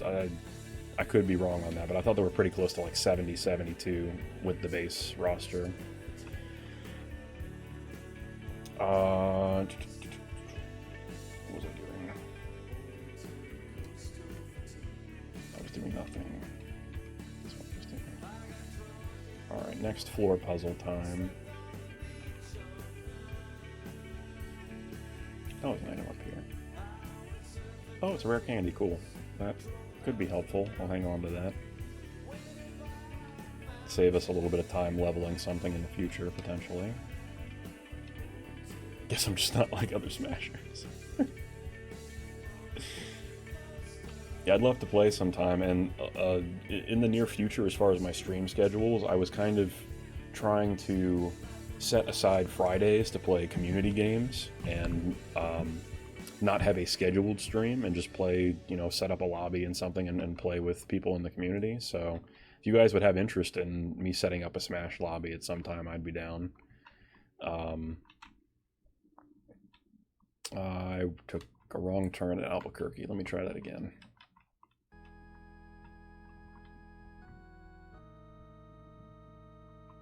Okay, so I need to go down, and then down here. Yeah, this is the one I want. And then we'll fight this rocket grunt. Let me make sure things look good there. Okay. Oh. I really thought he was going to notice me the second I stepped out there. I guess your Fridays would be Funkit. Indeed. Indeed. Yeah, I thought Fridays would be a good day to just kind of chill and relax and not have a scheduled stream, and maybe I would stream, just not have it planned. But if I were to set up a lobby and there was enough interest to play, whether it's Smash Brothers, or we could do Mario Kart, or we could do, you know, anything that I have, I'm willing to set up a lobby if I've got people interested that want to play, and just go at it. It can even be free games. Like, one thing I wanted to do in the near future, as I smack my mic unmercifully, is marbles on stream. I feel like that's fun, it's random, it's chaotic, and everybody can get involved, so definitely one of the things I want to be doing in the near future. Even if it's just like part of regular streams, like at the beginning or the end of the stream for like 15-20 minutes, we do several rounds of marbles or something. Would you be willing to buy a game Suggestion. You mean like you'd suggest a game to me and I would buy it? Because if so, yeah. Yeah, I'd definitely be willing to check out any suggestions that people have as far as a game for me to buy and play. Depending on what it is, I might let you know, like, hey, I don't honestly have a ton of interest in playing it, or I might feel like, hey, you know, that might not be a great game to play on stream, although I might still get it and play it and test it out anyway. But in general, yeah, I'd be willing to buy a game just based off the recommendation of you guys and try it out on stream. I'll have Tiefers. No, actually, wait, what level is this? 20? I'll have Leo go in.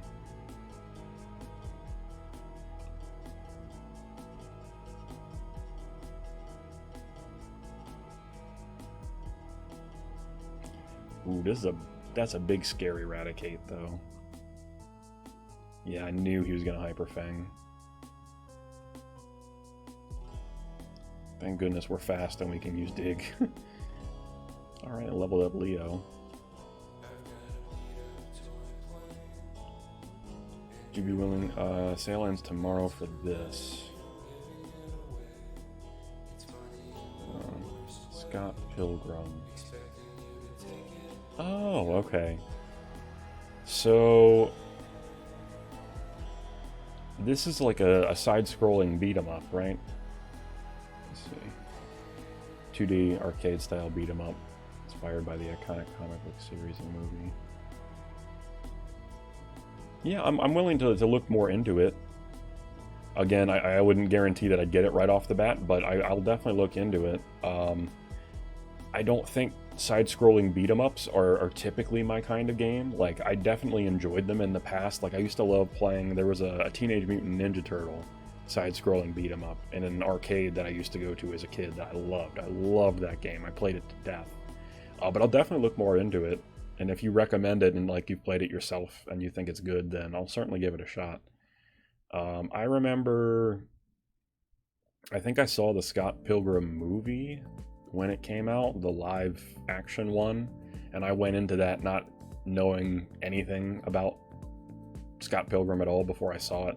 I had friends that wanted to see it and I went with them. So I vaguely remember the storyline. Devin Dandeer, hey, good to see you. Thanks for stopping by the stream. I appreciate you. How are you doing today? But yeah, I'll look more into that, Boomer. You've had it since release back in 2011. Oh, it's been out for the 10 years? Is it like the 10-year anniversary edition or something? It's kind of cool.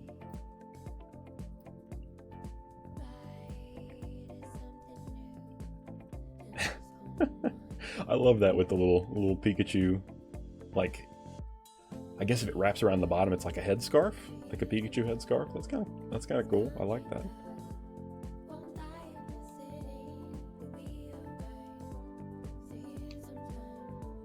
Pretty good. Just got home. How are you doing? I'm doing well. We've made a ton of progress today in the Nuzlocke. We dealt with 2 rival battles and 2 gym battles.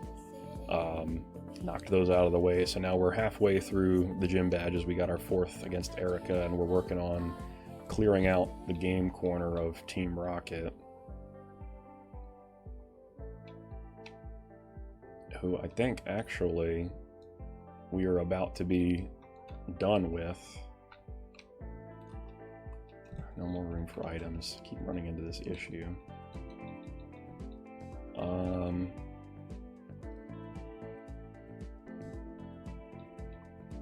Should have left more stuff behind. Like, I don't know why I'm carrying this leaf stone around.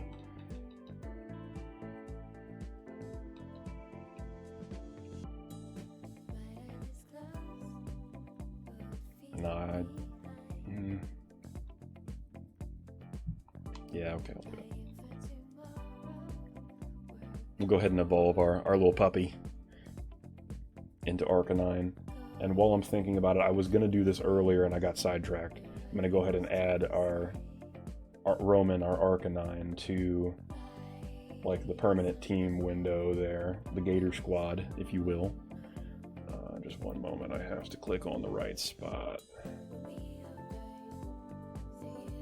Makes me think of Finn from Adventure Time.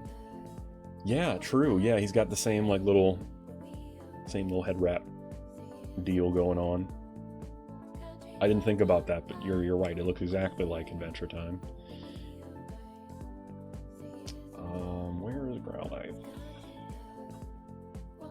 Oh, and one thing I'm going to say, I keep alternating between saying Growlithe and Growlithe. I don't know which one is right. I assume it's Growlithe. That's the one I always said as a kid, but I really, truly don't know. And luckily it doesn't matter anymore, because now it's an Arcanine, and I'm always going to call him Arcanine or Arcanine or whatever. Arcanine, I guess, is what they intended for the puns and whatnot, but...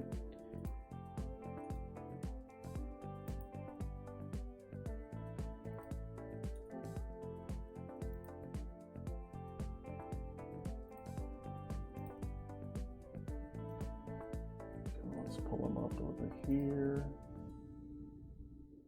so he can be on screen with the rest of the team.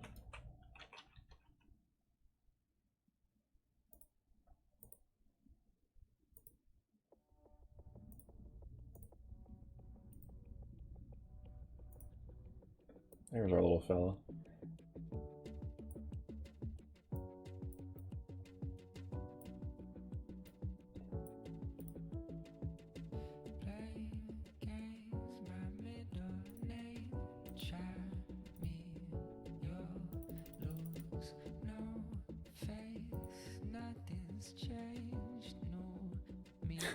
Adventure Time. Let's go ahead and gotta get his name on there.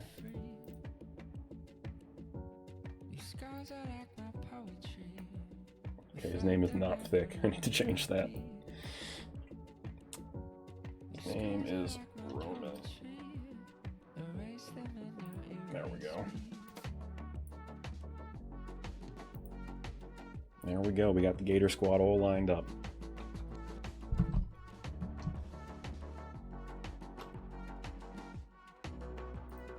As it should be. TMO2. Wait, isn't that... Hold up.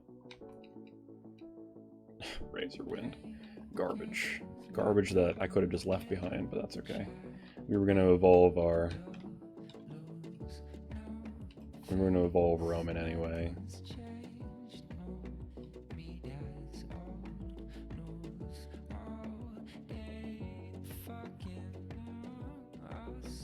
Go ahead and use that on Leo. Go ahead and evolve him too. Sweet. Okay. Yeah, Thick was the name of the Diglett that we had during last attempt. Unfortunately, Thick didn't get to see the light of day after my team got wiped in the last run through of this. Let me go ahead and upgrade our Leo, because our Leo is now... Why the name Leo? So I was actually going over this a little earlier. I ended up settling on the name Leo because when I thought about Diglett, I thought about the Alolan Dugtrio that's got like all of the hair, like the very long hair. So I named it Leo because when I thought about that Dugtrio, the Alolan version with the really long hair, it made me think of Leo from that '70s show, and I was very, very much grasping, reaching very far away from the source to get that name. So that's how our Diglett ended up named Leo, who's now a Dugtrio. Let me go ahead and fix him up. Might as well get that knocked out at the same time while I did Arcanine. And here, actually, I'll put the Alolan Dugtrio so you can see what I'm talking about.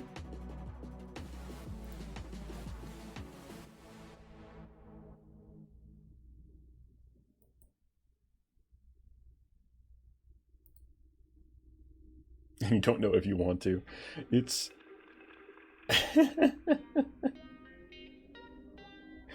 it's worth seeing. It's pretty amusing. And the Alolan version is actually ground and steel type because they say that the hairs are actually made of metal or whatever. Let's see. There we go.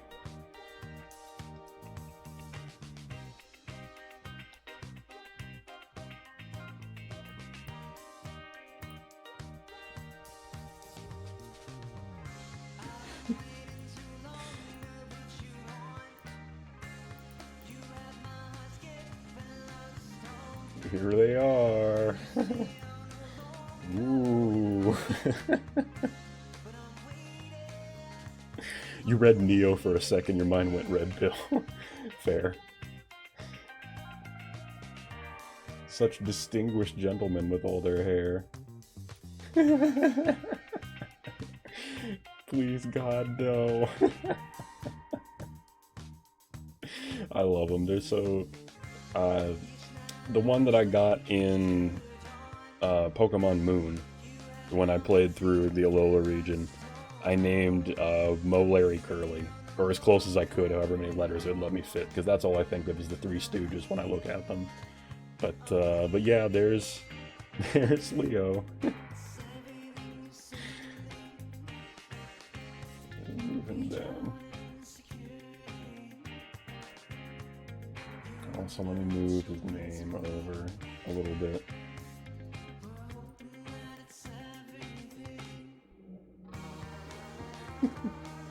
Yeah, I get heavy Three Stooges vibes.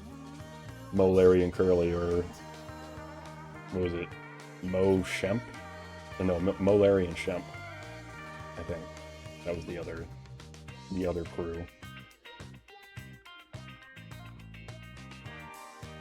Yeah, but there they are in all their hairiness.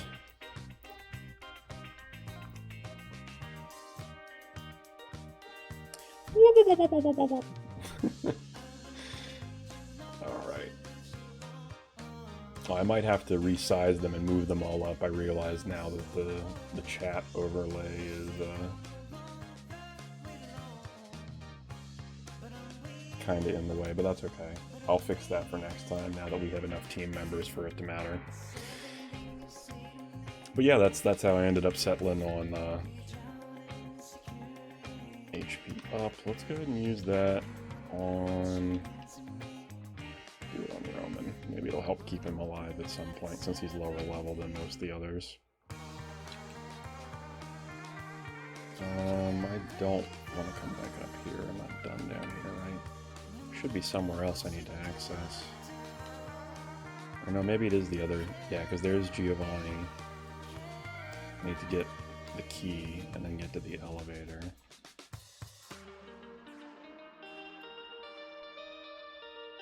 That's right, I haven't fought this guy yet. Wow, the back sprite for Arcanine is confusing. Like, I can see a little bit of the tail and a little bit of the mane and one ear, but the rest I don't know what's going on.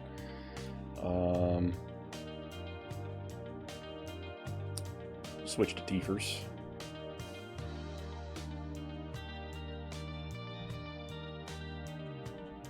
Ooh, we paralyzed. Cool. I think it's the first paralysis I've gotten off of a Thunderbolt so far.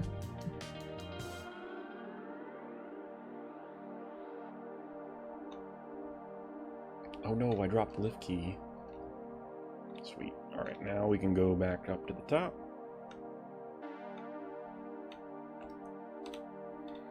And in this battle against Giovanni, I'm not concerned at all about what my levels are and what his levels are, because it's not a rival battle and this isn't an official gym battle, so it doesn't matter. Although I am going to go back and heal now that I have the lift key and just go straight down to where he is.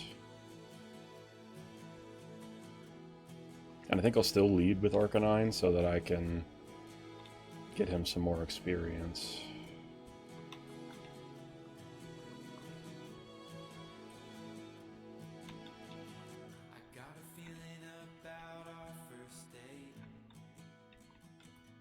There's no way to just go over there, right? Yeah, okay.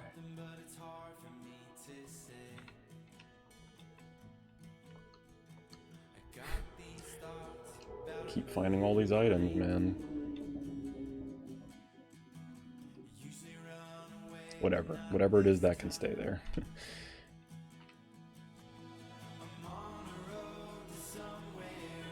You Pokemon goad yourself a coughing and grinded wheezing plus caught Dragonite only need Vulpix, Ninetales, and Arbok. Okay, no problem. Well, I can certainly help you with that. In fact, I can help you with it right after stream if you'd like.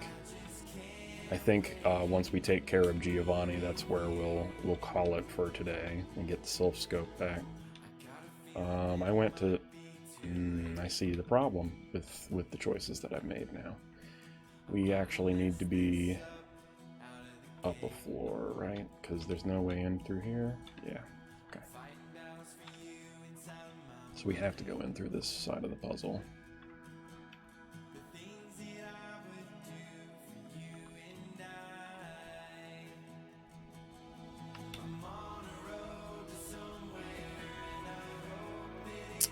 Have I made another poor choice? I think I have, because... Oh no, okay, we're still good, we're still good. Yeah, here we go.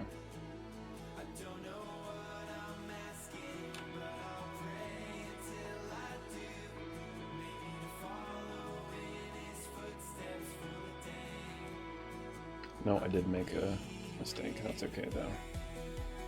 Just go all the way back here, and here. We want this one, and here, and then here. Yeah, there we go. Love the vibes of this song. Yeah, I've been digging this this channel for music. Definitely got some chill songs on here. I think this is my first time doing the. Yeah, it's my first time picking the indie channel. I've been trying to mix it up. I've done the jazz channel. I've done the lo-fi hip-hop beats channel. I liked both of those okay. Some of them just haven't been good picks. The only one that I've tried that didn't work very well was chilled electronic, because sometimes the songs are so quiet and doesn't have a lot going on that it almost sounds like there's no music playing. And that'll happen for an extended period of time, and then the song will get louder and kind of pick up. So I feel like that one might be one I avoid in the future. But so far, I've been pretty impressed with all of the stations.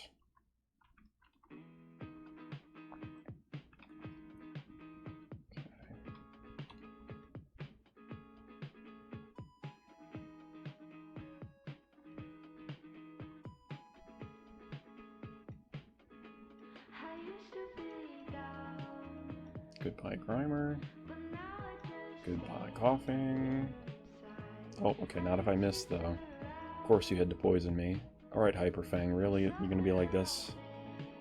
You're just gonna miss now? There we go. Alright, luckily...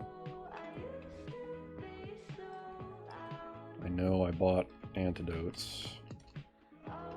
No, not on Roman. I need it on Tiefers. And... this is kind of a wasteful super potion, but we got one for free in here, so... Alright, now we're in the room with Giovanni. Well, that stinks no notifications. What's up, Boomer? Did you redeem something?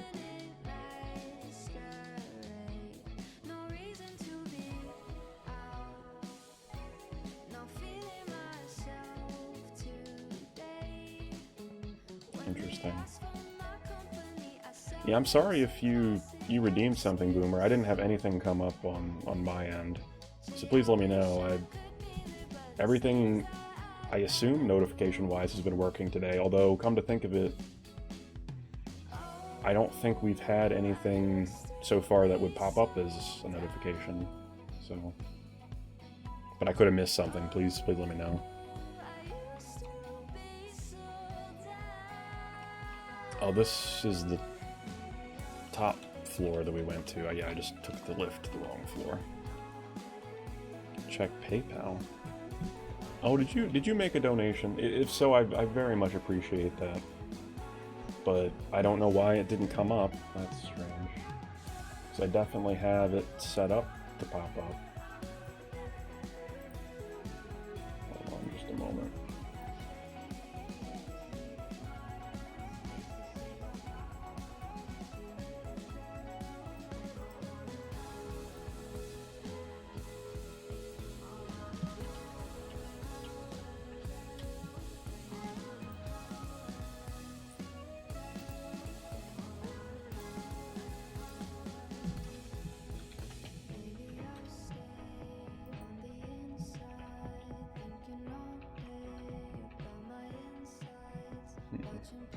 Interesting. There's one other way I can look at this.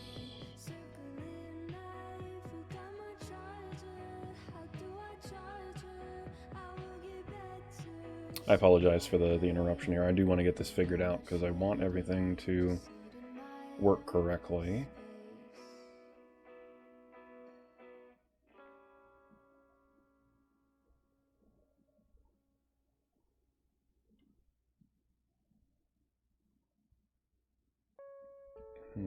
Okay.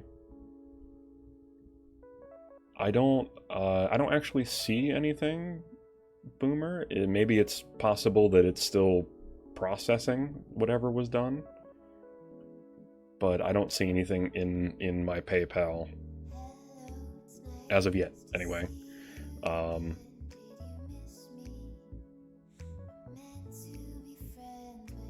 But if you made a contribution, I certainly appreciate all the support, and I'll be sure to look back into that shortly, because I definitely, well, I always appreciate any kind of support that you all are able to provide, but when it comes to notifications and stuff, I definitely want that to show up on screen on stream, and I think that may be the first donation I've received, so I've never been able to fully test if if the donations would pop up when they come up, other than just pushing the test button. So I definitely want to get that fixed. He's got guys blocking the door here. Can I just...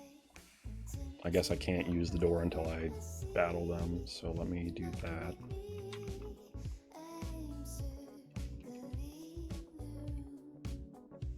Yes, I did ruin your plans at Mountain. Thank you so much for remembering me, Mr. Rocket Grunt.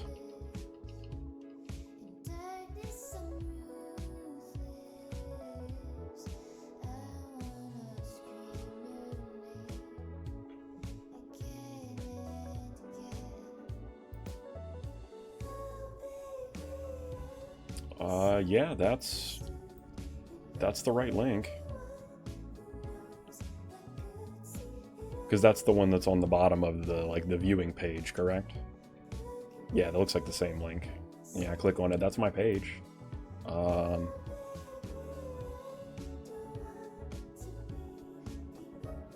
I had set up through Stream Elements. Yeah, that's very strange. Yeah, I apologize, Boomer. I'm gonna take a look at that on my end here and figure out why.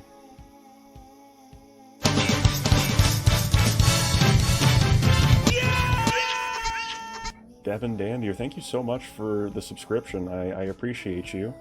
Appreciate all your support, and welcome officially to the swamp. Happy to have you here. And it's good to know that at least some of the alerts are working correctly.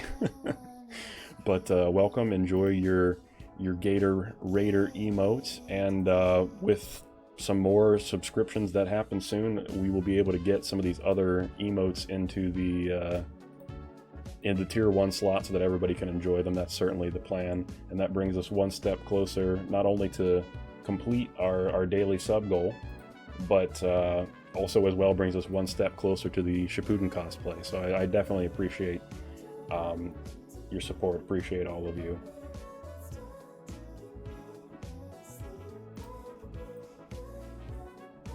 And glad to have you around, Devin.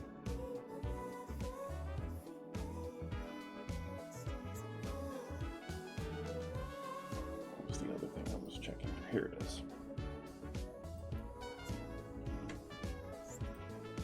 Looking forward to the cosplay.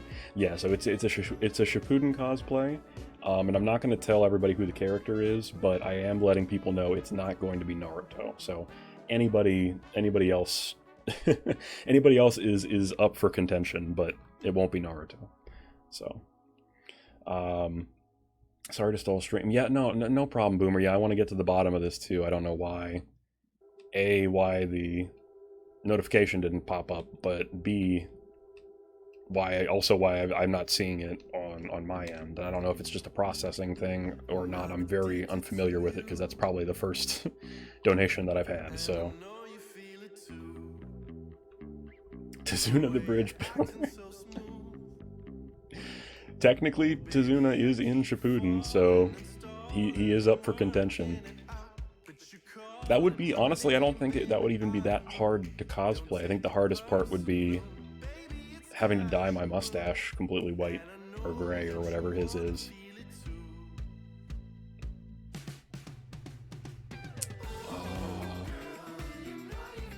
Switch here, because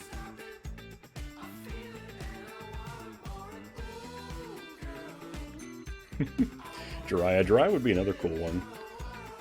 I like Jiraiya a lot. He's one of my favorite characters from Naruto. My favorite being Shikamaru, and I also like Kakashi a lot as well.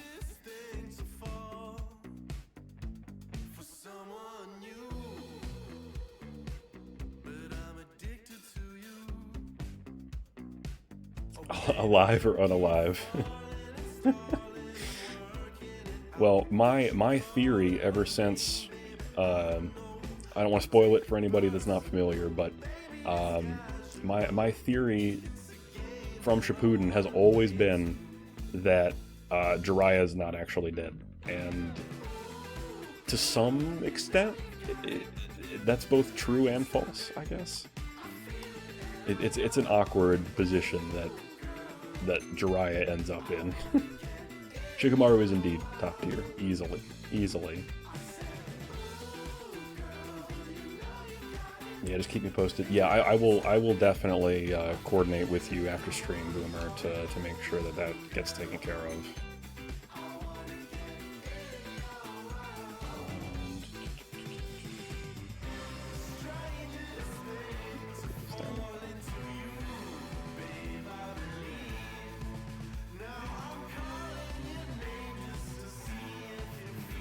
The last thing I need is to start missing.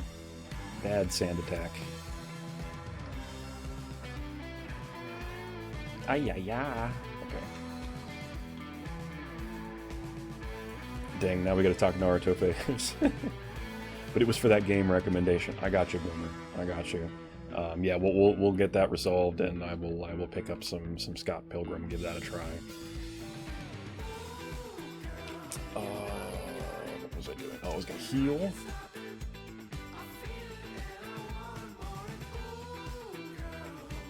You and you, just so I don't have to go all the way back to the Pokemon Center. Honestly, that should be good. Let's go ahead and take on Boss Rocket here. A friend showed us a video that girl's reaction of his last scene, and she was in tears saying it's not real, right? Damn, like, that scene just, it tears you up. It really, truly tears you up. And, like, honestly, I felt like even if somehow you went through the entirety of Naruto up to that point and you didn't like Jiraiya, like you didn't care about him, even still at that point, like, how could you not have feels? And to see like Naruto's and Tsunade's reaction and stuff after that scene, it just like, you never see Naruto that way, ever. Like, ever since he was a little kid and felt like he had nobody, you've never seen him that just like down and out. So even if you didn't like, for some reason you didn't like Jiraiya, the profound impact after that moment, just, you have to feel in some capacity at that point. What was I doing? I was... Yeah, this will work, because I can dig. Not going well for you, Onyx.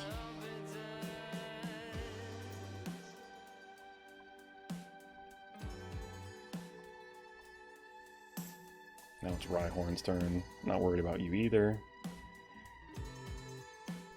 Now Kangaskhan. Kangaskhan is the only considerable threat here, but he's just going to waste turns putting items on them. That's what you get for cheating and using items in a Nuzlocke, Giovanni. That's what you get.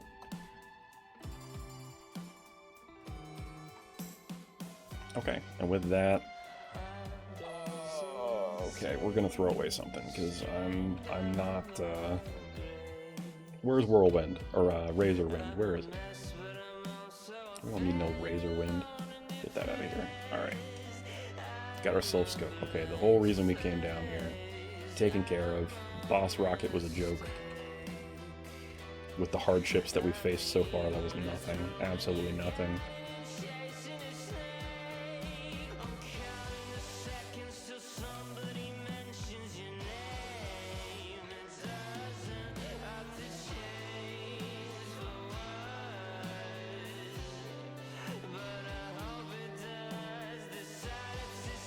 Okay, let's go back and heal before anything else happens.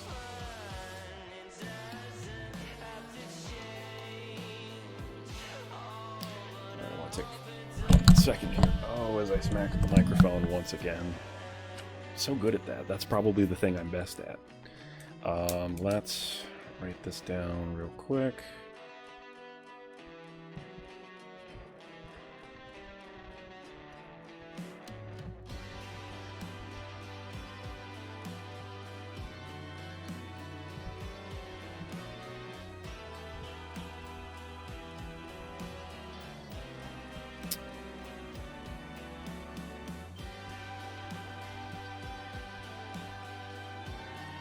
Okay. He was sitting there thinking really hard about that. Shikamaru, Gaara, Tobirama, Naruto, and Kabuto. Okay. That's a pretty solid list. Ooh, if I was gonna do a top 5, Shikamaru, Kakashi. I like Gaara a lot too. I would probably put Jiraiya next, and then Guy, and then Gaara. But there are a lot of good choices. Like Kabuto's a very interesting choice too, because he's one of those characters that, I don't know.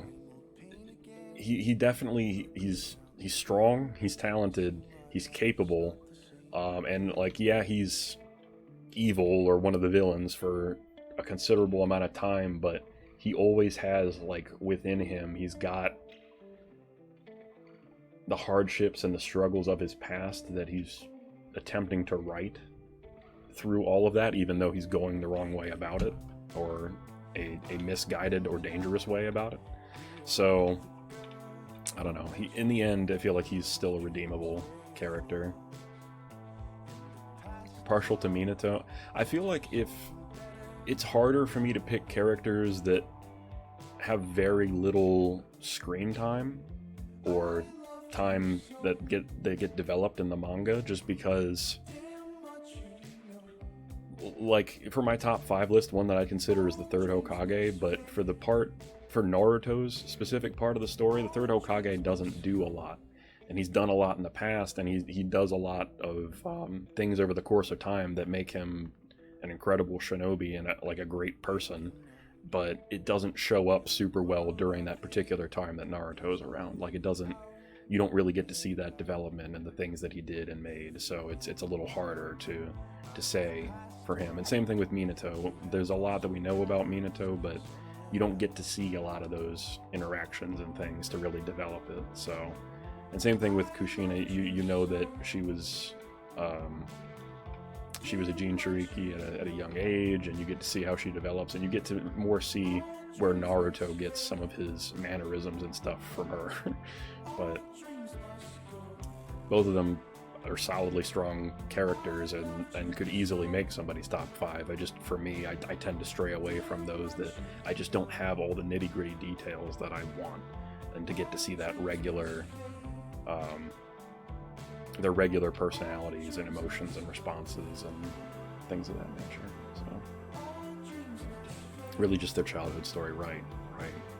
So all right, let me save. Next time, what we're gonna do as far as the Nuzlocke is we're gonna head back to Lavender Town so we can save Mr. Fuji and take care of the Lavender Tower.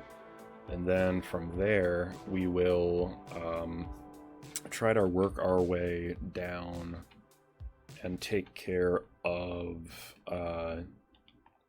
Koga. Koga will be... Clefairy, move out of the way, please. The next gym leader...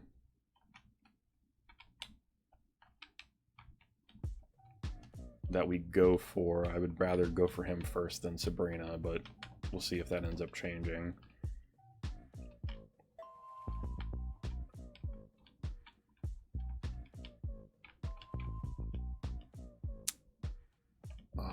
Yeah, we'll do that. So anyway, I want